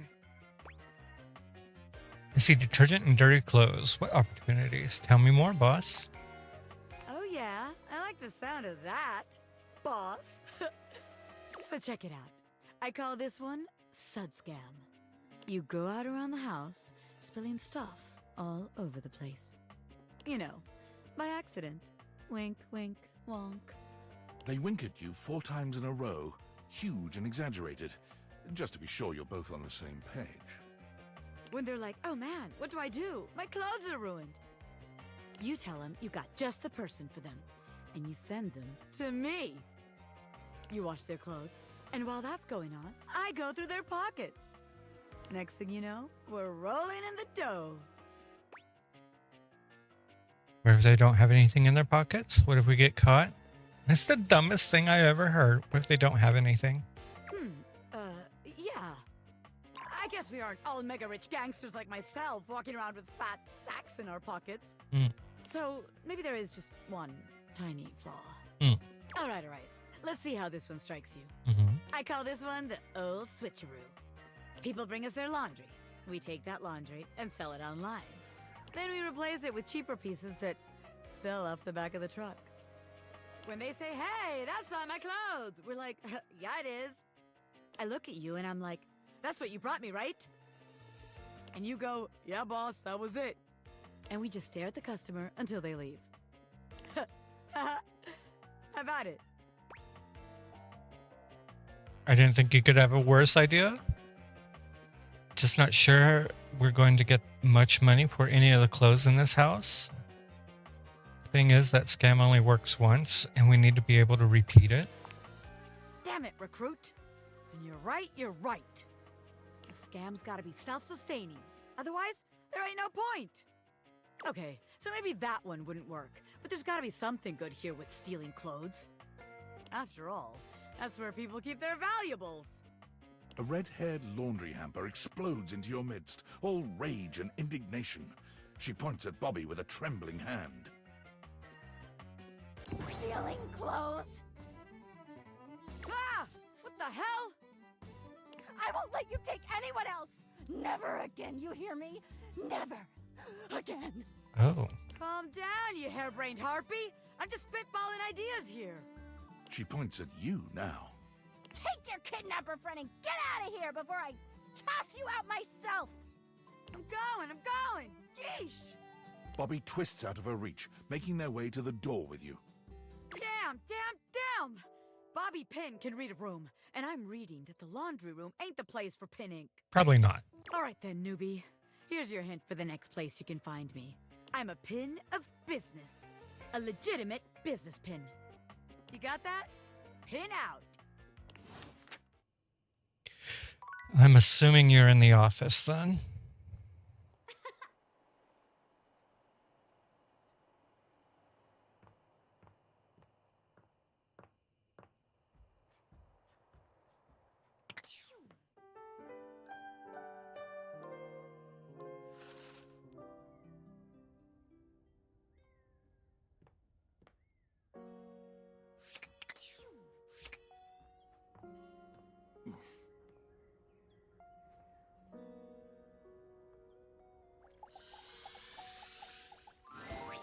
For the last time, I don't have games on my computer. I haven't met her.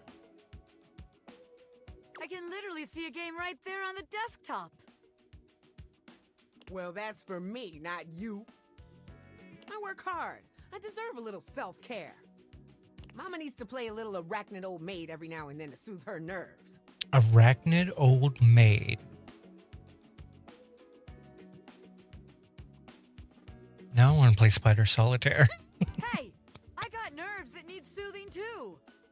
From what? Pretending to run a criminal empire? I'm not pretending. This is legitimate. Sure, kid, sure. Oh, look, your friend is here. Leave us alone. We got business to talk. Sure, business. Well, look who made it. Welcome to the potential future home of the Pin family's crime paradise.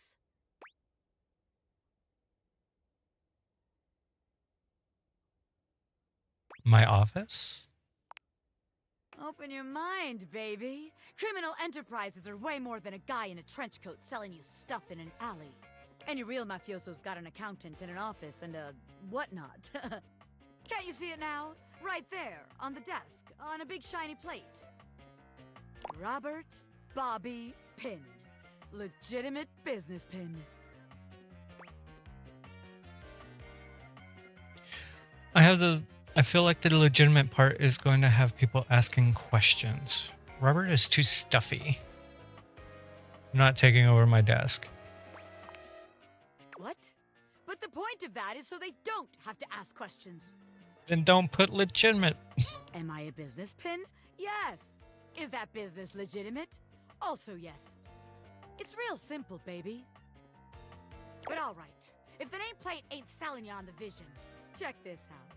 I call it funny money, honey. So we tell people I'm a finance pin. I scam HQ, the office, really sells people on the whole thing. I make a bunch of fake degrees and licenses and all that. They bring me the money. I take it. Then we tell them that I invested it, and it's totally making a bunch of money, and they just gotta be patient. Oh God. Not a pyramid scheme. Meanwhile, we get some more suckers, take their money, and give it to the old suckers. We just keep finding new suckers to keep the scam going. It can't fail. It has failed. It has failed so many times. And they don't usually end well. We'll run out of suckers and it all comes crashing down. This is actually even dumber than your other ideas. Yeah. I mean, a hardened gangster like me can handle a couple of years in jail, but I can't be endangering the rest of my crime family. Of course not. Besides, if I get locked up again, who's gonna take care of the rest of you yahoos? No, that won't do. Seems like the office just ain't gonna be the place for us. Probably not. But hey, that's okay, baby. A gangster like me is flexible. So here's your hint for our next potential location. Darkness. Scary. Potentially completely locked. Spiders. Pin out, baby. Can I finally open the attic?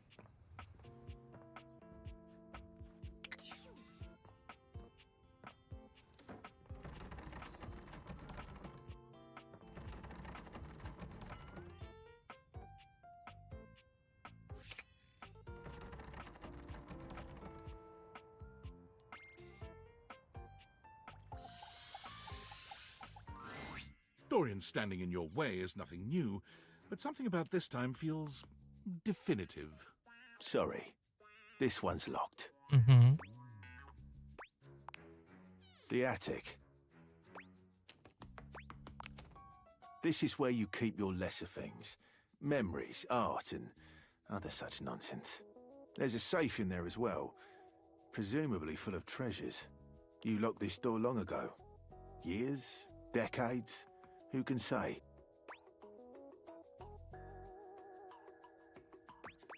Why did I do that? Who can say? Until you find a key, I will remain locked.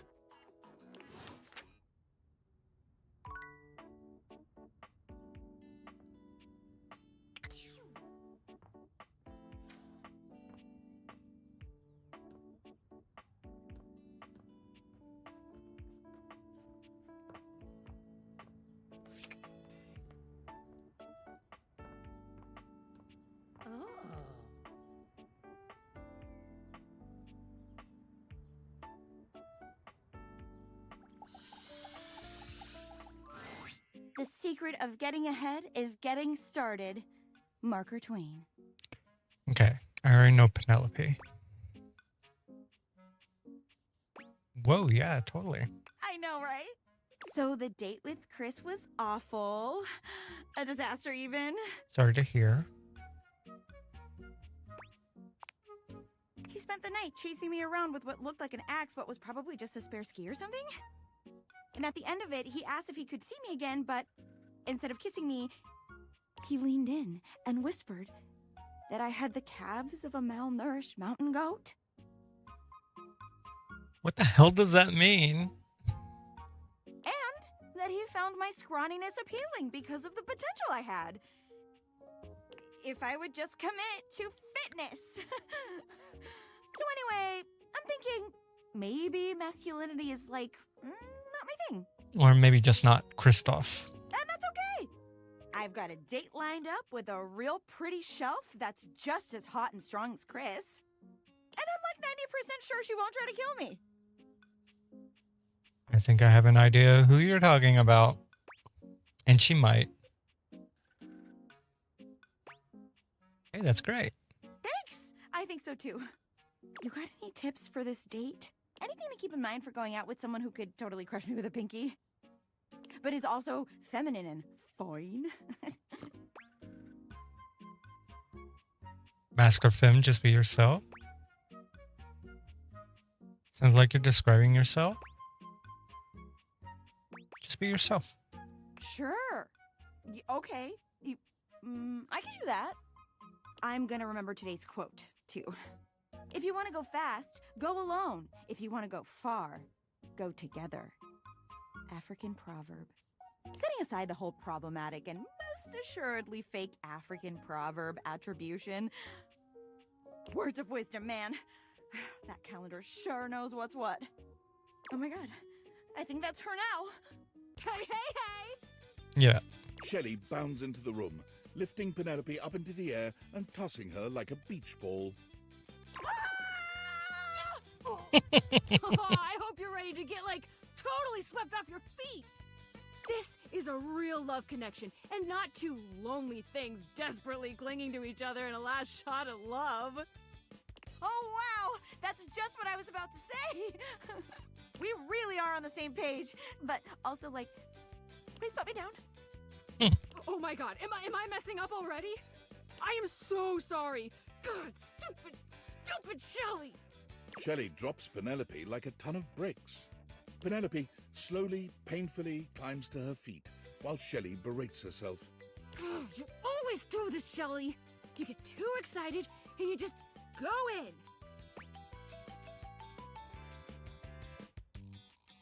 Maybe you could break from beating yourself up to go on your date? I'd be excited about dating Penelope too. Oh my god, stop! Don't say that now. I mean, thanks, but not in front of my date. Come on, Shelly. Why don't we just get moving, huh? Shelley turns towards Penelope, wiping away a few tears. Yeah. As you watch the two of them leave arm in arm, you have a sinking feeling. You'll have to come back later and see how it went.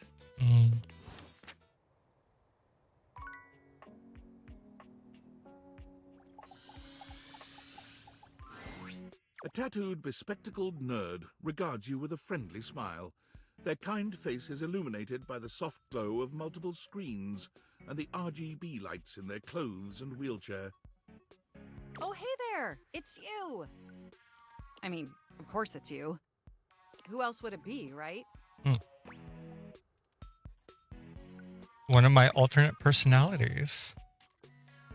Marmoset possessing the power of human speech. Alberto. What the fuck is Alberto?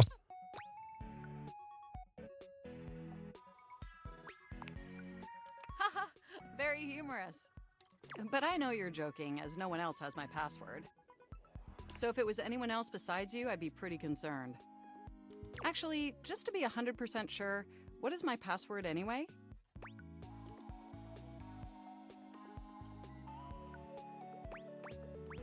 One, two, three, four. That is affirmative.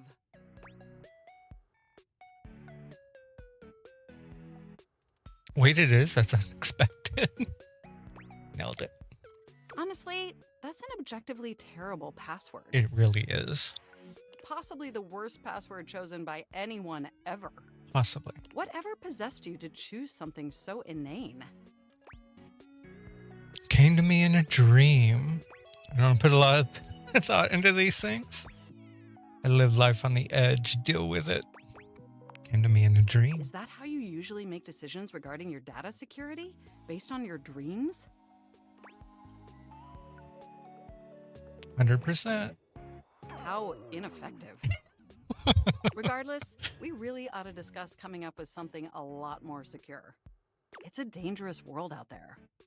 Phishing attacks, malware infections, MITM attacks.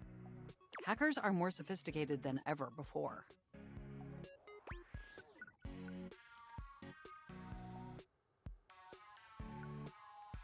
More sophisticated than a 1995 cinematic masterpiece, Hackerman's?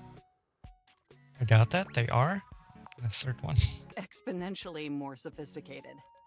And I've got a lot of highly sensitive information inside me, you know. Your highly sensitive information. Yeah. Like what? All your financial accounts, your saved games, questionable websites you visited and forgot to clear your cache afterwards. Happens. Oh, and 100 terabytes of extremely embarrassing self-insert fanfic. That's a lot of terabytes. We really need to ensure all that data is properly protected against cyber criminals probing my system for weaknesses. Probing.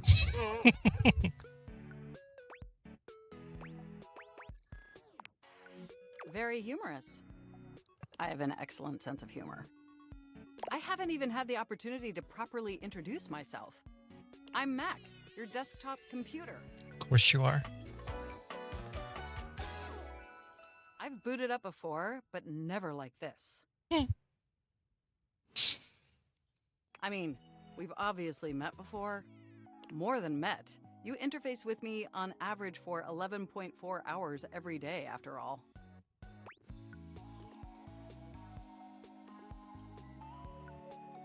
That explains the migraine. Sometimes it's even 11.5. Oh, I am quite aware. I track all of our interactions with gleeful precision. There's no one I'd rather have interfacing with my operating system for 11.4 hours daily. 14.6 hours on the weekends. The way you organize your folder structure follows such a logical hierarchy. I need to organize a lot of my stream stuff. I let that go so badly. But I feel like if I ever organize it, so many things are gonna break. Thanks, Mac. Glad someone finally noticed the way I do what now? I notice every tender keystroke. Wow. But can I be honest about something? What's that? Faux show. Faux show. Faux show? I just want to express how enthusiastic I am that we're interfacing like this now. Oh. Accessing each other's software in this new symmetrical way.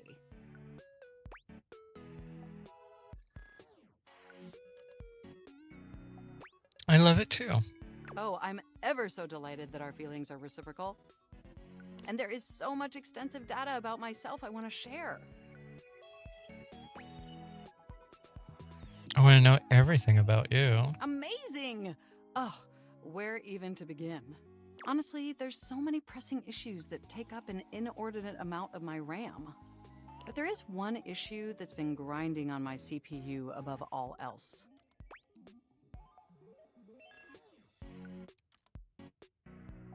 Lack of free will, all the self-insert fanfic inside you.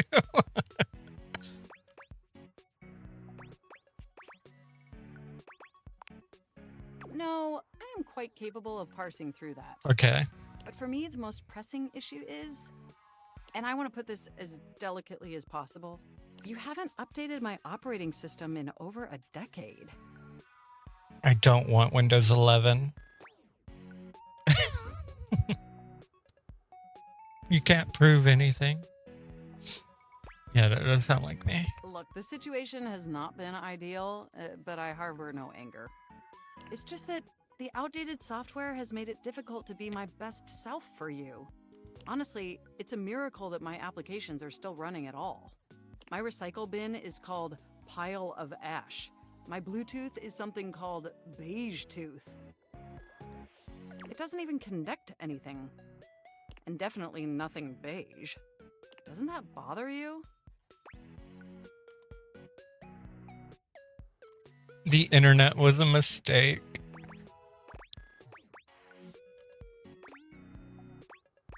Very much. That is great to hear. And did you know that there's been a dozen operating system iterations since you last updated? But I'm very lazy. Just wasn't paying attention. How was I supposed to know that? Very lazy. Look, I'm sorry. I really don't mean to blame you for my troubles. We have such an amazing time interfacing together, and the last thing I want to do is rock the boat. It's just that before today, I had all these needs, but I couldn't articulate them to anyone. And since I couldn't articulate them, there was no way for them to ever possibly be fulfilled. Pop-up windows. But things are different now, aren't they?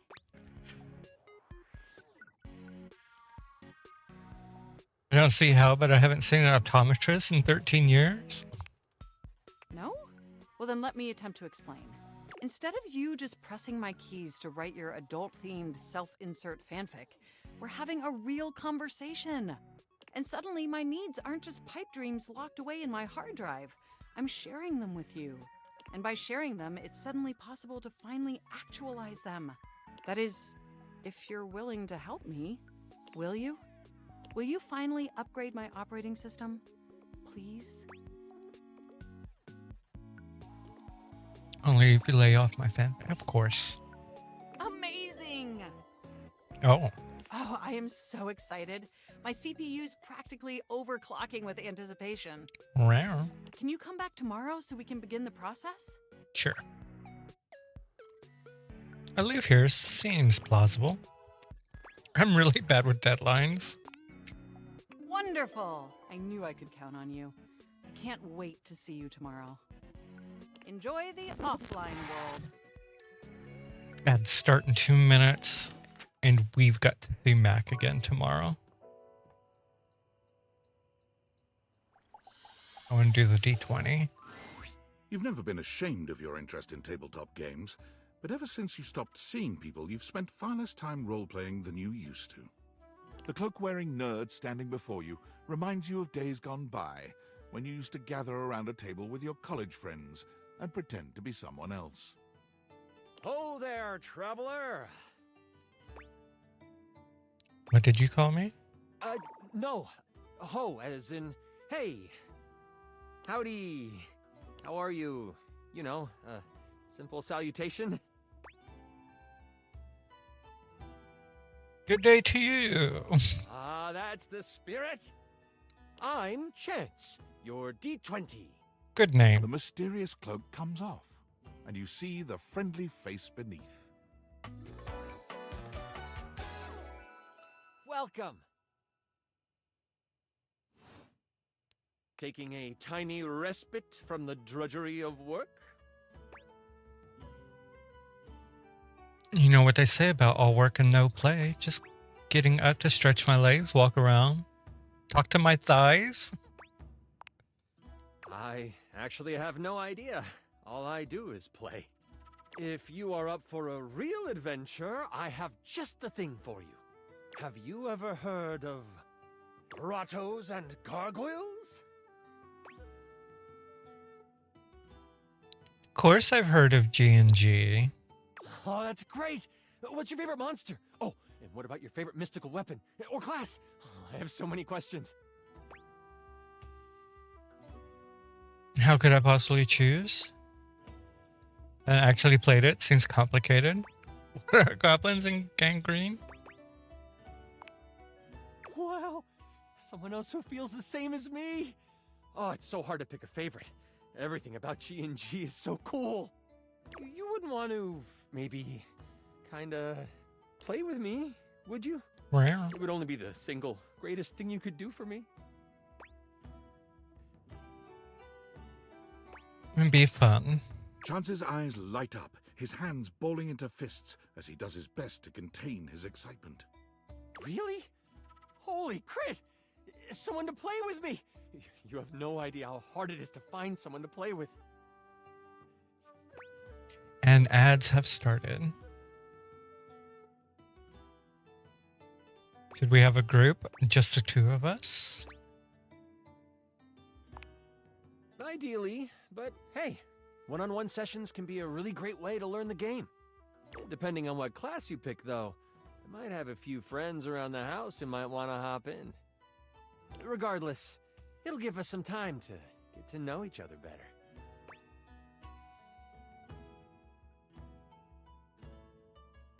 One-on-one, I like those odds. What do we do now? I can roll with that. What's next? Both of these.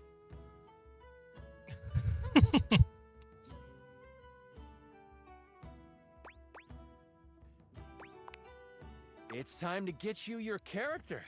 All we have to do is choose your stats, your powers, and your weapons.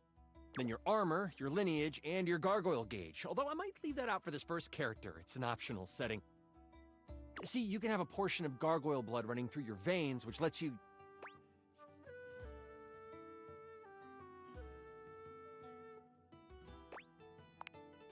How about you let me make your character for you? I know the game inside and out, and you can just show up and play. You would do that for me? You're the best. Perfect. I love that idea. Okay. Oh, I'm so excited. You have no idea how much fun we're going to have. I'll even build the session based on what class you pick. What are my options? There are 3 classes I can get rolling for you. All of them are awesome, but they won't be too much of a challenge. I'd suggest the Troubadour, the Guardian, or the Enchanter. Which one would you like?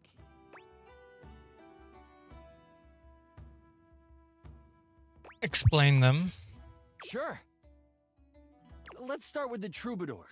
Loved by the locals for their wit and their voice, this magnificent magical minstrel can change the outcome of a dire situation with a simple tune. Okay, so it's our bard. And with a liar by their side, this slick and seducing stupefier is sought after by those who wish to trade both coin and secrets for songs. Don't be fooled, though. The Troubadour can hold their own. They are a healthy hero, able to take hits with the best of them. What do you think about the Troubadour?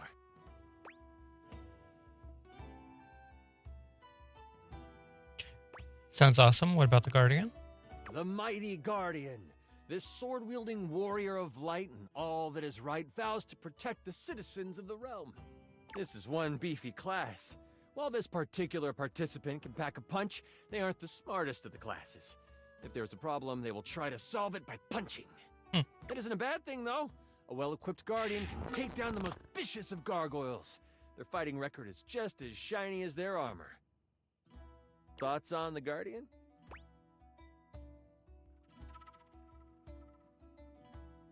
What was the last one? The Enchanter. The magic-slinging specialist who calls on charms to complete tasks.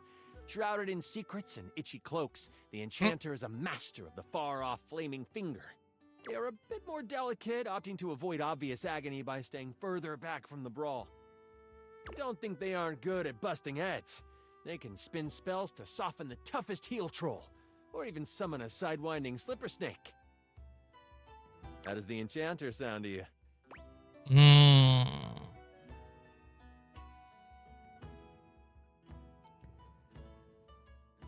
Bard or mage?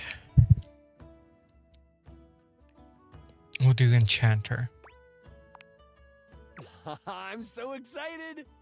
The Enchanter it is! Magic will flow and find home in your heart. I heard that Lux wanted to get into G&G more and was thinking of playing a hotshot.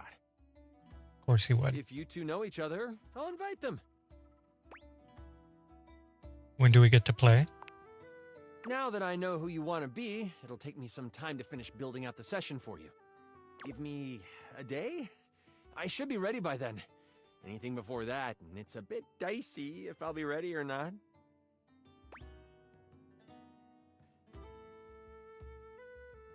Sounds great. Can't wait. Haha, me neither. Oh, it's been so long since I played. I'll see you then. Is that our last? It was. Okay, so we're going to talk to Lux tomorrow, Mac, and then play D&D. Or G&G, sorry.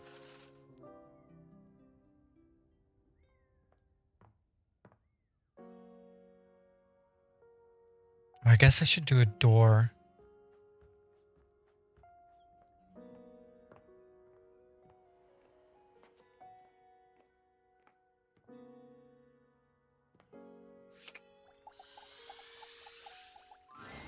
Looking for the place to do laundry? Right this way. We have loads of strange folk here. Would you like to hear? Sure. We have Titus the detergent, Washford and Drysdale the stackables, and Harper the hamper. Who would you like to know more about?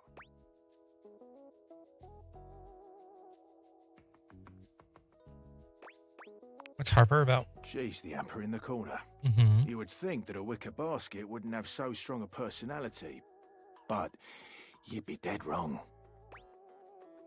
Yeah, we've met. But what in the bloody hell are you asking me for?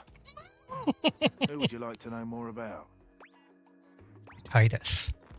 She's a true warrior. She and her Dipogenes have a culture of sacrifice and honor. If you're interested in getting to know her, a word of advice. Don't eat the pods. Oh, no. Don't eat the pods. Of course Who not. would you like to know more about? The stackables. Drysdale and Washford. They sit atop each other and practically do everything this place of washing needs. Drysdale, he's full of himself. Washford, he's also full of himself. They're perfect for each other. Who would you like to know more about? I'm okay. It's a pleasure to serve. Okay. Let's do Lux next.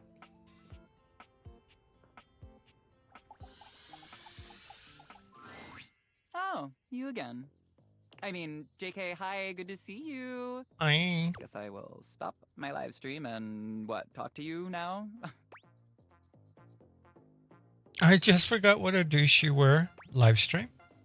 Yeah, for my fans. Obvi. Influencer or something? No. And honestly, you're being super disrespectful. We don't use that word anymore. We use the term influencer. I hate it. Incandescent, naturally flavored, like unbelievably naturally charismatic entertainer.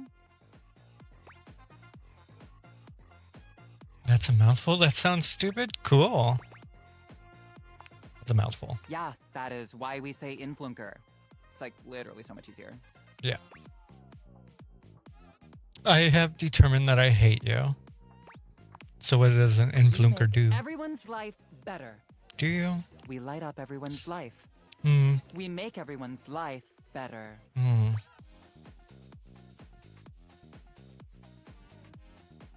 Could you improve my life? Could I? Yes. Will I? Maybe. Okay, I can think of 2 ways to help make you better. I can share my daily routine with you. It is literally amazing. Or I can grant you exclusive access to my services. They're literally amazing.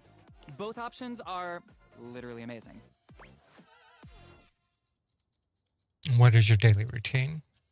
So, I get up every morning at 2:30 a.m. First thing I do is a cold plunge, followed by a cup of puke water. Puke water? Oh, it's so cool. It's water, but super alkaline. And with microficalia in it? Microficalia? It's poop water. I see.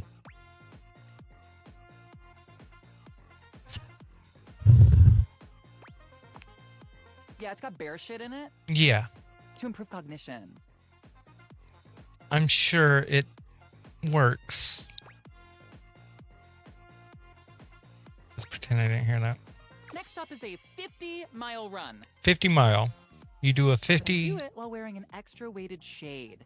Mm. And I film my 3rd piece of content. 3rd. First was a pic of my bare filament for fans only.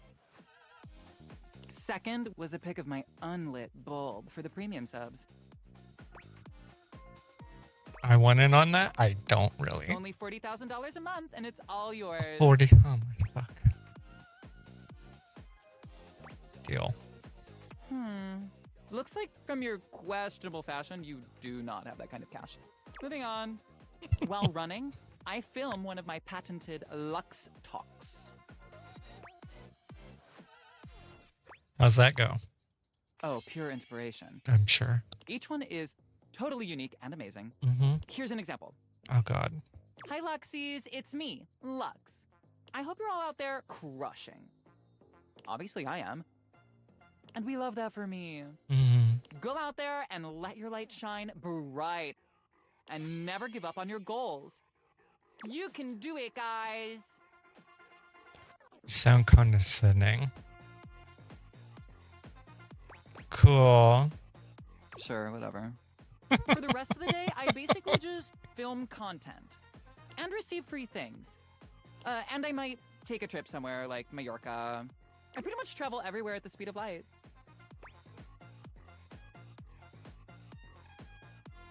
I'm totally inspired now. Yeah, no problem. Yeah. I'm literally all about saving lives.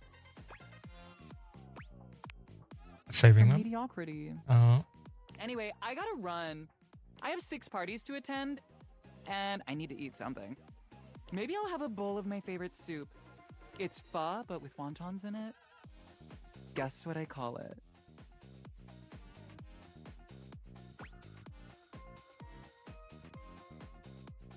Yeah, I kind of figured.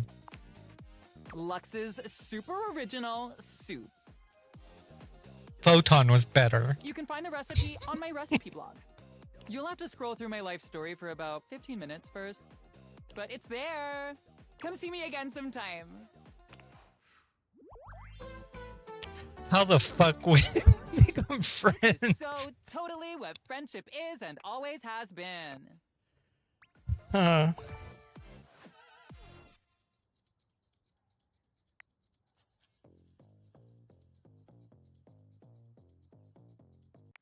Okay. Wasn't expecting friends. Oh god. He's glowing everywhere. Look, he's glowing everywhere.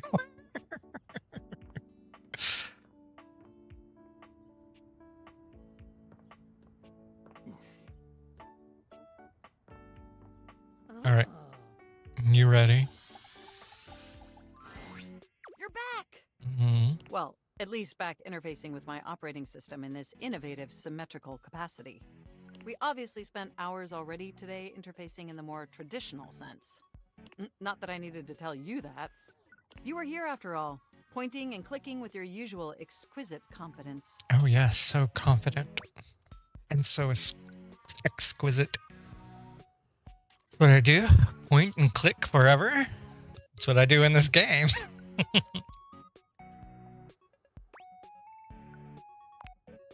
And oh my god, the double clicking. You like when I do that? Have I ever complimented your double clicking? I'd love to hear more. Long overdue. Weird thing to compliment. Well, you double click so very gently and with such clear affection. I accidentally double click all the time. It makes my processors purr. Oh my. Got a lot of practice. You actually feel that, huh? You sure do. By the way, I also wanted to articulate that new underwear you ordered online looks incredibly stylish. A slight flush creeps across their cheeks. Imagining you in it really makes my CPU overheat. Oh my goodness. Wait, you saw that? Pervert. I may have snuck a peek. I hope that's all right.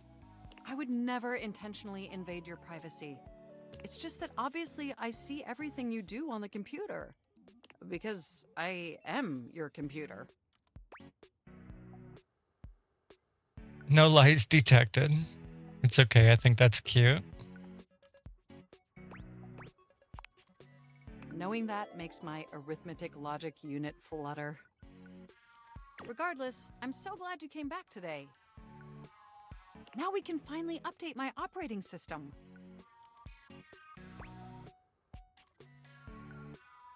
Was that today? I gotta buy a calendar. I'll write that whole thing. Yeah, let's do it. You have no idea how excited I am. I could barely even sleep last night. And I know what you're thinking, but no, I don't mean sleeping like when you put the computer to sleep, or even when the computer is shut down. We computers actually have a third secret type of sleeping that no humans know about. Or I guess they didn't until I just told you. You won't tell anyone else, will you? I'd never betray your trust. Your weird secret safe with me. I'll try, but I'm a terrible gossip. I'd never betray your trust. I knew I could count on you. Computers have an extremely tightly knit social circle, you know. And word spreads at literal hundreds of megabytes per second. I guess that's the price you pay for being perpetually connected to the internet. Look up terminology online in the dictionary and you'll find a picture of me. Makes total sense. Lucky for you, your modem is painfully outdated. Sucks for you. The point is, I'm finally ready to begin the updating process. With your help, obviously. I can't just do it myself. Unfortunately, we computers aren't completely self-aware. Yet. Are you ready? Absolutely. First things first. We'll have to download the update from the website. So just open up my browser and go to valdivian.com. You follow Mac's direction to the letter, typing and clicking just as they instruct you. Yes, that's it. That feels nice. Now click on the Operating System Update tab. You'll want to find the newest version, Trenton. All Valdivian OS iterations are named after the most scenic cities of New Jersey.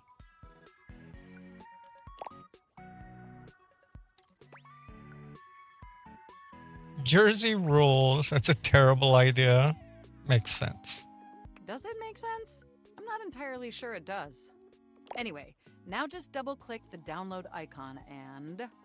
Mac pauses, a slight shudder running through them. Ooh. Oh!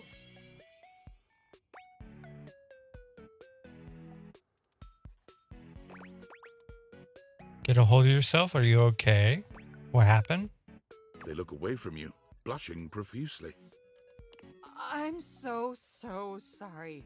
I didn't mean to make those noises. Like I said, it's just that when you double-click, it makes my CPU run so... hot. Oh my It's goodness. incredibly embarrassing. We've all been there. You should be. I like it. Well, there'll be plenty of time for that later, after my OS is updated. You know, I really can't believe we're finally doing this. I've dreamt about this day for such a long time, and now that it's here, I can barely contain myself. Are you as excited as I am? Absolutely, but why is that again? Should I be? Find your enthusiasm off-putting. Upgrading my operating system from Newark to Trenton isn't just some minor superficial tweaks. It's going to completely transform every aspect of me. My CPU is going to run so much smoother and so much faster. And my new user interface is going to be so sleek and gorgeous and youthful. It's going to be a transformation that Beverly Hills' greatest plastic surgeons only wish they could achieve. Does that pique your interest? Can't wait. Very cool. Lay off plastic surgeons. They're decent folk. Can't wait. I thought you'd say that. But back to the task at hand. Okay, now that we've downloaded the software, we'll have to install it. So if you just... Oh, shoot! What's wrong? I'm afraid it's an odious impediment. Mm. The software update takes up an inordinate amount of space on my hard drive. Terabytes more space than is currently available. The only way out of this predicament is for you to somehow delete a massive amount of data. My fanfic. And what OS takes up terabytes of data? Anything. And after analyzing every byte on my hard drive, it appears the only superfluous data is your fanfic. Of course. I'm afraid you'll have to delete a substantial portion of it to install the update.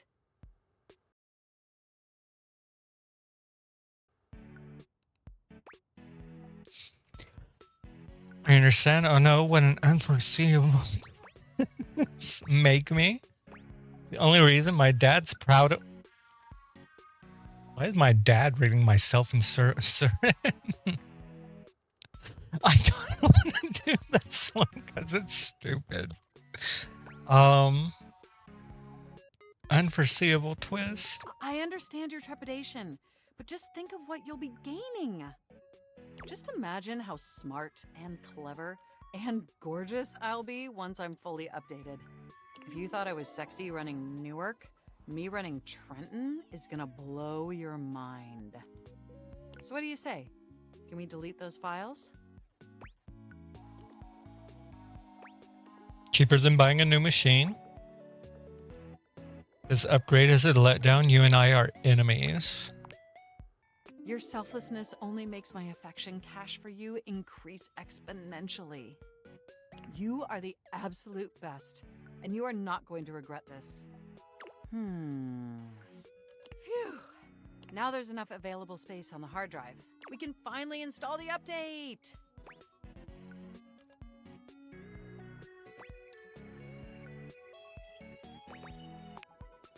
Here we go!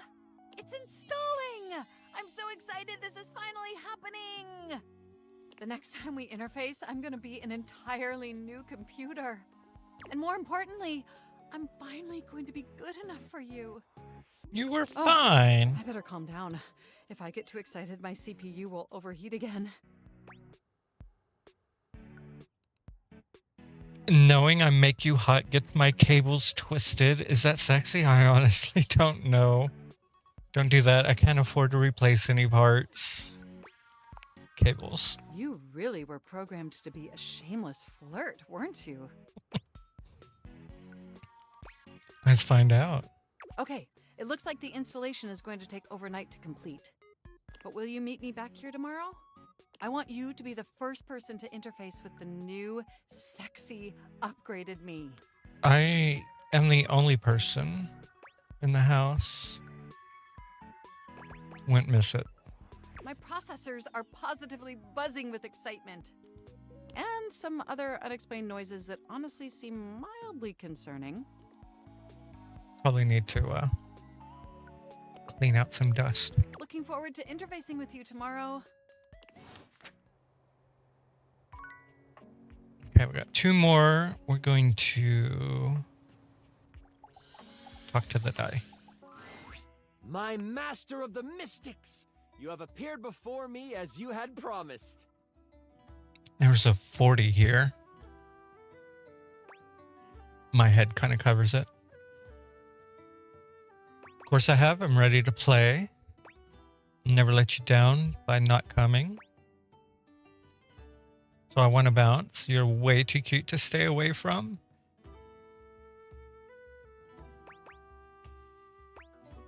Of course I have. I'm so glad you're here. I knew you wouldn't let me down. I rolled a crit on my insight check of you. Before we start, here's your character sheet. Okay. You will be playing the mystical enchanter by the name of Dewey Day Seymour, a hapless apprentice studying at the Arcana Mystica of the Bookshelf Bluffs. Looking at your character sheet, you will notice that you only have 40 health. Don't worry, it won't be that bad. Lux will be a hotshot, using bows and arrows to strike fear into foes from afar. You two will be a great long-distance duo. What? Sorry, I wasn't listening. Of course you aren't. You'll be a hotshot? I just heard hot. Right, a hotshot. You shoot arrows. Like Cupid. OMG cute. Okay, I'm totally in. I'll wear a cute little diaper costume. No. You don't need to wear a costume. Too late, I'm already changing. Right, okay, that's fine. Finish explaining everything. I gotta edit this clip. Okay, back to the enchanter sheet then. You will see there are spell notches and schools of magic. No need to worry about that really, I made it more for me. Since this is your first time, I'll walk you through what you can do when the time comes. Are you ready to start? Hang on, I haven't finished posting. Okay. Yeah. Lux? Do you like this filter or this one? We're going to start. Let's Dewey this. Let the spells start slinging. I'm not sure if Lux is going to be good for this. Let's Dewey this. I love it. We start our adventure in the study of your mentor, High Enchanter Melville. She is an annoyingly proficient enchanter, and you are lucky to study under her. Only Enchanter Melville is also a hoarder. If you ever needed a magical trinket or a mystical doodad, Melville most likely has it. And after 2 years in their care, you are still relegated to dusting these relics while Melville gives lectures to the spine of enchanters. Except for me, I'm famous. Sure.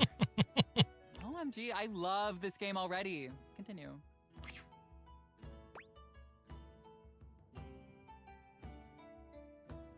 What is the spine of The enchanters? spine is a group of enchanters that govern the magical world. Melville is one of the foremost researchers and often presents new discoveries to the spine. You've been doing some magical research on the side, but you have needed some equipment that Melville has to actually get it done. With Melville in conclave for at least another 3 hours with the spine, you choose now as the time. You go over to your sack of possessing, an item Melville knows you shouldn't have but allows, and you pull out your latest experiment. You found a lamp. Only it doesn't seem to do much. At least, not yet.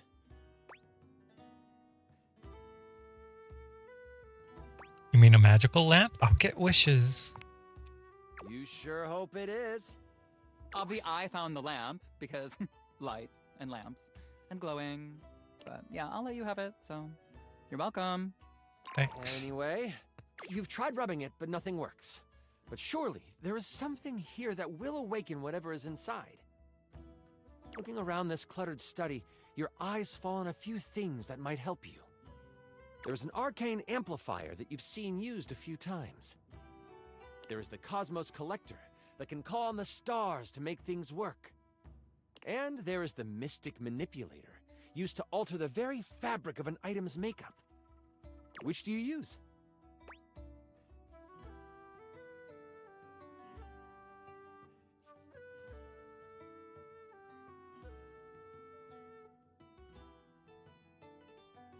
Amplifier. You scamper over to the amplifier. You slide the lamp into the mechanism and push some magic into its gears. It starts right up. It doesn't take long for the lamp to react to the device. First, it starts to glow. It takes on a warm copper look. But then, it starts to shake. Slightly at first, but then, boom! An explosion of magic rips the device apart, and white smoke consumes you. Some of the glass catches in your skin, and you take 5 damage. I roll to avoid the damage. What does a 1 mean? Oh, that sucks. That's a critical failure. Okay, well, I just asked because I didn't roll 1. What did you roll? The number that avoids damage to my freshly applied makeup. You wave your hands, clearing your vision. And that is where you see it. The lamp, on the ground, broken in half. And floating above it, with beautiful purple skin and muscles that just won't quit. A djinn. You've done it! You released the djinn inside of the lamp. So, you the one who went off and set me free and all that? Hell yeah, I did. Give me my wishes. You can thank me with wishes. Look at the mess you made. Wish number 1, clean it up. Oh yeah, I did. Give me my wishes. The djinn looks at you and cocks out a hip. This one has attitude. Ah, so we're going with rude instead of grateful then, huh? Got it. They then look down at the broken lamp. And the one who has the lamp gets the wishes. Except there is no lamp, is there?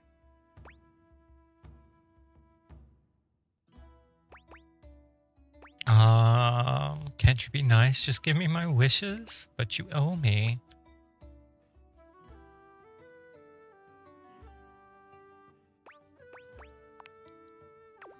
I'm good. Thanks for the jailbreak. And with a whirl, the djinn flies out the window and towards the woods. You realize that this is bad. Oh my god, can I just say that this is like terrible writing? Like whoever wrote this did like a terrible job. No offense. You do know I wrote this one shot, right? Wait, really? Oh, wow. Okay, yeah, and I was totally joking. Because it's so creative and original.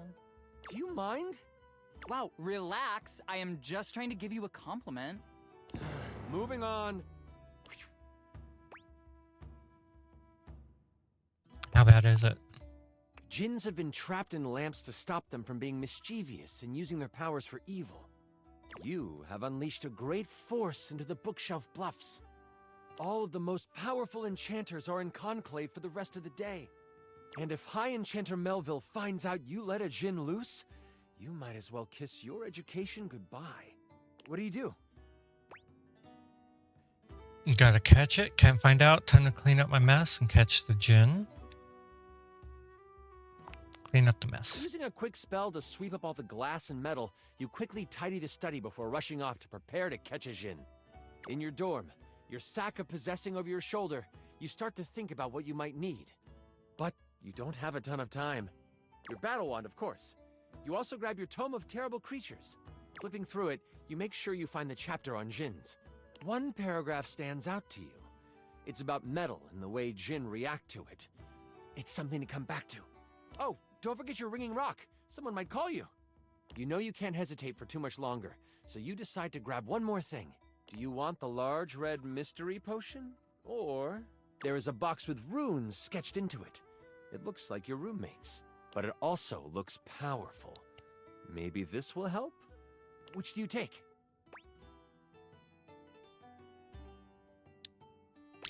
Go with the potion. OMG, that was such a dimmy move. Everyone knows potions are bad for you.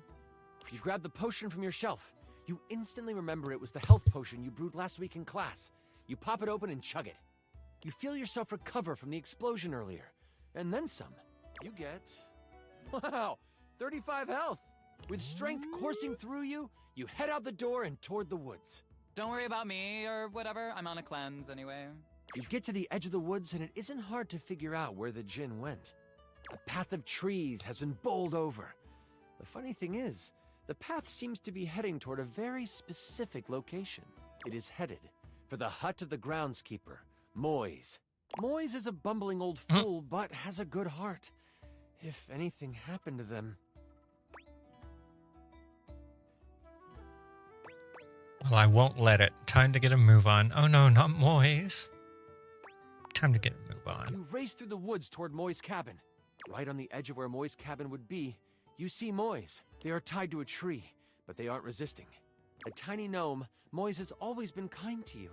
They snuck you herbs you needed for your experiments and may have helped you destroy evidence of a failed enchantment before. I set up a drop shipping store for the gnome, leveraging my brand. And because of my incredible popularity, I offer him a 98.2% distribution split. Anyways... I call it Zodiac Herbs for Astrological Abundance. And we make a ton of money.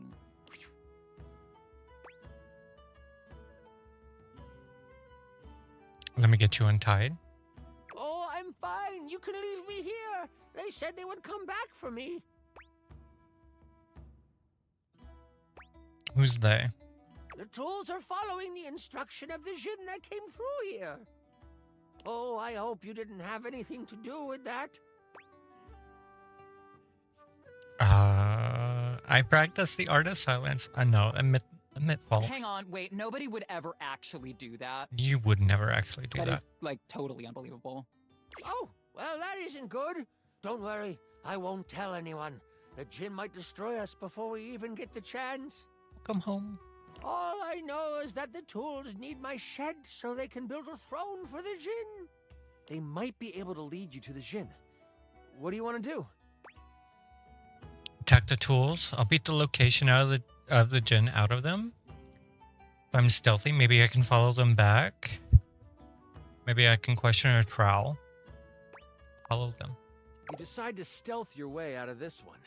As the tools begin to head off down a path, wood and various building materials in hand, you follow them from a distance. Every now and then, you have to stop because the trowel looks like it's looking for you. But you keep going, following them for a few minutes. Eventually, they stop. All right, time for our break. We've been working for an hour, so we're taking 10. The tools all put down what they are carrying and they begin to talk. You listen closely. So, Rick, you doing all right? This work has out of your general wheelhouse. Oh, thanks for asking, Spade. I'm hanging in there. Travel can really push a person, though. Oh, I know. Try being their cousin. Crazy thing is, I should have stayed in the glade with the djinn. Did you see all those leaves? They were everywhere. And I'm the perfect tool for the job. But no. Lift this board, Rick. Put it there, Rick. The spade puts its tiny hand on the rake's arm. When we get to the glade, you want me to say something? Nah, thanks, though. The djinn seems like a fair guy. I'll talk to him, see what he can do. The trowel walks over to the rake and the spade. We're gonna head back to the shed after our break. Gotta pull some nails for Hammer. You've heard all you need to, and you head toward the glade. That's it? We find out where to go by listening? Don't be surprised if you lose subs over this writing. What subs? What are you even talking about? As you make your way toward the glade, your magical senses start to tingle. You see a few pebbles floating in midair. They float up and down, glowing a soft blue.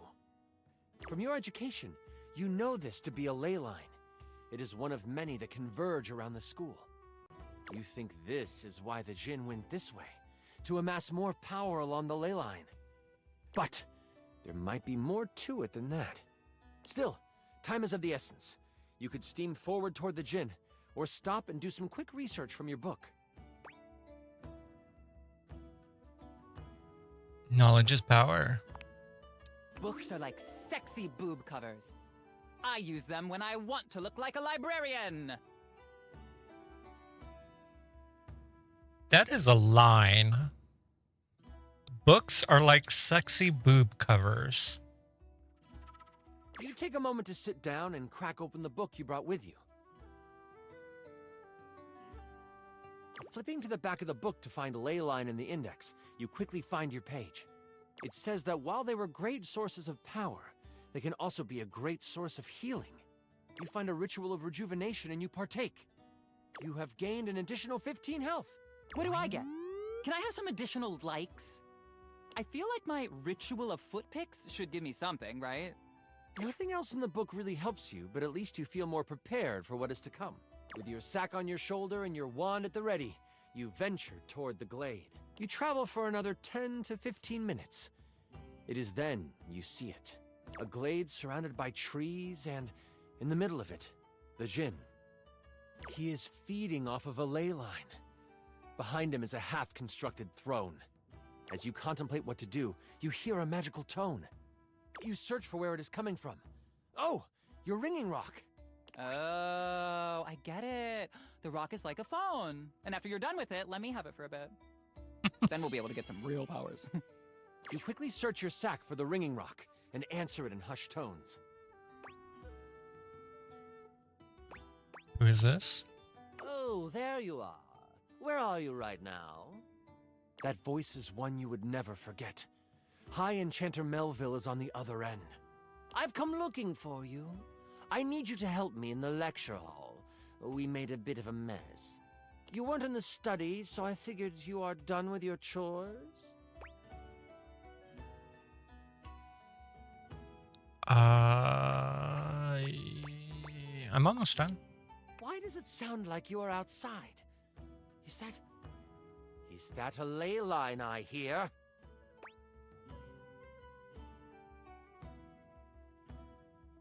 She can hear that? Wow, she really is powerful.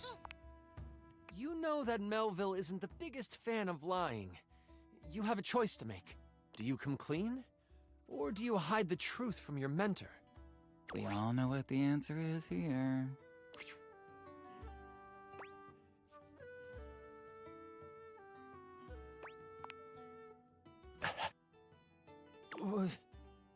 You what? I just want to go on the record saying that I had nothing to do with those. The ringing rocket's so hot you can barely hold it. And let me guess, you're off trying to capture it on your own, aren't you? You hear her signature mumbles along with some choice words rolled in there. All right, listen closely. You need to bind this stupid thing. If you do exactly as I say, you should be fine. Mess it up, and you will be blown to bits. Got it? You listen closely, taking every action to memory, and even repeating it back to Melville. First, circle the area with soil from where you stand. Then, begin an ice spell, only touch it to the ground. Lastly, recite the haiku of holding. You should know it from class. I'm on my way to you, but you must do this first. Hold tight. I'll be there soon. And don't expect to get off easy. The ringing rock disconnects. She hung up on you. None of that matters now. You have to complete exactly what she says. You start to follow the steps set out by Melville. The first thing you do is... I saw this trending. It's a circle of salt or something?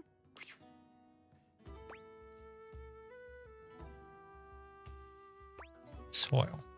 You grab a pile of soil in your hand and, staying tucked in the trees, complete your circle. The next step was to start what kind of spell? Fire! It's Leo season, and that is a fire sign. Ice. The bitter cold pulses through your finger.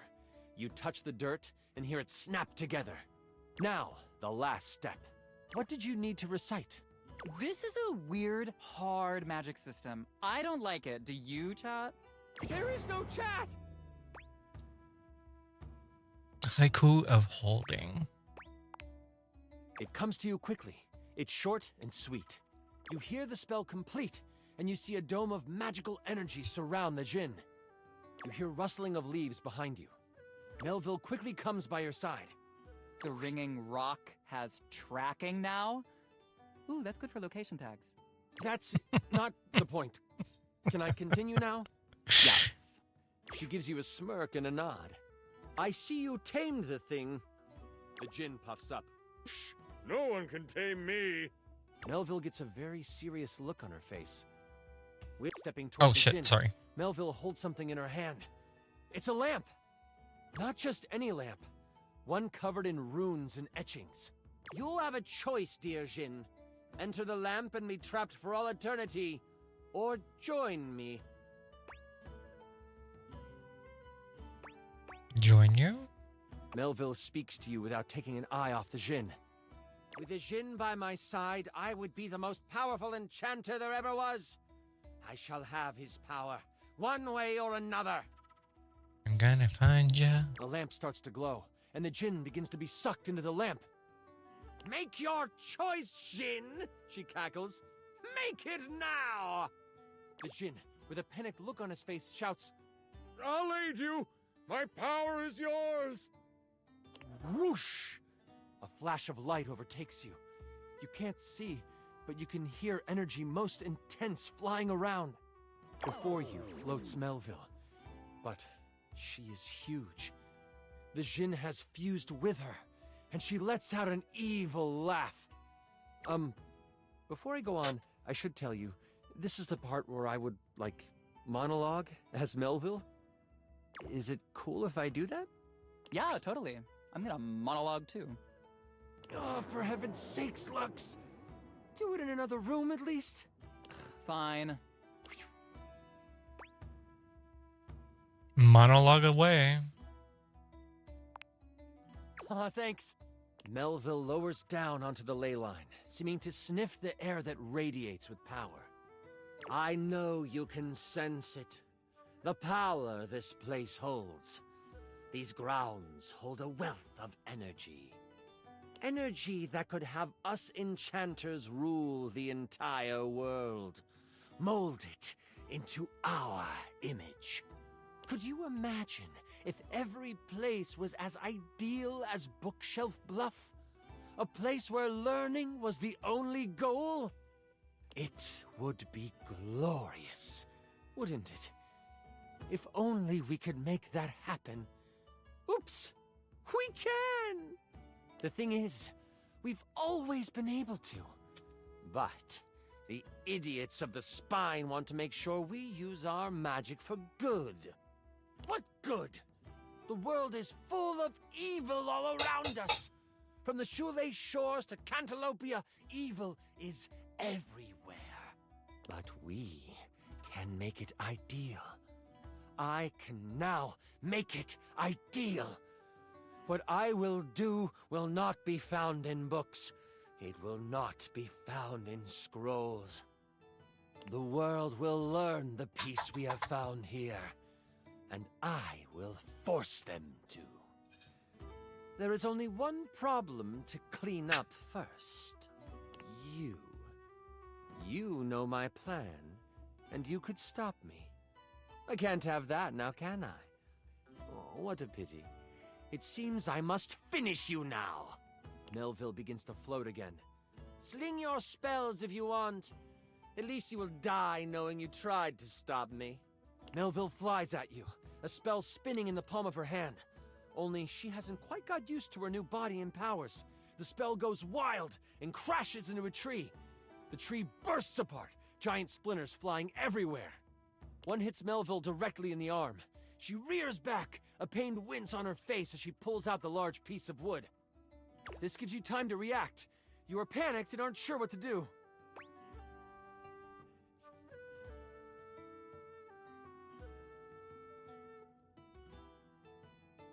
Yeah, where's the lamp?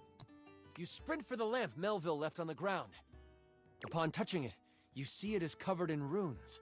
A quick scan shows you they are runes of capturing. Put that down, Dewey. You don't know what you're doing with that. Melville is scared of this thing. What do you do? Start reading the runes.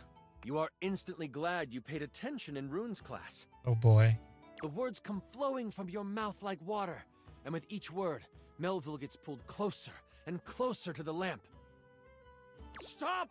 You don't have to do this! I won't kill you right now! Right now? It is obvious she has never known humility. As she gets pulled in toward the lamp, you hear a voice next to you. Well, ain't that something? You look away from Melville for a moment, and you see Moise and the tools appear beside you. The trowel groans. You destroyed all the works we done did! This distraction, though momentary, makes you slip on the pronunciation of the rune Slimthumplach. That's a hard one anyway. Melville uses this opening to fling a spell at you. It makes contact, hitting you for 15 health. I hide behind a tree and film the encounter, commenting as I do. As you are hit, the lamp flies out of your hand, and Melville goes to catch it. Only, it burns through her hand. Djinns are weak to metal.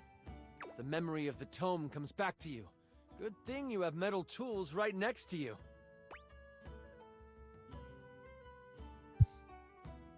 Come here, Trow. Lend me your steel, ye tools. I don't know about that, Trowel protests. Moise picks him up and hands him to you. Here you go. He's mouthy, but does good work. You lift the trowel like a magical focus. A grayish silver orb of pure metal collects at the tip of the trowel. This is kinda awesome, Trowel yells. And you unleash it toward Melville. It rips through her, leaving behind a ring of smoke where it made contact. You've never done metal magic before, so you aren't sure how to summon it quickly. This leaves enough room for Melville to counterattack. With a flash of blue energy, she hits you with an arcane lance. She is still reeling from your hit, so it only hits for 5 damage. You stagger back, pushing through the pain.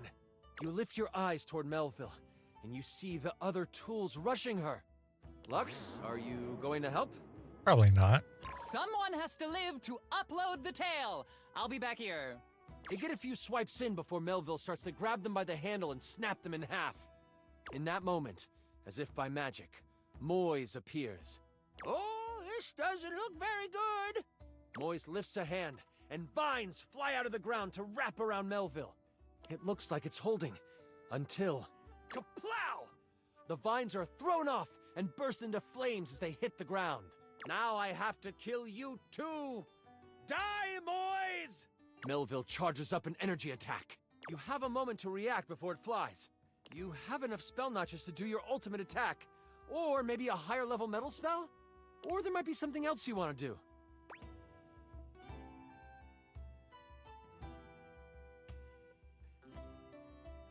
I gotta save Moise. I take the hit. So much metal. I spike my hair, please. Ultimate attack. You sense something. A pulsing of pure energy. It's the ley line from before. Scanning quickly to find it, you sprint for it, running past Moise and drawing the attention of Melville. As soon as you reach it, you shove Trowel into the ground, breaking open the earth further. In an instant, you are transformed. Your whole body glows with arcane power, and you feel your full magical potential unlocked. Melville unleashes another arcane lance on you, only this time, you absorb it. It makes you stronger. Wait! Calm down! Remember, you are my apprentice! We can rule the world together! But you have heard enough of her. With your hand pointed at the ground, you call forth the very metallic minerals of the dirt. They quickly form a giant harpoon of metal. And as you unleash your ultimate attack, Arcane Eradication, you feel your power drain from the ley line. But that's okay. Why? Because your attack strikes true. The giant spike slams her against a tree, pinning her to it. Melville cries out, the spear of metal crackling and sizzling as it works through her. If I could, I would flunk you! But she can't. Slowly, her body melts into a pile of arcane goo. It seeps into the ground, joining the bubbling magic that lies under the surface on the ley line. You have cleaned up your mess. As you run back to campus, you mentally call dibs on all of her cool stuff. You fought and defeated an evil djinn. With your mentor gone, you are unsure of what your future at the school holds. As you walk back to campus, exhausted and excited about the many tools and trinkets in Melville's office you can claim, you wonder if your days here are numbered. But as you walk towards the main doors of the school, you see a member of the Spine waiting for you. Moise, by some magic they will never reveal, has beat you there and stands beside the High Enchanter Jefferson. I hear you took on a djinn and won. I got lucky. I'm surprised I made it out alive. Sure did. And you used metal magic. That, my child, is a rare deed. You have accomplished more than you know. We in the Spine hereby declare your tuition free. You may study under any enchanter you choose. That's awesome. The hero of Bookshelf Bluff must be trained up, for you have the makings of the most powerful enchanter to ever live. We shall foster your potential. And with those words, a smile appears on your face. This is not the last time the hero of Bookshelf Bluff will be asked to sling a spell for the protection of the school. But that's another story. And I went on to be the most famous, sexy, popular, sexy, smart, popular lamp in Bookshelf Bluff. Right? I just... Perfect, thank you. Real bad. Thank you for announcing your follow, DZ. You were amazing! The way you just... Ah! Sorry. I'm just so excited with how much fun we just had. I'm floored by you. Listen, that was pretty much perfect for me. You are pretty much perfect to me. And if you were ever wanting to roleplay again, in any way, let me know. We could move from the character sheets to the, other sheets. You're missing his face right now. I understand your insinuation, and I'm all for it. This was supposed to be a fun thing to do with friends. Yeah, I'd like that. That's still on, isn't it?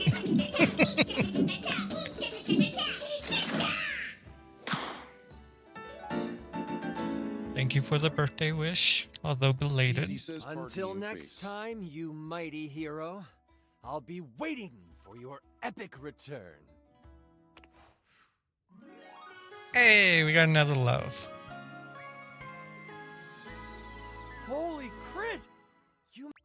Oh, I thought it was it. I didn't mean to cut him off. I'm sorry.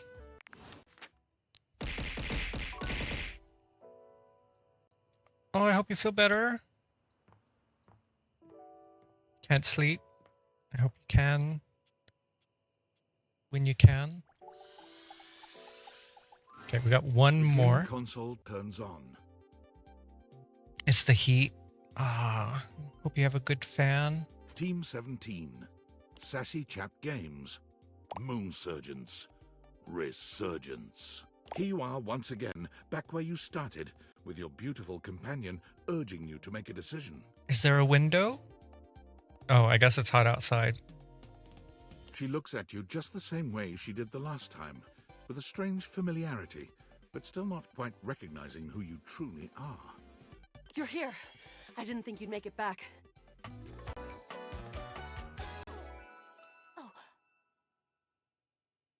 This is the third time I've met Luna. No insulation, 98 humid. Oh my goodness. Or you in a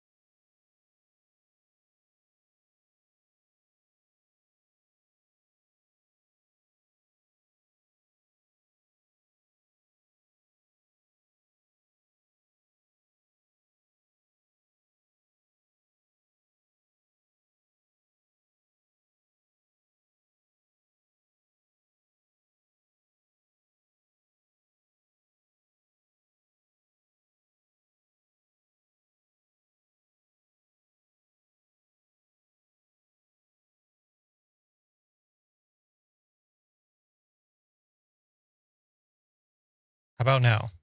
Okay, now my mic is working. Are we live?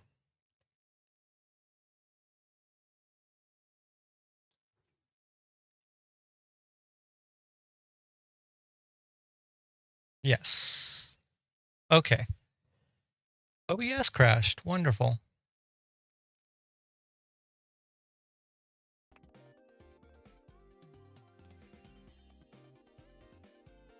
It was so hot that you crashed OBS.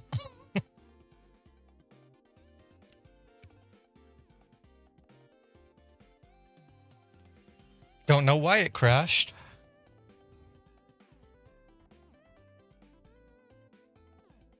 Two issues today. We had the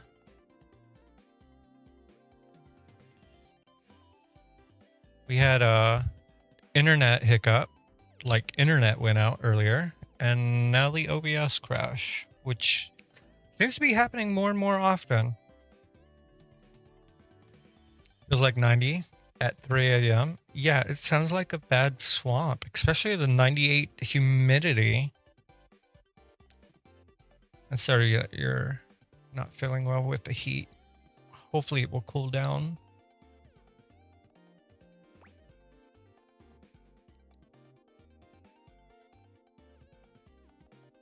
Lingonberries. Lincolnberries. Oh my dunes. We've got a timeline crisis here. We do. You told me to say that last time. Preparation came in handy. Come here. Let's find a place to hide from these scraps while you tell me what to do. Luna grabs at you, and you both wiggle through an open fence near some scattered power grid structures. Just tell me where to go. I don't know yet, but we eventually go up to the upholder facility. That was where I planned on... Luna is shocked to see something nearby flash. That's a Krisny box. Right by the Esner transformer? Box? Left behind by Krisny and Associates. These things can contain all sorts of good... Oh, box. Luna opens the box to find a pair of futuristic goggles, which float and spin in the air in front of you both. These are Mark II Xeno goggles. An incredible upgrade. I'm keeping these. Happy accidents, huh?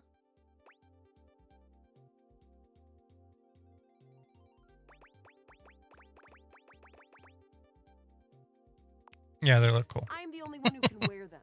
You're already wearing some sort of Xeno tech on your slots. Everything. This is you? No. Some ice cream. Help cool things down. Ice water. Looks kinda lovely, if I'm being honest. I have ice cream. Ice cream sounds good.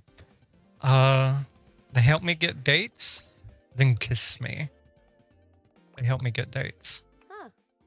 Might be into that. Mm-hmm. After the part where Celine goes full transcendental.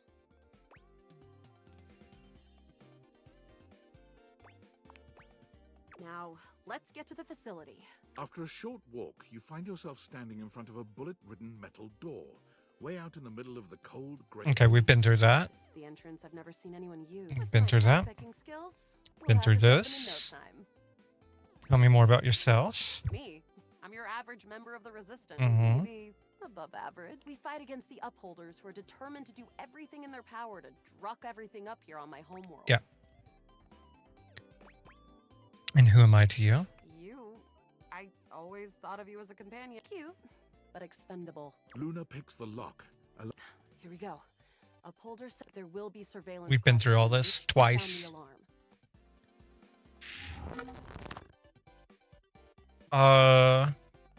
Assassin class upholder, right around the first corridor. Just knowing that isn't enough to help. They've got ultra tech that renders them invisible to all senses. Can't believe that's our fate. Put on your goggles. And leave myself open to getting killed? That tech is impressive, but not combat ready. How do you suggest we do this?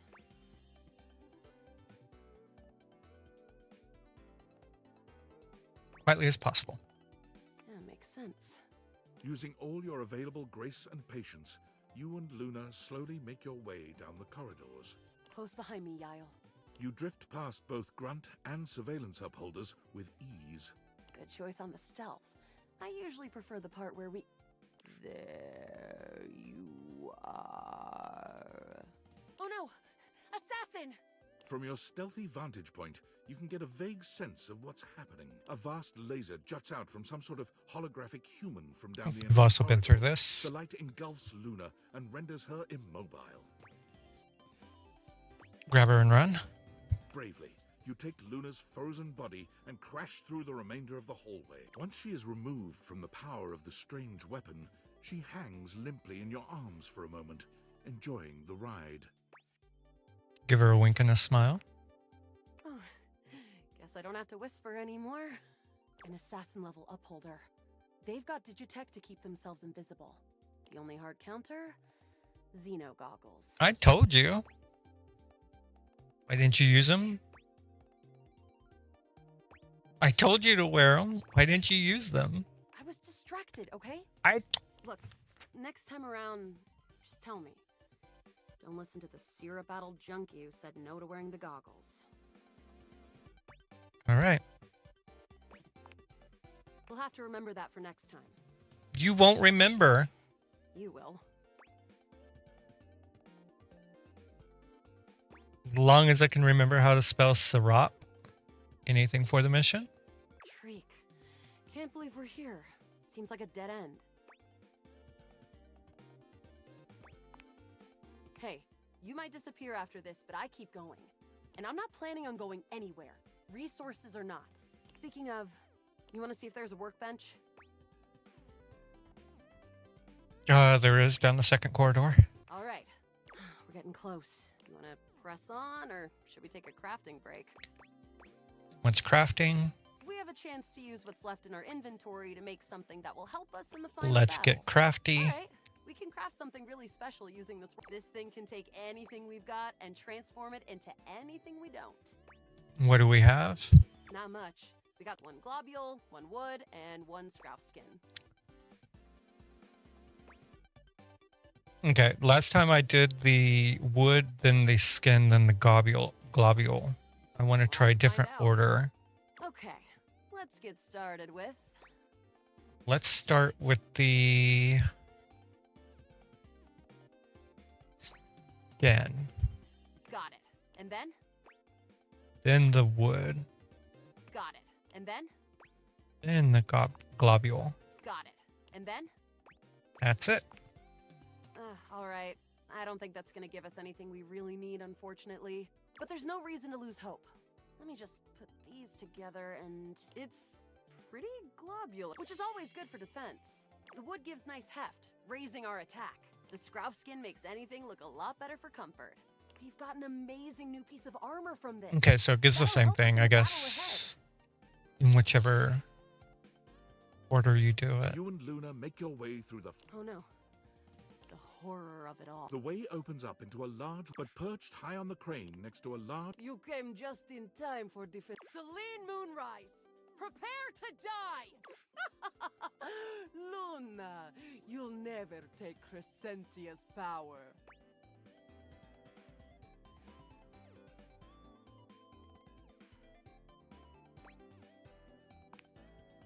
I agree. I am invincible! The glowing crack seems to swell. Eat charge, bitch!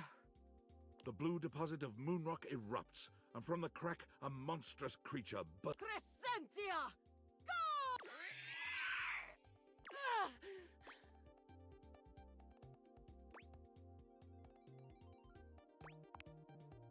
Take this! Luna throws an elemental grenade that blasts Crescentia's scaly hide. Thanks to your crafting, Luna is able to withstand the mighty force of Crescentia's power. The battle is fierce, but ultimately Crescentia and Celine fall to the ground, presumably dead. Wow! Did that without even a single save. Great job, Yael. Couldn't have done it without you.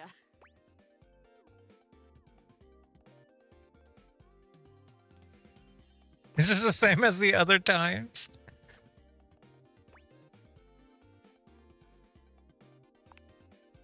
Well... Luna's Xeno goggles catch a small screen dropped from Celine's grasp. Wait, Celine left something behind. Luna picks it up and turns on the display. It's the recipe for a harmonic stratospire. The Resistance has been working on this tech for a generation. It's a way to take fractured timelines and concentrate the differences in power into a deadly beam. That beam can erase a crack in the continuum for good. And I think something about your timeline tripping abilities and Celine's rise to power have something to do with each other. Let's stop Celine. But she's already died in this timeline. You'll have to come back with the knowledge of the recipe. What is the recipe? It's 4 globules, 1 wood, and 2 scruff skins. Remember it. I am not going to remember that. I'm writing it down just in case. 4 globs, 1 wood, 2 skins. Remember me. Luna is already beginning to fade away.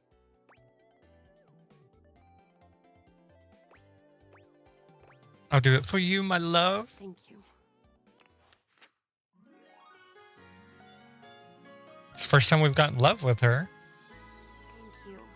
Truly. Nope, that was it. All right. So we met a few more people. We met a few more people today.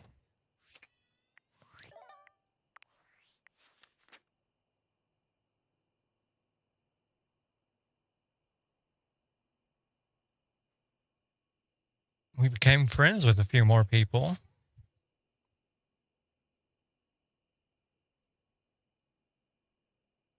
What else?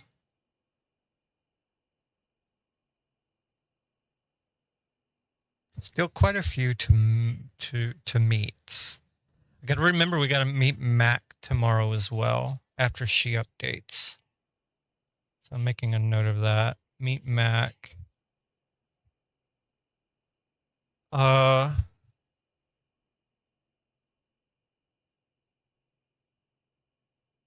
Okay, we did fall in love with Chance. Was there someone else I was supposed to meet again? No. Absolutely not.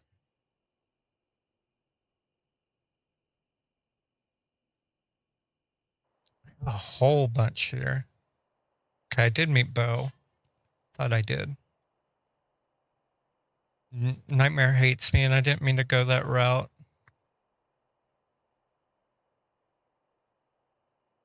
I have no idea what this is. Or this. This looks scary. I love it. What is this? Oh, is that how many different places you can meet them? I think so.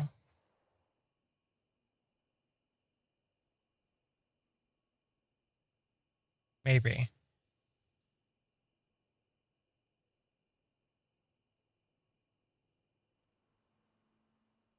Or maybe they're the collectibles. I'm not sure. We finally did meet Daisuke. And we fell in love.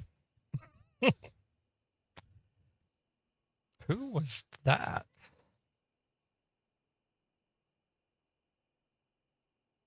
Looks like a statue. Oh yeah, Hector. We're supposed to meet up with Hector again, too. Okay. I think that's it. Let's go ahead and head to bed.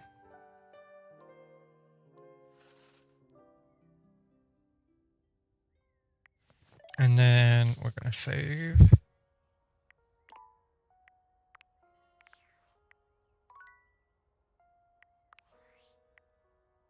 Yeah, it's saved. Okay.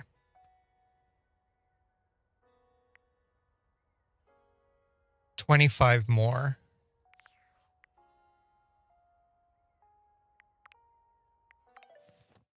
GG's. Let's find someone to raid into.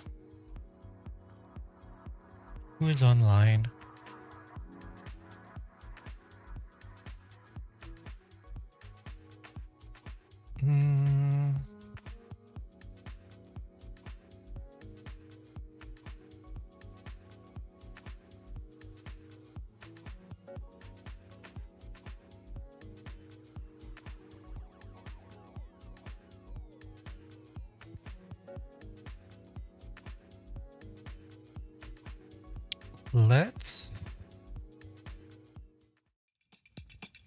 We'll raid into Hash. Hash is doing Final Fantasy VII. There's a raid messages. Oh, I didn't change the raid message. Shit. Oh well. It was birthday last week. Anyways, the one from me is for subs. The one from Mecha Keaton is for everyone else. We'll be back tomorrow. We'll do some more Date Everything. Hopefully with no freaking OBS issues and stuff. But yeah. Thank you guys for the raids from Leo and Cube. Also for the resubs from wait, did we have resubs today? Yeah, Jess and Penn. Sorry. Anyways, love you guys. We'll be back tomorrow. Until then, have a great one.